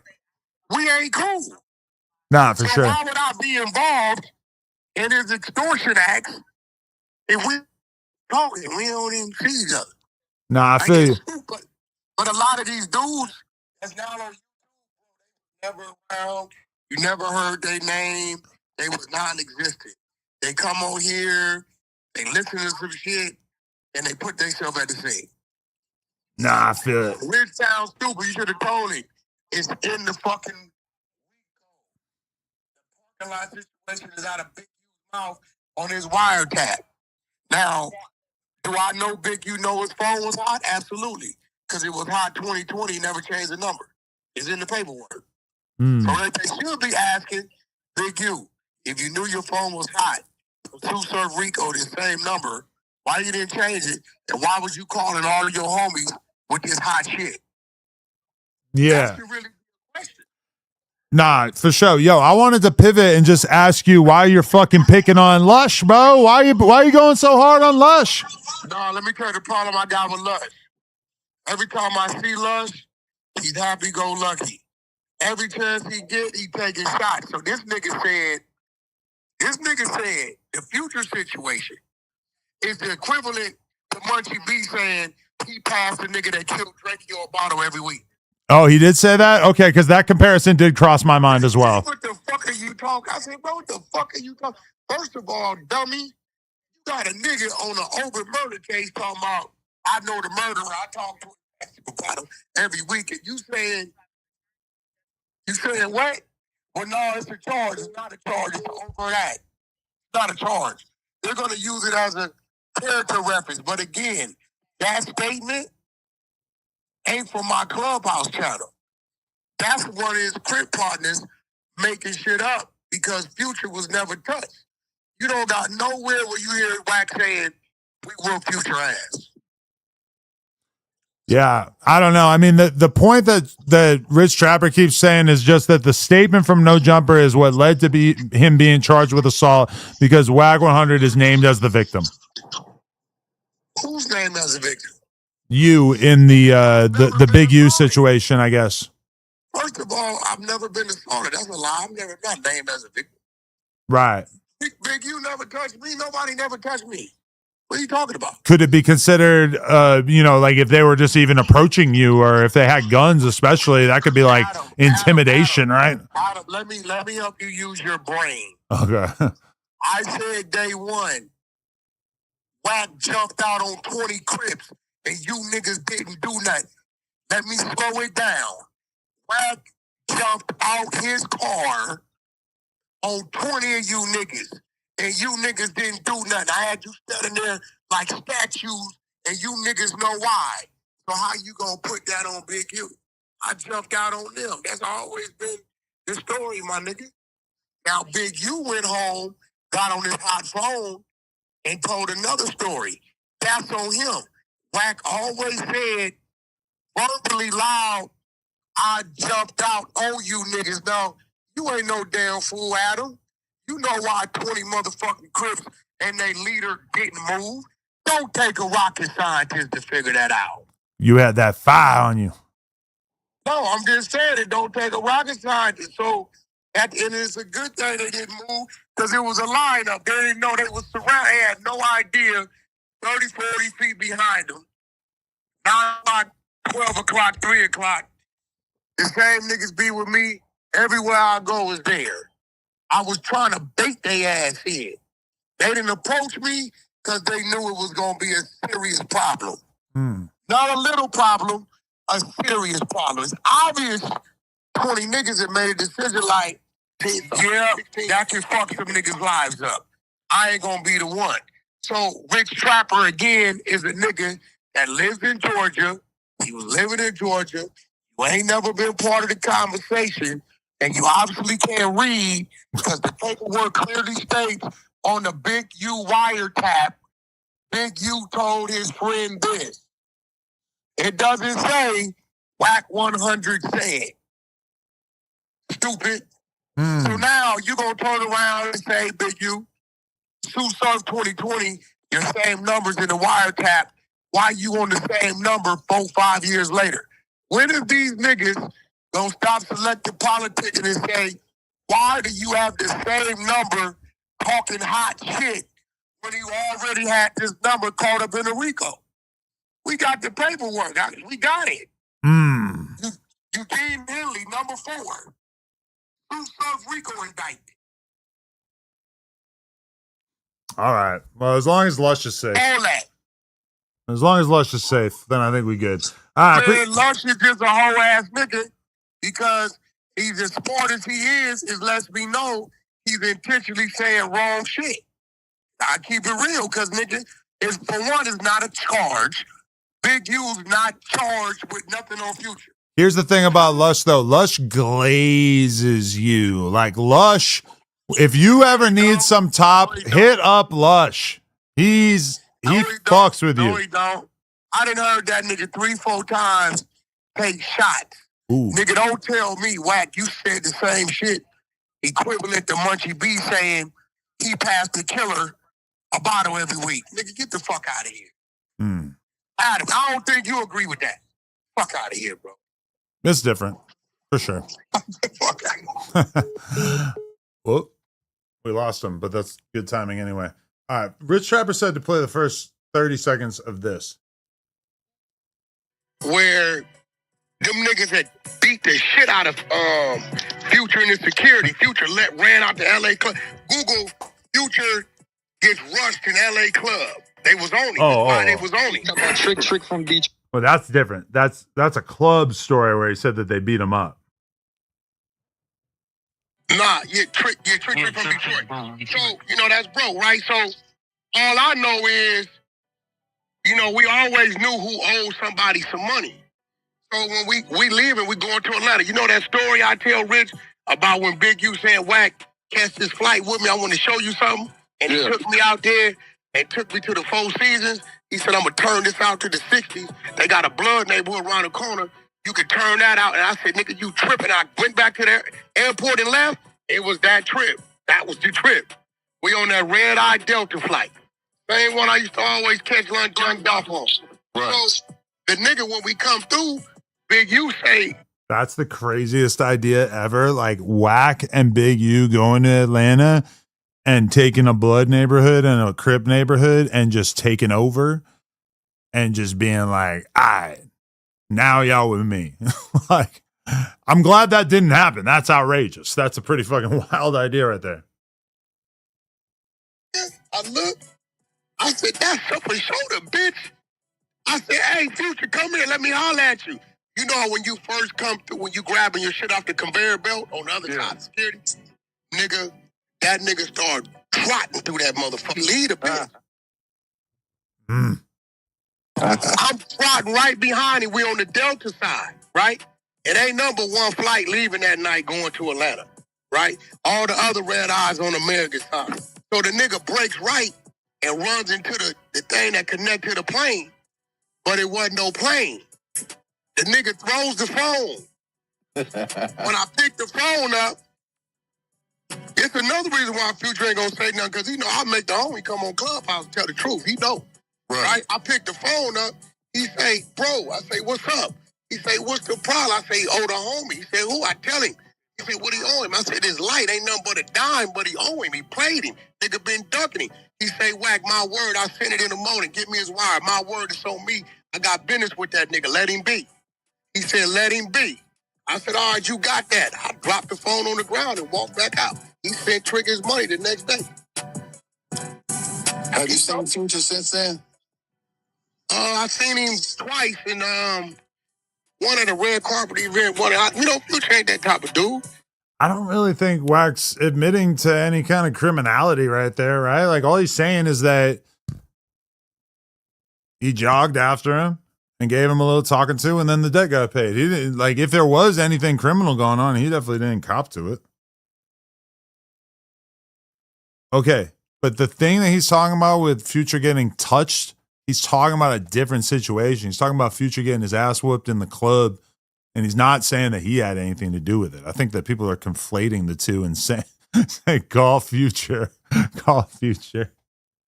Let's not forget when Adam 22 met Future. Oh my God, we're going to be able to find it, aren't we? Oh yeah, we're going to find this. I mean, I could find it myself if Adam 22 met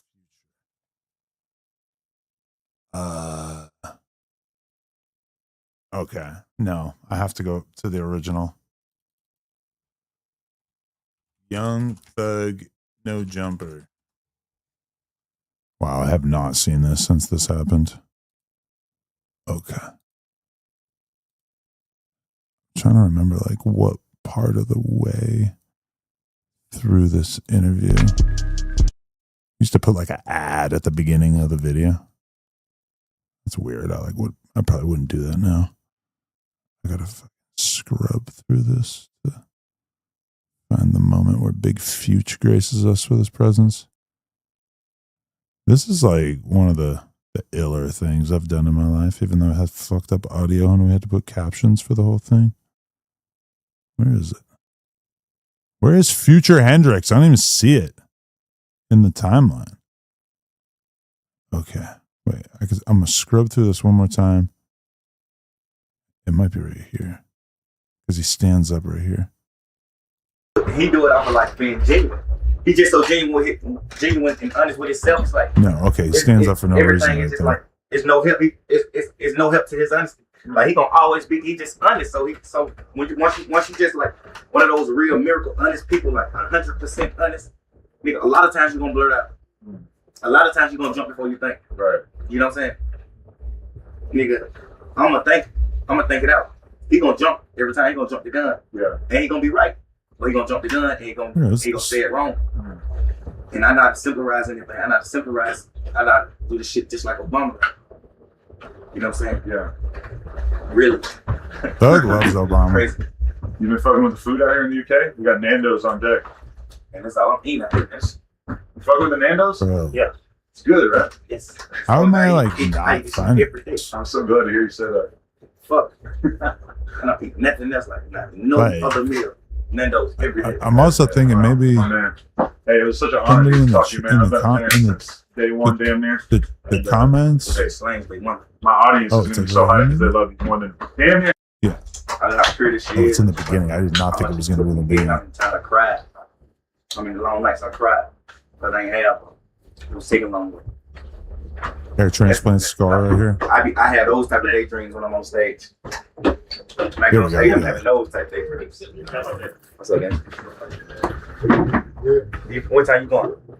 Me just standing here getting mogged by Future, just having just no clout, no nothing, no drip, wearing the most, like at a moment like this, you're kind of like, oh fuck, I should have been wearing cool clothes my whole life. Like I look like just the most regular guy ever. And okay, you want to know what's going through my head? I'm like, does Future know who I am? Am I supposed to like say hi like he knows who I am? Or am I saying hi like I'm just a random person because you are like a god musically, sort of, and I'm just like a civilian, you know? I'm like kind of like I'm interviewing Young Thug and he seems to know who I am, but you, I don't know. You seem like you're on another planet. Like literally that is the theme in a lot of your music is that you're kind of on another planet.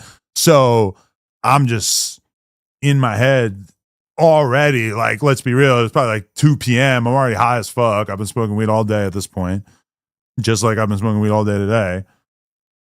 And it was awkward. I didn't know what to do. Do I stick my hand out? Hello, Future. You know, like now I feel like I probably would. I'd be a little bit more jovial. What time you going? In a second. You didn't even look at me.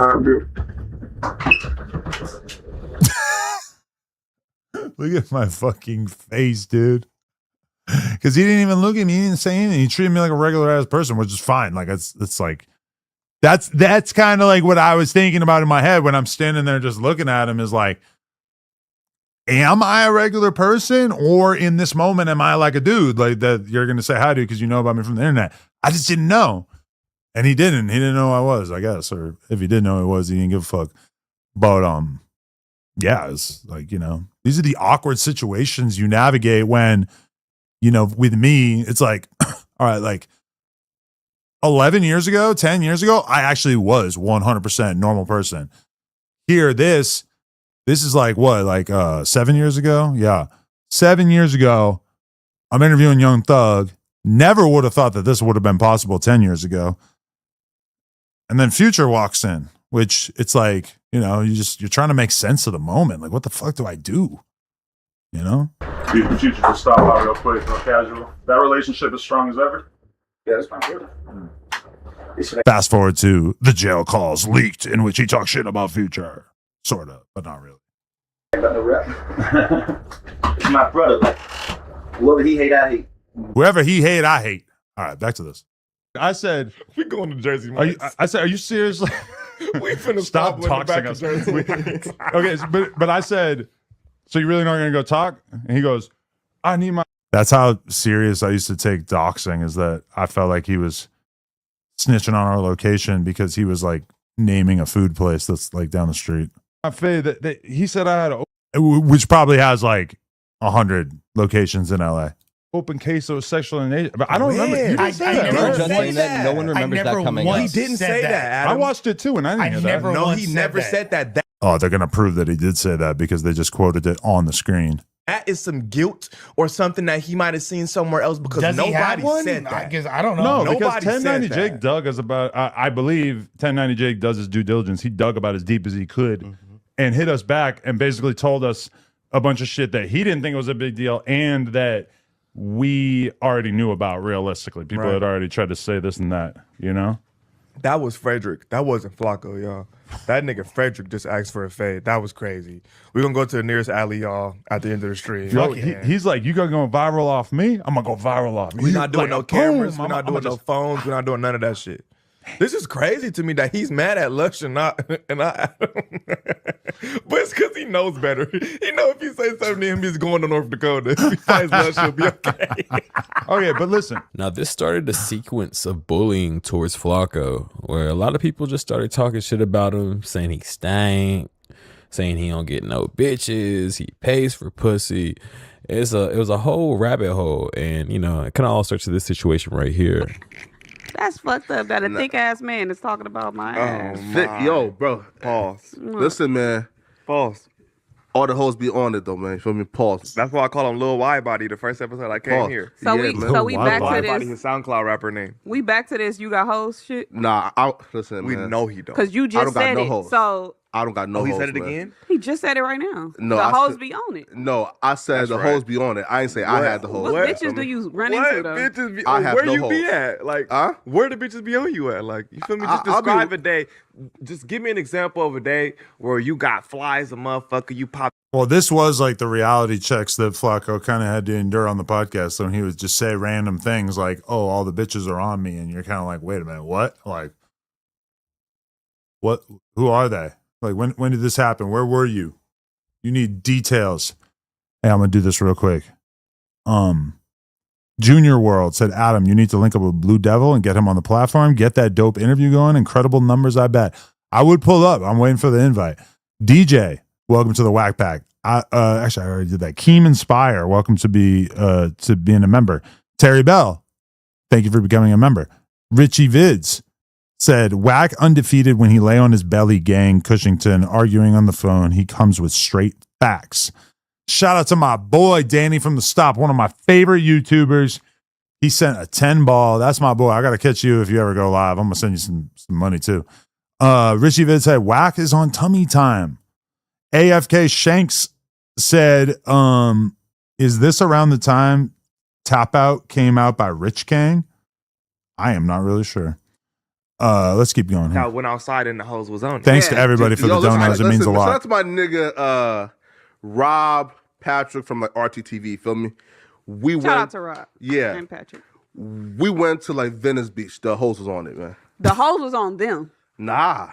The host was on Flaco. Now, here's where Adam kind of gets on his sociopath vibes, right? Because the thing about Adam, for all of his employees, he makes sure to let you know that you will never be bigger than him.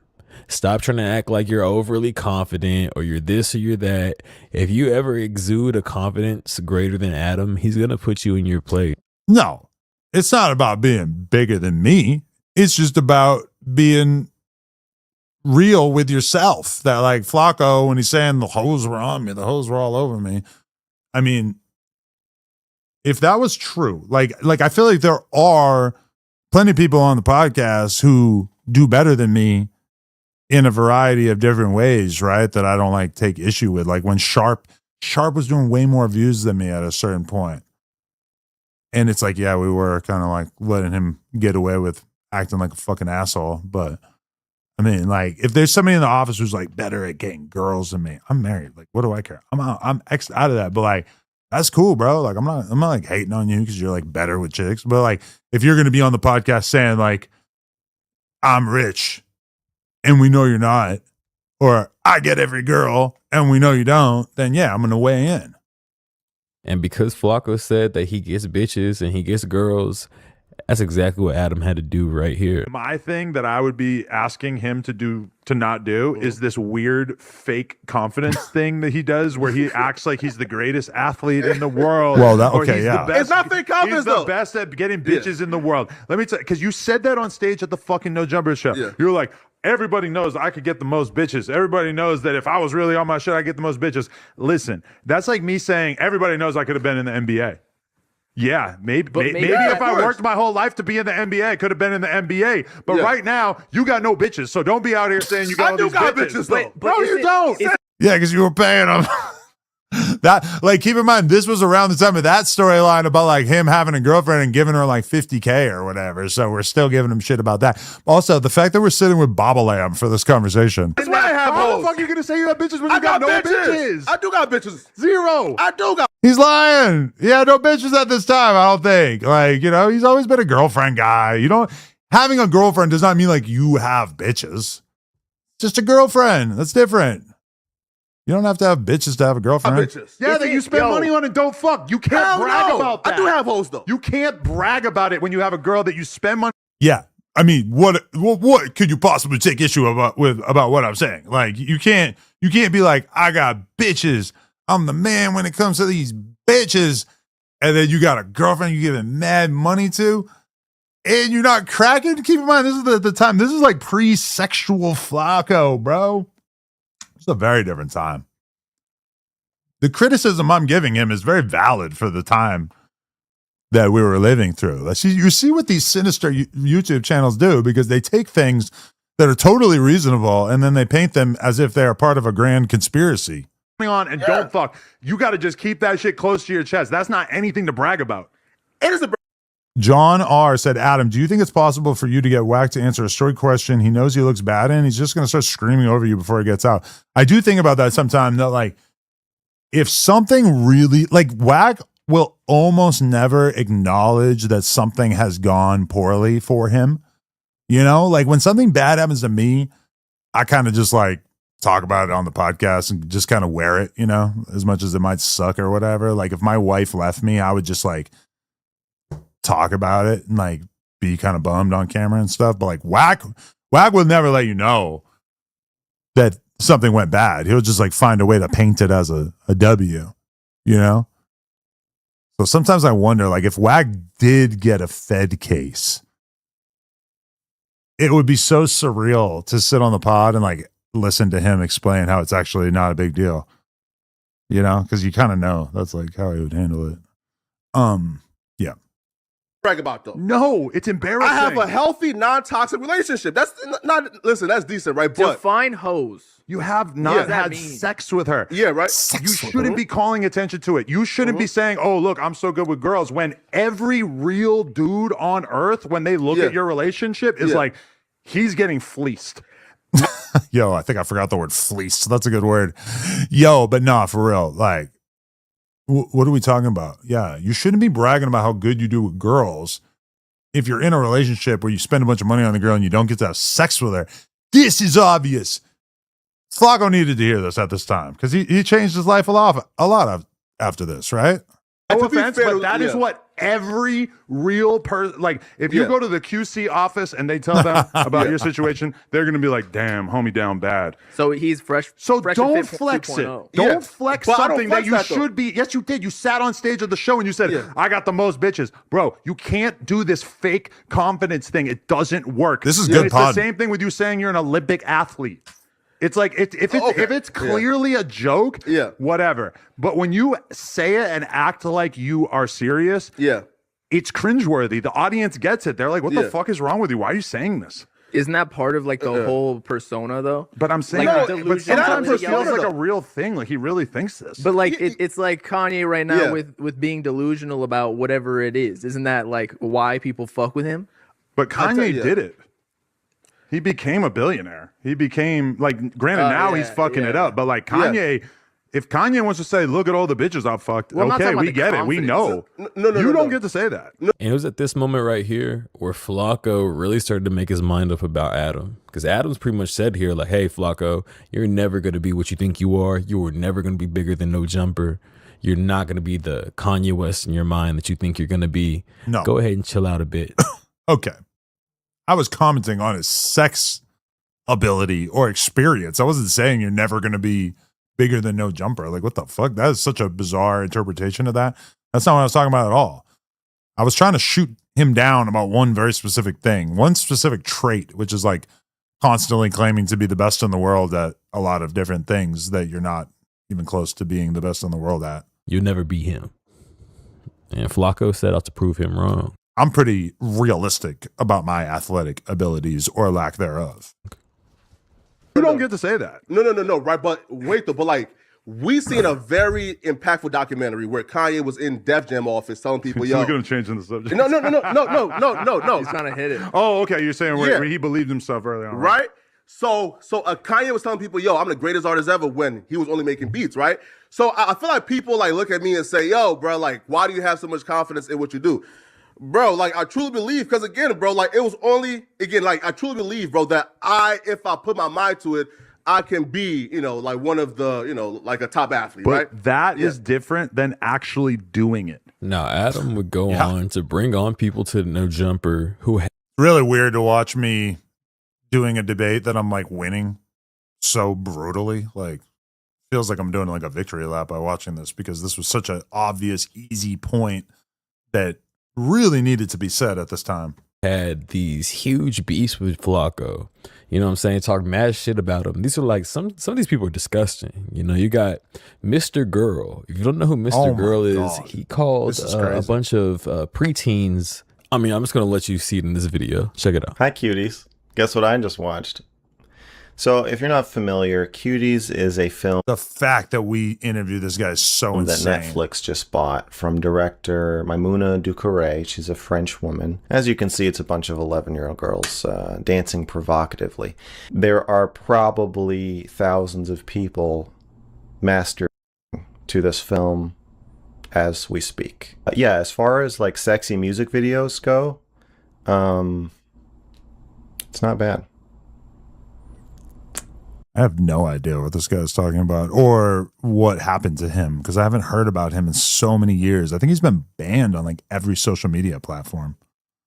So Adam actually gives this guy a platform to He was viral at the time, dude. Like he was all over the place beefing with Destiny and shit. It seemed like a good interview at the time.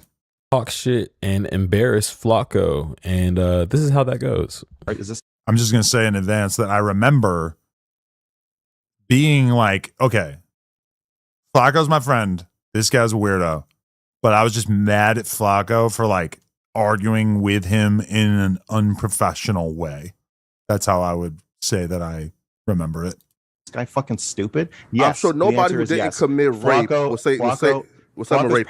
probably a cool, intelligent dude when he's not on camera, but he's so scared of your opinion of him and is scared of his own audience that, yes, when you put a camera on him and a mic in front of his face and talk about something controversial, he does, in fact, become stupid. Then there was some random YouTube guy that Flaco had beef with. His name's MJ. I feel like that wasn't what I was expecting him to show, because I remember me and Flaco kind of going at it in that interview about me being mad at him for not like arguing his points better with that Mr. Girl character, basically. And he didn't include it, which I thought he would have there to illustrate the point, because the thing that Mr. Girl was saying right there was like pretty tame and didn't pertain to the argument that Flaco and I had on that podcast, I think, from what I remember. JTV. This guy. MJTV had why did I give this guy a chance? Why did I interview him? T-Rel interviewed him like a week ago. This is not something I would recommend. Platforming sociopaths. Beef with Flaco. They're going back and forth. And what does Adam do? He brings MJTV on the podcast to talk shit about Flaco. Check it out. I actually like stopped him from talking about Flaco, if I recall. Yeah, definitely. But okay, so how did you actually come in contact with PF? I'm just gonna keep calling him PF because he doesn't want to be discussed at all. He has this insane eternal grudge against you. He claimed to me, because I was trying to get him on here, that was my big idea, was to have you and him sort of going at it on here, because I know you have issues. His view on, I didn't even say his name, I called him PF. That's a friend right there. His problems with you is that you have crossed lines and told people things about him that were so untrue that he cannot even be on camera. So I feel like I am perhaps taking a risk by interviewing his op. I don't want to upset PF or anything. But look at me wanting to be a good friend to him far before he became like much more successful on YouTube. What a great guy I am. Always looking out for the homie. What is with these crazy narratives? I also feel like just knowing the gist of your story and knowing that you have struggled so much trying to make it as a content creator, I also don't really feel like it's right for him to just be able to completely cut your water off, as they say. Yeah, for sure. Over something that, to me, I don't know. It seems kind of dubious. He says that you told people that he was on an FBI watch list and stuff, which I mean, like, come on. So he was on No Jumper talking to Adam, and I guess he reached out to Adam and told Adam, let me do a 2-hour interview talking about Flaco. I want to talk about Flaco. And I guess Adam said, yeah, you feel me? Come on, let's talk about Flaco. You feel me? Yo, but what happened later that is way better is that MJ was on the No Jumper show and Flaco showed up and chased him around the fucking room like Looney Tunes. Like, just literally, I didn't see it, but I heard about it. I don't think it ever made its way to the camera. Can this dude Sir Jason stuff fucking call me? I don't want to talk about the Wack thing anymore. So when I'm done, I want to finish this video so I can leave. Y'all remember when they used to call Flaco stinky? And it was never like something that ever publicly came out. But like, even that, I'm one person who always said that I didn't think Flaco smelled bad.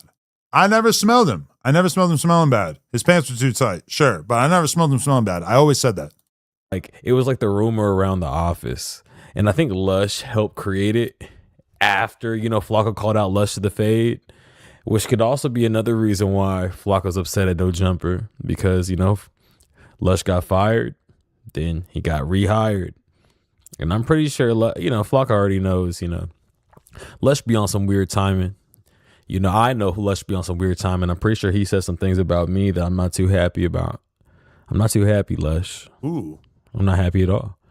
So we're going to just bring this up right here. So check this out right here with Lush calling someone in the office stinky. I can't really think of anyone else in the office. So off just top.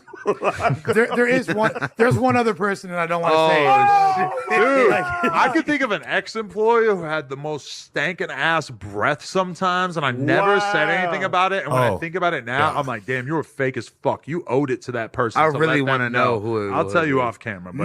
Me not smelling bad is a full-time job. Sure. I'm chunky. Hey, write in the note. Yeah, I want to see. Hey, I'm not going to say that. Yeah. I want to know. No, I need Adam to write his too. No, I'm not gonna say nothing. I swear to God, I'm not gonna say nothing. Don't do me like this, bro. You know what? Don't show me. Show me. Show me. Don't do this, bro. Don't. I'm not comfortable. I'm not comfortable with this. Bro. What's that gay pose? What the fuck is that? This is crazy. No, erase that shit. Erase that shit. Yeah, you gotta erase it. You gotta I erase think it. it's a Flaco. Dead homies. I don't even hit. Yeah. How dare you? Oh my God. No, that's stricken from the record. See, Hey, throw my phone. That's me like trying to roll with the look at. I'm trying to stop the beef in the office, and all of a sudden now we got BO beef.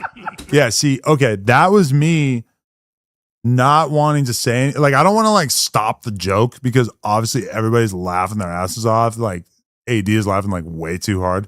I don't want to like ruin the joke, but my actual thought process is like, oh, I never noticed him having bad breath. And at this time, because keep in mind, this is kind of like near the end of this whole dynamic, I was really like trying to be more mindful of like everybody getting along in the office and everybody being cool to each other and everything like that. So that's why when all of a sudden this new narrative is being cooked up of like, oh, Flaco stinks, it's like I basically had to, or I was trying to step on it. I was trying to like squash it before it began because there was so much bullshit going on in the office at this point of people like having issues with each other and shit. I got smell beef. I think it said Flaco.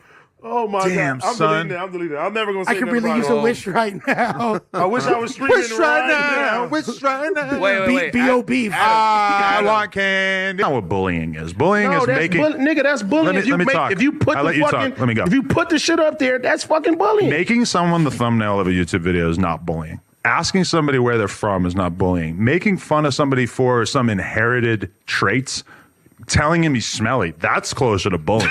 Like the quote unquote like meme pages and commentators, any type of like But content. there was something that you saw that upset you, basically. Oh yeah. The fact that I have not seen these in so long, like what the fuck even is this? Why am I on my computer? I must have been playing poker, but like, oh yeah, because this is a music listening stream. Damn, this is fucking rare. I don't even think these are around anymore. Like, I don't even think you could watch these if you wanted to. Yeah. Okay. Why is that? Are you sensitive about your stinkiness, or is that like what's your relationship to that? What? I'm literally playing like 8 tournaments right now at the same time. King Pill stepped on this laptop and broke it, for the record. That's why this laptop does not exist anymore. It's been smelling better, fool. But that was the thing that created this conflict, right? Or that is what it was, right? Or is it something else? What? Body odor. No. Hair. So like, and it was the comment, Why does he look hella skinny here? right? But like, I feel like going down the whole rabbit hole of like having a conversation again, and all that does is like feed into the quote unquote no jumper like rumor drama mill that's gonna like lead to, you know, like my Discord hit me out. So, yo, what the fuck? And then comments under my page. And then like I see 1,000 YouTubers making comments and videos about, you know, quote unquote beef and no jumper. Yeah, right. Like at some point it's like I'd rather just my content like speak, you feel me? But the beef is there is no beef. Yeah. Fact. And on top of that, of course. Have you been privy to the fact that literally 90% of the times I've ever joked about you, for every one of those, there's me literally following it up with Flaco's one of the most important people at No Jumper. I've been saying that. All right. I mean, here's what's crazy, because I guess there was a certain point that everyone at No Jumper, you know, it was like a family at one point. And honestly, maybe it truly was. From the outside looking in, it really looked like a beautiful place where a lot of people got together. They were able to talk shit about each other. They were able to talk shit about other people. And they came together in harmony and had fun. At the end of the day, behind closed doors, it seemed like they truly had love for each other. And it was all fucking false. It was wrong. It wasn't true. You know, I ain't gonna lie. Can I get a break? There was a glue in the picture whenever the glue left. Can I get a break? Oh my god. A lot of things went south. Crazy. And if we're really talking about like, can I get a break? You know, the past, we got to talk about AD and Trell. Now, I remember being on the Reddit that time. I remember talking about like, hey, Trell, AD, they don't like the way you're treating them. You know what I'm saying? He was talking crazy to them, like he was their daddy type shit. And I mean, I don't think Adam saw it at the time, but bro, He be delusionally controlling. He never saw it. Come on, bro. My thing is that I will forever wake up in the morning and there's a bunch of fucking DMs or a bunch of, YouTube clips or a bunch of things on the Reddit that are like, oh, AD hates Adam. AD fucking doesn't want to work with Adam anymore. AD, Trell, they hate Adam, whatever. And it's like, I would have to see so much of that to even allow it to rise to like me clicking it to watch it. And then beyond that, for me to actually buy into the narrative of the title, I would have to like see such overwhelming evidence that because ... nobody in AD's life has ever done as much for him as me for no reason, benefited a little bit, but not a whole lot. So yeah, to me it is like kind of insane and hard to fathom that he could have started hating me, but that's what he did. That was the case because I am predisposed to assume that we cool and that there would be no reason for that. Never would let that So, shit get to your head. I'm just saying that like I think when it comes to like seeing what the narrative is from the people, we have to like be very on edge or be very careful about not just sort of like buying into whatever. Buying into shit. Niggas will- All right, now we're gonna talk about F&W here soon because whether y'all realize it or not, from the beginning of Trell and AD leaving No Jumper to where Trell and AD are at today, Poetic Flaco was extremely instrumental in the whole situation. He's been there the whole time for him, for good reason. AD had his back when the Mexicans pulled up. Trell has never AD invited the Mexicans. faulted on Flaco, no matter what. Flaco did some dumbass shit. Even with this whole Munchie B in the blood situation, shit, Trell was right there too. Like, Flaco is riding for FMW. He fuck with him. And so does Wack 100. That's why you always see Wack 100 over there, but we're going to get there in a minute. And I thought it was real interesting, whenever academics is trying to bait Flaco to go against Adam, Flaco had this to say. And at the very core of it, bro, is about loyalty, right? When Adam discovered me, and I was a nigga who was in North Dakota with like 19,000 subscribers, right? Which nobody knew, you feel me? And nobody fucked with me. And if he fucked with me first and gave me my opportunity, bro, I'm not about to turn my back on that man while he's like fighting fucking crisis right now, nigga. Right? Like that, right? Bro, like, listen, if I would have left Adam right now while he's fighting this fucking crisis, nigga, I would have felt like a piece of motherfucking shit, bro. I hop off the plane, right? Like my first, like, let's say my first like month there, right? Act like, bro, like I was just a social media guy, right? Meaning like I like had very limited experience in on camera, right? And Josh came to me and said, yo, listen, we feel like, bro, like you. This is taking me back because this clip is like right in the middle of like World War No Jumper where I was getting canceled so bad. And that's why Flaco's talking about like if he turned his back on me at this time or whatever. But I mean, this is my attitude on it too. It's like I discovered Flaco when he was super early in his career and gave him an opportunity that was obviously instrumental in what he's built, even though it's also obviously a huge percentage of it is his own hard work. But I would not turn my back on him or, participate in any anti-Flaco behavior unless I felt like I like really, really needed to, like if he said something I disagree with, I would speak out against it, but I'm not going to like be negative to him as a person, especially when the whole experience of like finding somebody that early in their career is pretty special. It's pretty unique, because even though I didn't sign him or whatever, I still, gave him a job early on, helped him a lot in his career. And I appreciate a lot the fact that Flaco is so appreciative of the fact that I gave him such a boost early in his career in terms of making content. And he was obviously able to take that ball from there and just, roll with it. The thing is that, Trell, AD, etc., they should have all had that same respect, you know, like, because I did the same fucking thing for all of them, which is that I found them. Well, I mean, T-Row's like found by AD, so I can't really even take credit for that, but AD for sure. Actually, I guess pun put him in position realistically. But with AD, you know, yeah, he was somebody that I just kind of knew and I saw some possibility in, so I gave him a shot. And for some reason, he was not appreciative of enough of that to not do grimy shit to me. But Flaco is a real enough person that he's not being fake with me, or he never turned his back on me when it was trendy to do so.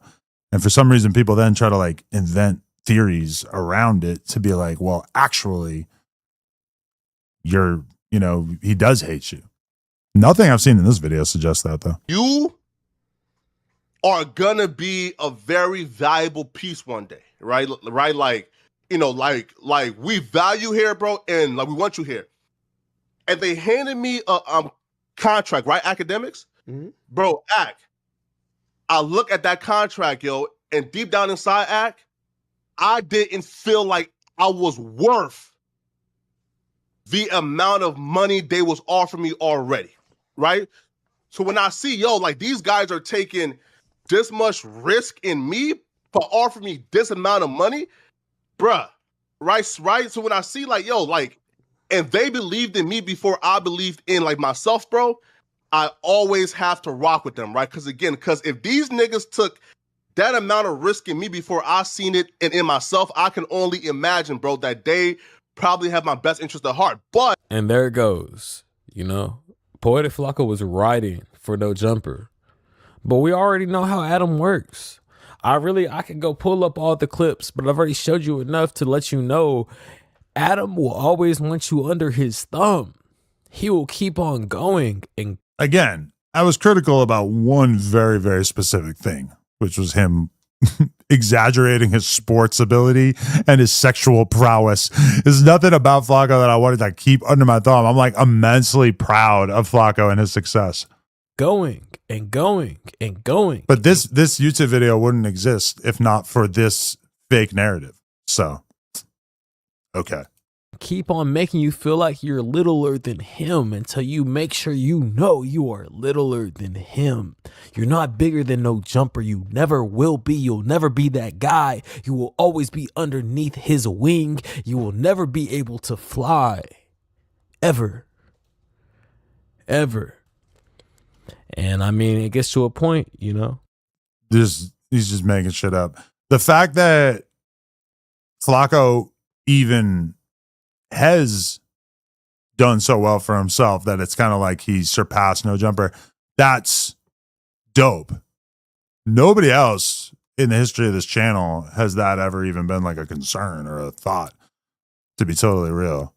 Well, I guess at one point it felt like Fake Community in general, those guys, but obviously we were very much at odds at that time. DJ Uvens of Claremont, thank you for becoming a member. Where things start to shift. And it's funny because, you know, nowadays, you know, Adam be acting so cool with academics, you know. We already know, I don't got to pull it up. You've watched my prior videos. You already know academics has been instrumental in getting Sharp out of there and to getting AD Trell out of there. Sharp? AD and Trell, I can kind of see that because he told them they were worth more money than they were worth. But Sharp? What the fuck is the Sharp He connection? tried to get Flaco out of there. It wasn't working. But academics kept on working his magic. Kept on, you know, one thing about academics, like, he ain't gonna punch you in your face, right? He ain't gonna punch you in your face. He gonna pinch you in your back. He gonna pinch you in your back 1,000 times. So you start to bruise. Keep on pinching until the nerves start not working no more.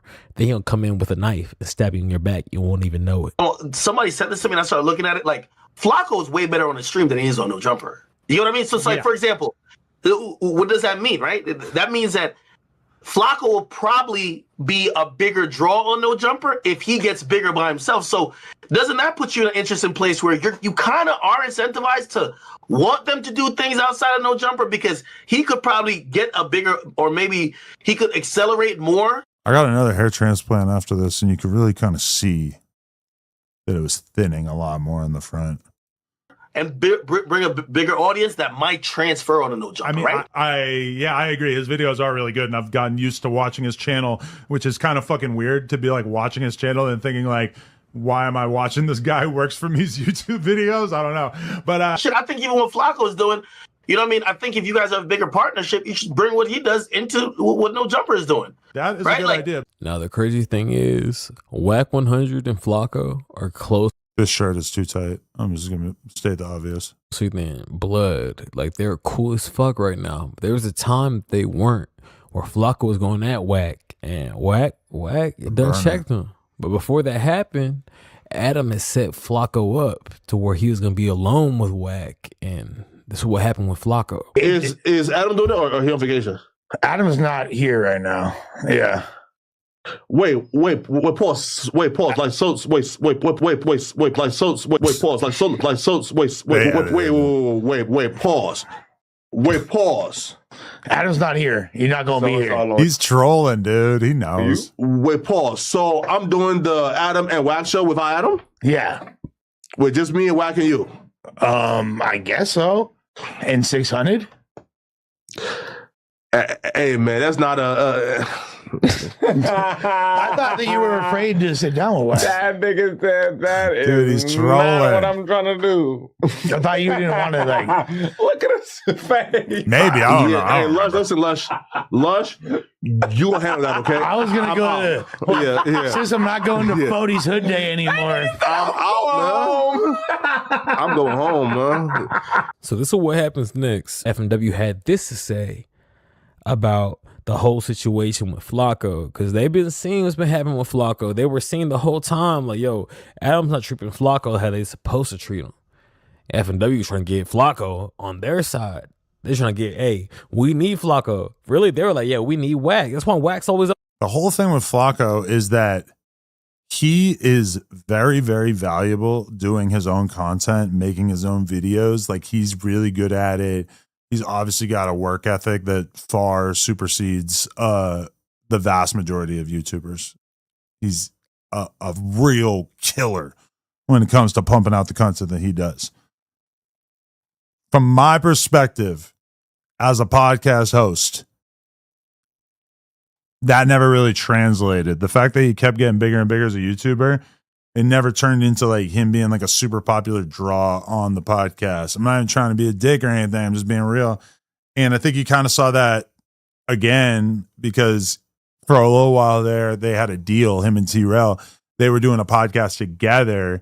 And that, as far as I know, is over. And it never really seemed like it was doing good in the first place. So yeah, I mean, I think Flaco's strength is really more just doing the kind of videos that he does. So that's why when he moved and just went 100% on his channel, I was like, you know, I get it. Like, he did like say that he was getting weight loss surgery. And I didn't know that he was like leaving and not going to come back. He just said that. Actually, that is kind of weird to think about the fact that he originally was acting like he was just going to be gone for a couple months, but you know, whatever. Over there, Wack playing both sides. Wack's not truly no jumper. Wack is going to play in the middle till Wack's ready to build his own platform. If you don't think Wack's no jumper, you're crazy because Wack shits on these fools whenever he gets the chance. And Wack holds it down. Trust me. You heard it here first. I've been telling, man, y'all watch my videos. I'm the force. I think Wack knows that he's not really like the guy to be running like a no jumper competitor. Like, he likes doing content. I don't think he wants that responsibility. I think he understands that I'm kind of uniquely good at that part of it. Teller, I know what happens next. I'm the no jumper historian. I know what happens next. But y'all see before it's too late. That's the compensation. I don't know. Look. I see the same shit happening right now. What do? It seems like you want me to make my prediction? Yeah. They trying to push Flaco out now. Who? They trying to push Flaco out Get now. the fuck out of here. They love Let me Flaco. tell you why. They love Flaco. Let me tell you why. Flaco, he doing his own thing. Please don't let the fact that Flaco did end up leaving don't let that tempt you to believe that AD is being a prophet here, because he's claiming that we were pushing him out. based on weak evidence, but he actually just left on his own at a certain point. He making his chili. He making more doing his own thing that he's doing over there. His whole format, they copying that shit now. Well, this Ain't is no where I gotta disagree. How? When did that happen? Flaco has come to me in front of Adam and said, Wack, can you help me do this, this, and this outside of no jumper? And Adam had a problem with it. But taking his formula, what he's doing, and putting it on the no jumper page? Well, whoa, what you mean? What is he doing? He doing that now. What is Flaco doing? Flaco goes, when something happens, he goes home, he makes his clips that say, this is bad, all type of shit like that, right? Yeah. He's recapping what's going on in the universe. Wow, it sounds a lot like a podcast. Sounds like a lot like, you know, just motherfuckers talking about shit on camera. It sounds like what we've been doing for like 11 years. And you were pretending to be a rapper. Now, Adam got somebody that he hired that's making... Oh, he's talking about the Danny from the Stop experiment that we did for a month where Danny was making videos reacting to no jumper shit on a consistent basis. That was fun. Sometimes I think we should have kept going with that. The same type of recaps for his channel now. But the idea that like me doing that is like somehow like a negative thing towards Flaco, like this is bad AD logic. Adam's tripping. Oh, you talking about he just did it? It's some new shit. It's some new shit. We know him. Nah, whether y'all realize it or not, FMW and No Jumper, they've been playing some back and forth patty cake. All right, they're trying to take each other's crew. You know what I'm saying? Like they been having Wack over there. They had Almighty Suspect over there. They had Munchie. They had Aunt Hefe. FMW been trying to take all them niggas up like Infinity Stones. The biggest spike that they get in views is when they have one of my past or present employees on, because they are a reaction channel. Let's just keep that in mind. And yeah, they like want to recruit people, but like ultimately at the end of the day, if No Jumper's a real business that actually pays people to work there and they literally don't, then what are we talking about? But it's the same thing with No Jumper. Who they just get recently? Ace Boy Rios. Boy, they had Trell's brother over there. They had, you know what I'm saying? It's like a back and forth war. And like, we don't like to pretend like it's like really going on, but it's really going on. And let's not forget about Mac Wop going to No Jumper too. And the thing is, like F&W, they had Flaco under their wing for a minute. No Jumper didn't realize that. And Mac Wop was supposed to go to No Jumper, but before he showed up to No Jumper, who told FMW Shout out that Mac John was going to No Jumper? Let's get to that. Catch his fade. I was informed that Flaco reached out to Trell before we had MacWap on to ask Trell for questions for MacWap. This is real. This and happened. That's how they all knew that he was doing it before it happened. Now, I don't give a fuck if they knew it was happening before it happened. But Flaco reaching out like that, I mean, that's a little sus. I was pissed. Like, what is that? That's kind of weird, right? Is that attempted snitching? I mean, it's just stirring the pot because it's like him doing that in advance of it. Like, of all the people that you could ask for questions from MacWap, you're going to text like the one person that you know is going to be the most mad about him coming on. Is that damn near like, I know this is like a bit of a stretch, but it's like he didn't want it to happen. Well, he was trying to make it not happen. No, is that like calling someone being like, hey, like I'm about to fuck your bitch in a few days? Like, how does she like it? Does she prefer doggy style or does she?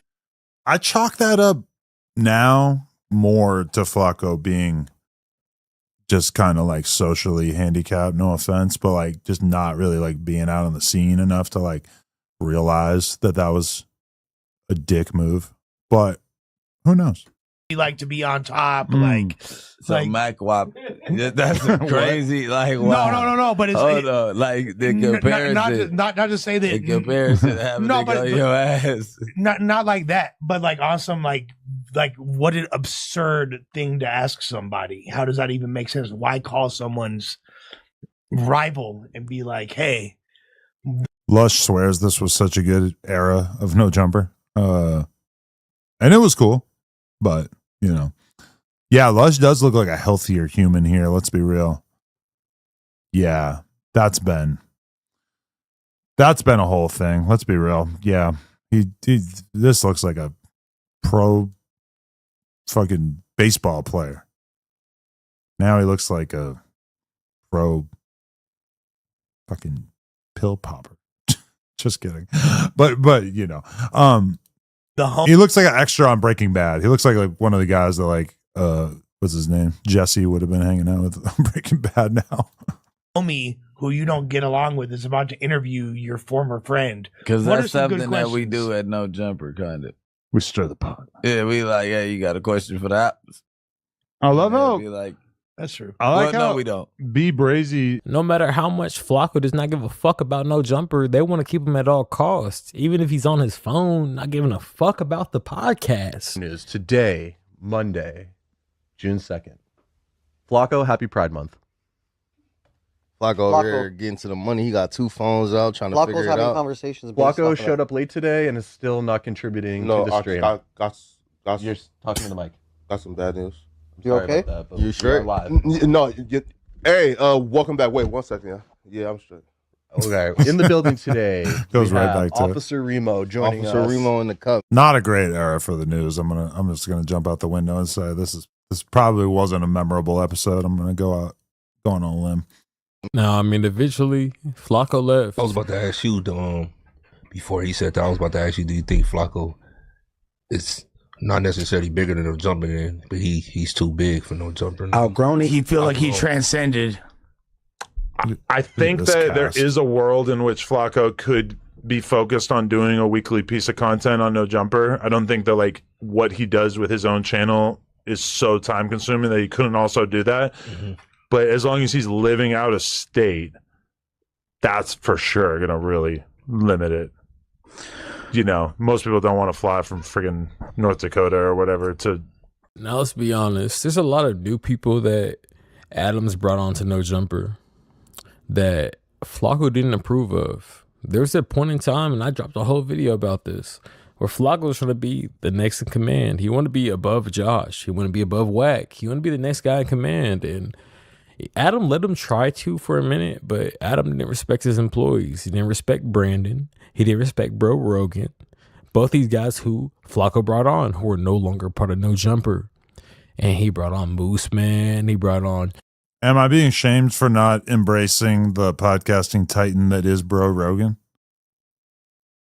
Or like Brandon, dude. Like y'all hated Brandon. Brandon was driving me nuts, and he was pissing you guys off. It was, you know, could we have built something additional with Brandon? Maybe. I got no issue with Brandon, but I just, you know, it's historical revisionism to act like the Brandon thing was like going so well.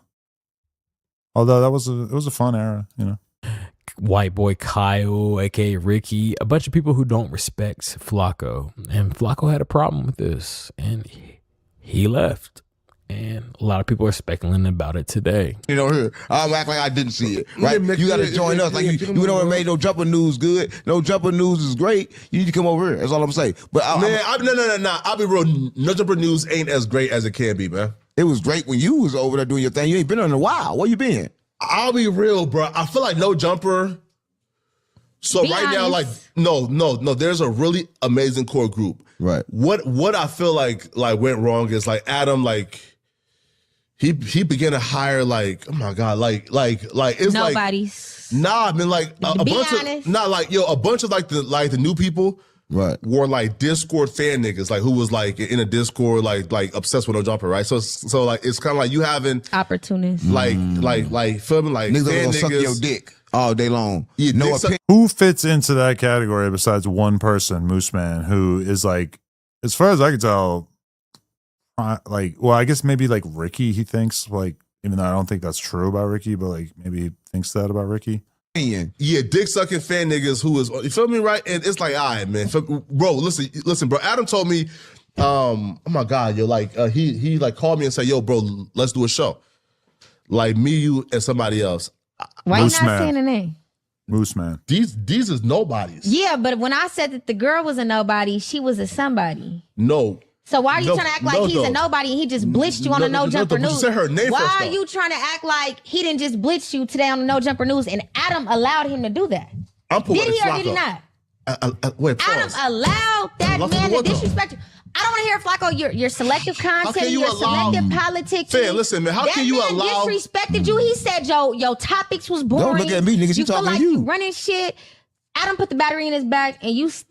How do like I have to take credit for everything that everybody says? Like, what the fuck is wrong with her? Still sitting here like, you know what I'm saying? Like I've been doing the past 10 episodes with dude, right? 187 Hood Ave. Thank you for becoming a member. Finn, listen, right? Look. I agree. You're right. I mean, look. Say your name. Look. Because you were supposed to do a show with him. Look, and Adam. Right, so look. I made M's off this shit. Why he trying to flex the plain Jane though? You not slick though. Why he trying to that nigga make M's. He the richest content creator that's doing content. That's all I'm saying. That's all I'm saying. He the richest nigga off YouTube. That's all I'm saying. Hey, Phil, listen, bro. He said y'all not in his tax bracket. They not. He the richest nigga off YouTube. That's all I'm gonna say. That's why he never no jumper. I ain't gonna say. Huh? Who's that? Moose Man? The one that just dissed you today. On a No Jumper, he dissed the fuck out of you. He said your topics is boring. He said he's replacing you on No Jumper. How when he do more numbers than all these niggas on No Jumper? Wait, you see though? Hey, look. You see, it's on Reddit. You see though? That's crazy, right? Because bro, listen, bro, and that's how detached I am. Right. I'm not even tapped into who these people are. Right. Cap. Yo. At some point, No Jumper. He was just had a core group of niggas who were doing something. Yeah, when they had Brick, they had their fucking Brick Baby, me, AD, Smack, the T-Roll. T-Roll, yeah. Now, like, I'll be real, thing. I'll be real, yo. At times, I watch No Jumper and I'm seeing like a crew of niggas. Yo, I'm like, who are these niggas? Right. Right? Bro, even now, like, again, right? Like, and she said, a nigga dissed me. Fam. It's no coincidence, right, that now, you feel me, like the dusty niggas who be on No Jumper, now they're dissing me after my biggest week. Right. Right? They gotta diss you now. It sound like hating shit, right? Right. But guess what, though? I feel like the problem is this, man. Adam respect me as his peer. Right. Right? How Adam deals with me and treat me is as his peer.